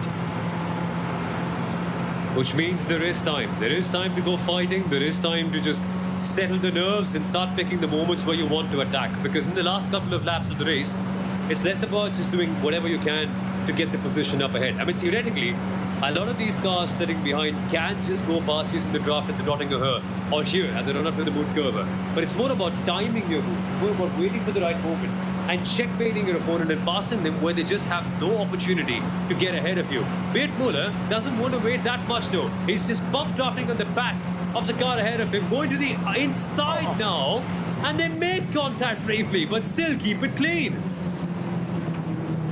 Wipers going for some reason. Not sure whether in the madness he accidentally turned them on, but he's trying his hardest to get through into 6th at the moment. That wasn't quite possible this time round. They make their way to the carousel. It's not going to be possible here either. It was a good battle though, and now he's just come out the carousel a bit early and just got over the curb on the outside, so he will continue. But what a fantastic battle it is. Meanwhile, 2.9 seconds now the margin. On track, Williams Esports look like they're going to win the final race of the season, but it certainly appears that Marlow Racing Team are more than close enough as long as they hold on well during this final lap. Looks like they're going to hang on for a final race victory and a 2nd place in the championship to go with it as well. So PS competition first, Marlow Racing Team 2nd. What a great season for that outfit. Exactly. And this race was so important for them. They particularly brought in Felix going back into the Marlow Racing Team because they wanted to secure that 2nd place for the team. They had a good driver lineup otherwise. I mean, lots of really top drivers have raced for Marlow this year. But then they said, if there's one last chance to secure this position, let's just give it our best shot.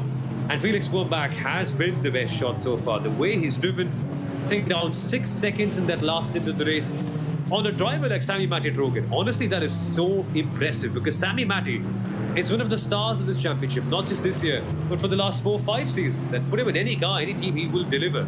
So for the Williams Esports team to lose out on a race win because of a small penalty to push out another driver, I think that sums up their season perfectly. Great potential. I think probably the fastest car all around. But just the small penalties here and there have really made their year tougher. But entertainment has been delivered on the other side by so many other cars, like the Lion GP Ferrari, who are now competing for P4 on merit with the Hawk Racing team by Grittengo. David Bosca is P5. Must be the best result of the season for both of these teams, and I love that they're fighting right down to the very end. And there's nothing to hold back now. This is where you go all guns blazing and see what you can get. The Mustang, I suppose, waiting for their moment, and I wonder if they want to just pass on the last lap of the race and not now. It is the first top 5 for both of them, if they can hang on. But they're going to fight it out, see who's 4th and who's 5th. David Bosca has worked himself to the inside. Tino Husa couldn't quite close the margin, close the door quick enough. Down the hill, on the brakes. He's on the outside line, Husa, and he's just going to give the place up. Is he thinking, if I can give this up now, maybe I'll come back later, and maybe he's thinking about the end of the lap, but it does certainly look like this is going David Bosca's way. He's got the momentum with that Mustang at the moment. And it's going to be so hard to pass him. The Mustang is fast in a straight line. It's incredibly good. And yes, the Ferrari will have the draft advantage, which is exactly what you need on the last lap of the race to get past the Tiergarten. But passing a car using draft is one thing.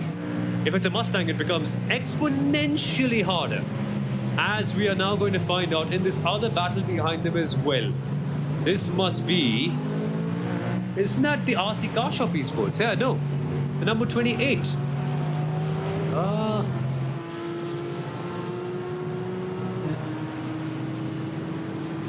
not sure there is a number 28. Yeah. I think they entered with the wrong number. That's what. I'm actually trying to figure out what's happening here, because clearly I remember one team entering with the wrong number. Yeah, there is. Yeah. And it was a Ford. And that must be these folks itself, yeah. Yeah, RC Car Shop Esports is in the wrong number. There it is. Meanwhile, Yeah. this is one of the this is one of the Porsche Cup cars, sorry, but it's not the leading battle that we've sort of abandoned in the last few minutes. The battle for third is between Apex and Coanda's not that far away either, along with the leading one. It's between Falcon and Dor, a bit further down. Benedict Hitch versus John Allen, the last spot on the podium in SP10. We'll try and keep an eye on them as well as we're on the final lap of the race, but I haven't seen Luca Alpert versus Ganasha Tastelin for a long time, but they are still 1 and 2. I'm happy to report. It looks like there may be a leading battle between them right to the very end of the race. Well, they're going to be the last class winner, I think, to cross the line, and so basically the last action that we see this season could be a leading battle in the Porsche Cup class. That'll sum up the entire season. That's one way to put it. It could be crazy, and we have seen this before. DNLS 2, the battle for the AMP category win. We saw Avia, WNSC Motorsports, and the Austrian Sim Racers team. They were going bumper to bumper heading into Tiergarten, and that ended out in chaos. There's a good chance this might do. We're not wishing for it. It's just a real possibility, and we have to acknowledge that. That's all we're saying. We'll see if it happens in the next moments, because the time has now elapsed on this season. The final lap is now halfway complete for Sami Matti-Trojan. Here is that leading battle in the Porsche Esports Endurance Trophy Nürburgring. It looks for the moment as if Luca Alpert has got this under some sort of control, but here comes Tastelin. Does he want to lead the final lap or not? He does! Luca Alpert slow on the back straight, on the way towards the final corners. The time has elapsed. It does say final lap, but not for these two. They will go on one more, and Gunnarsson Tastelin is going to lead for the first time. Frozen Speed by Grid and Go suddenly rocket to second in the team's championship. Here comes Luca Alpert on the exit. He looks to me like a man who wants to be second going on to the final lap. Exactly. The battle lines have been drawn. Albert, behind in the number 116 Scherer car, wants to be second because he knows that being in that second place gives you the crucial draft advantage on the last lap of the race. Scherer 116 are targeting a golden championship, a clean sweep, unbeaten in all the races. And to do so, they have one giant black and green obstacle standing in front of them. And it seems to me that Scherer let them go. They let Tastelin go. And Tastelin is not going to miss that opportunity, because if Albert lifts off a bit too much, that means that the Frozen Speed Grid and Go car can build up an advantage and maybe break away that slipstream frame. But that's not happening here. Scherer are clearly in that train. They clearly are in the right position. And it all comes down to the mind games of that last couple of corners. This will be such a good finish till the very end. It really is. As we go back to the leaders, because they're only a second apart. Sami Matti-Trojan and Felix Kronbach. These two teams have been at it all season long. Williams only on the podium for the second time this season, maybe a bit under par for what you'd expect for a team like theirs. Not winning the title this time round. PS Competition will claim that mantle again, but they will get a lot closer to where they would have liked to be at the start of this season. In fact, they're going to come within 10 points of the championship because PS Competition have had such a poor afternoon. A good way to end the season, and a great showing again from Sami Matti-Trojan. If you've got a great real-world driver in the DNLS, you've got 1 foot in front of the rest. And Vasilis Betziotis has put the trust in Trojan to drive most of the laps of this race, including those ones under maximum pressure to the finish. Into the final few corners. For the final time this season, Williams Esports are going to win, this time for the first time, and break a streak of 2 BS competition wins in a row. The Bilstein 3-hour race, at least on track, is going to go to Williams Esports. Stami Matitogen with bringing the car over the line, but a flash of the light from Marla Racing Team, who we believe are going to be credited with the race win, and indeed second place in the championship as they overhaul the Apex Racing Team in the championship standings. Just behind, Benedict Hitz holds on from John Aylan to finish third in SP10. A close run thing to the finish for those two at the very end of this season. And with that as well, some of the Porsche Esports Endurance Trophy Nürburgring cars have been caught behind the leader as well. They are going to finish a lap down by the looks of things, at least one of them is, at the very end of this season. Sorg Rennsport have got about 20 seconds to catch, by the way, in the AM of those standings to take the championship from there. But it's the leading battle we're going to be focused on towards the line. But Williams Esports close out the season on a high, I think, and that's good news for them heading into the 2025 season. Absolutely, finishing first on track, that is an ultimate sign of confidence. That's a clear symbol or a clear ray of hope for them that tells them that they are one of the fastest teams here. And a bit more cleanliness, a few little penalties, and they could well be champions next season. So watch out for them. And it's a great way to finish the season, crossing the line in first. And a great result for Marla also. Forgotten Felix going back for this very day, for this very reason, so that they could win a race like this. And they could end up becoming second in the championship, and they've achieved that goal to perfection. AMG Team Apex Racing crosses the line in third to take third place in the championship too. And it's ended up being a decent year for them, with Maxine Scorino crossing the line. And Harp Racing Team by Grid & Go can celebrate because they have won this battle against the Ferrari behind them. And the Mustang has taken a well-earned fourth position. What a performance by them. One that'll go down in the memories for a very long time. In SP3, they're at Esports. Their last lap lost over 30 seconds somehow. And Adopt Don't Shop have raced them right down to the finish. But they will just about hang on. And they will at least secure a tied overall championship victory as they complete the clean sweep in the DNLS. Share at Esports win 4 races in a row in the Digital Nürburgring Langstrecke Series for season 24-25. Sven Winter hanging on with that pressure at the very end from Adopt Don't Shop. It's a brilliant end to the season for them. A great way to crown your SP3 championship with what's surely going to be an overall championship as well, unless their teammates can get in front of the Frozen Speed by Grid & Go team, and then maybe it will get even more complicated. But it's the end of the season for the pole promotion esports.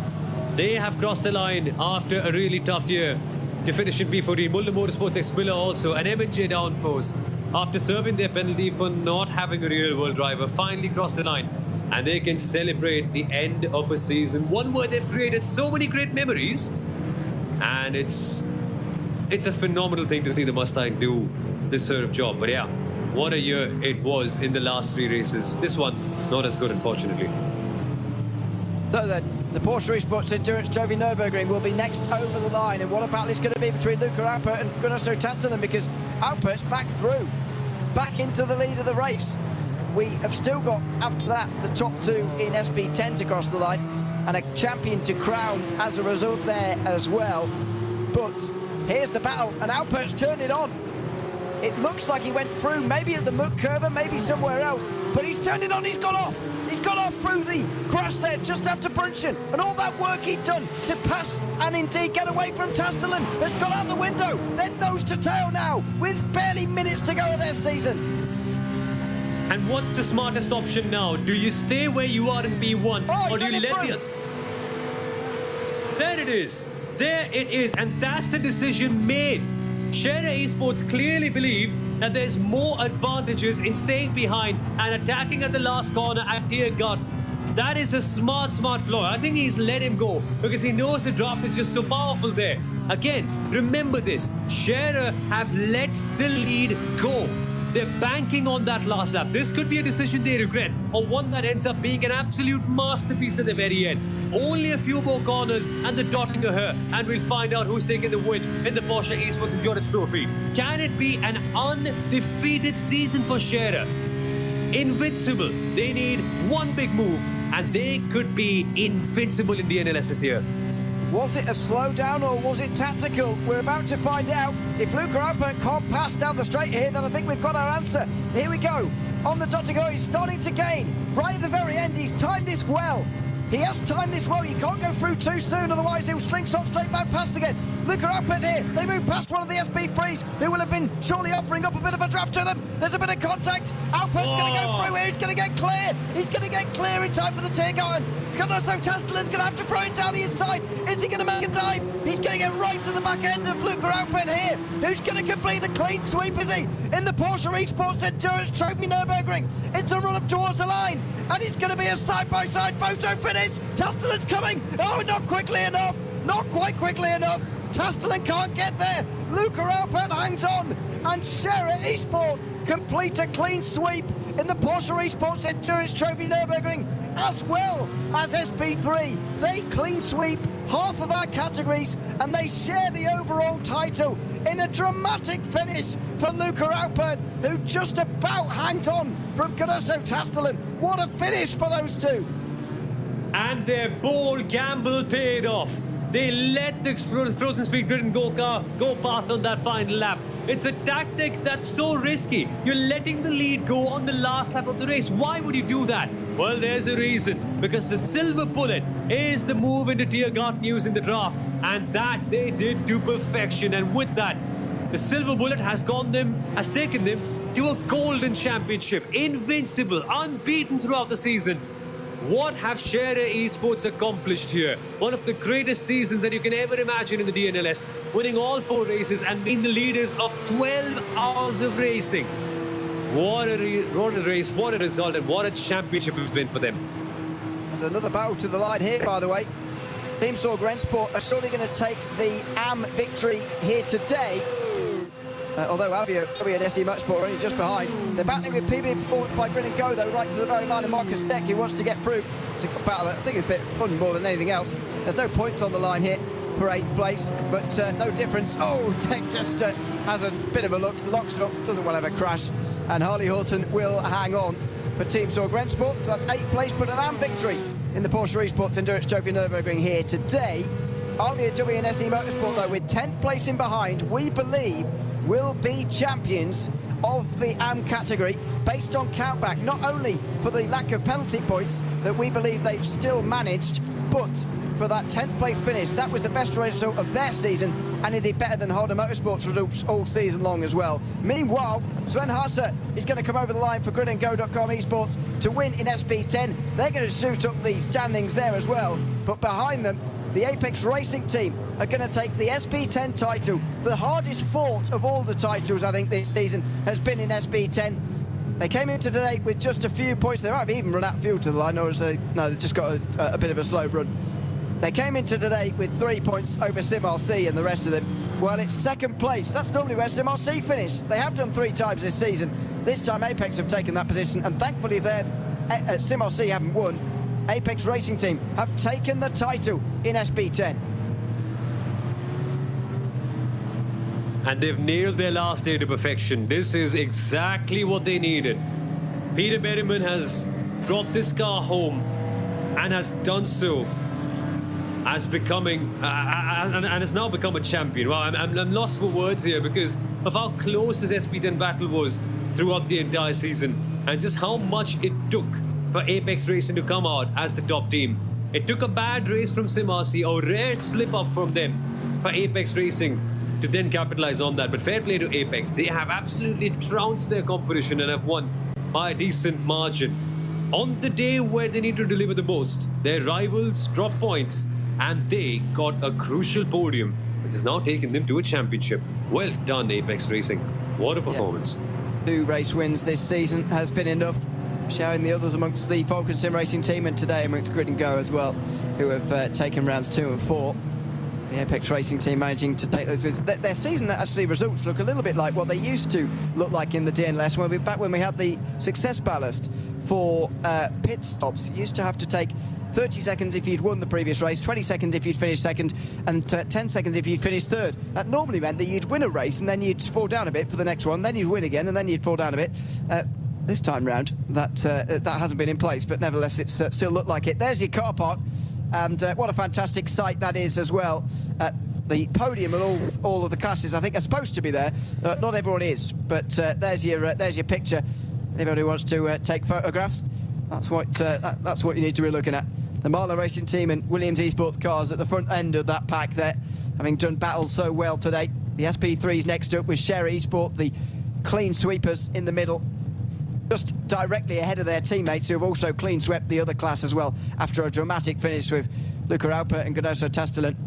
And then the SP10s at the back. Let's start with the SP3s with Sherry Esports taking their narrowest win of the season, just half a second ahead of Adopt Don't Shop, who've had their best result of the season because Smiley Esports finished outside of those top 2 for the first time with 3rd. Wolf Motorsport finishing in 4th place, just ahead of Thomas Enger Sim Racing, Shop Caution AC Mayan, 6th ahead of Race Sim Zone, with V7 Racing 2.5 minutes back. Eiffel Racing with a long penalty finishing in 9th place out of Homer Sim Racing, and Ringsfizzer Sim Racing finishing in 11th.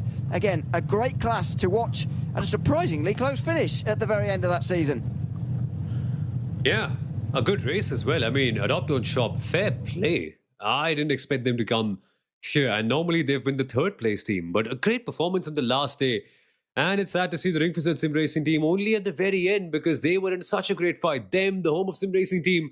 Unfortunately, contact means that they now end this season in 10th and 11th. But more than the results, look at what they've accomplished this year. Finishing, learning a lot, lots of driving, lots of teamwork as well. And that can also be said for gridandgo.com Esports, who have now ended this season as a race winner. And that takes them to 2nd place in the championship, behind the champions, the AMG team Apex Racing. Absolutely. With Falcon Sim Racing joining them on the podium. Despite that drive-through penalty, I'm not sure whether they actually served that or not, but they should finish on the podium anyway. Dory Sports Academy 4th, just ahead of Contaguine, who drove for SimRC today. Brought that car across the line in 5th. Nürburgring Esports finished 6th and 8th with X-Racer in between them.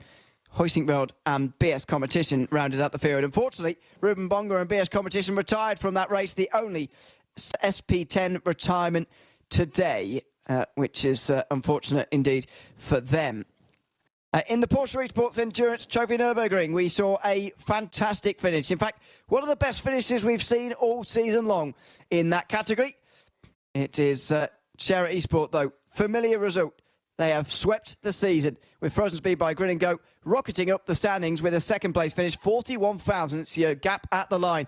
Apex Racing Team finish on the podium, and as a result will gain just 2 points over Scherer, and they won't get ahead of them as a result either. That should mean it's still 1 and 2 for Sherry Esports because Coanda Esports dropped to 5th at the end. Alone Fritzen Racing put on a bold strategy to not take tyres at their final stop. They finished 6th ahead of Door Esports, with SRS Team Sorgren Sport finishing in 8th place. Despite that, it wasn't enough for a championship. The Avia WNS e-Motorsport car finishing in 9th place. On Countback will win ahead of Halder Motorsport, who I believe also had their best result of the season today in 10th. Austrian Sim Racers finished 11th. They were rocketing through with those new tyres at the end, but just ran out of laps. PB Performance by Grid and Go dropped down with a late penalty, I'm going to presume, because they were battling for 8th earlier. Then Photosec by WMS finishing 1 lap down. Allsport and Team Nitro Falcon both finishing laps down. It's a great race between those guys, that's absolutely no doubt. 1.4 seconds the gap at the end between Williams and Marlow Racing Team as well. These are the provisional race results at the end of the day. Apex Racing Team finishing on the podium with them, with the Hopt Racing Team 4th. Line GP just overtaken by them pretty late on, but those two getting their first top 5 of the season. Another great result for number 22. M&J Downforce will finish the season 5th. In a bit of a surprise, I suppose, but a fantastic surprise as well. Team Nitro Falcon finishing in 8th place ahead of Holder Motorsport. Nitro Falcon were 7th, Holder Motorsport were 8th, just missing out on the on the points. Aussie Car Shop Esports and Nürburgring Esports in the top 10. They were pretty close, and Fog and Sim Racing couldn't quite get them as they had to rocket through the field towards the end. Liberty Esport finishing just outside the top 10 with BS Competition. Disappointing way to crown their championship season, really, and it's going to make this on the results sheet look very, very close. In fact, probably closer than it really was, with 4 teams, we believe, separated by less than 10 points at the end of the season. But they will be champions. Pole Promotion Esports, Mulder Motorsport, Emma-J Downforce round off the top 16. 17th place went to Nürburgring Esports, ahead of Similia Esports in 18th, and Impulse Racing, who had to recover from that early problem and finished a lap down in 19th. What a great season it's been at Similia, a great end to the season as well. No better way to do it than with a last lap battle. And to be fair, just over 1 second between first and second in SP9 as well. In fact, the average between first and second at that final race will be well down below 10 seconds or so at the end. That's how close it was towards the end of this season. And that's the beauty of it. Yes, it must have ended in a slightly anticlimactic note, but the competition has been intense. The racing has been phenomenal. It's all been so clean. The drivers have been so respectable to each other. This is the kind of stuff we expect and love from the DNLS. That's what we know the series for. And yet another season has delivered. It absolutely has. Before we leave you, let's remind you, of course, that later on this month, the real-life Nürburgring Langstrecken Series will be getting underway, because it is the month of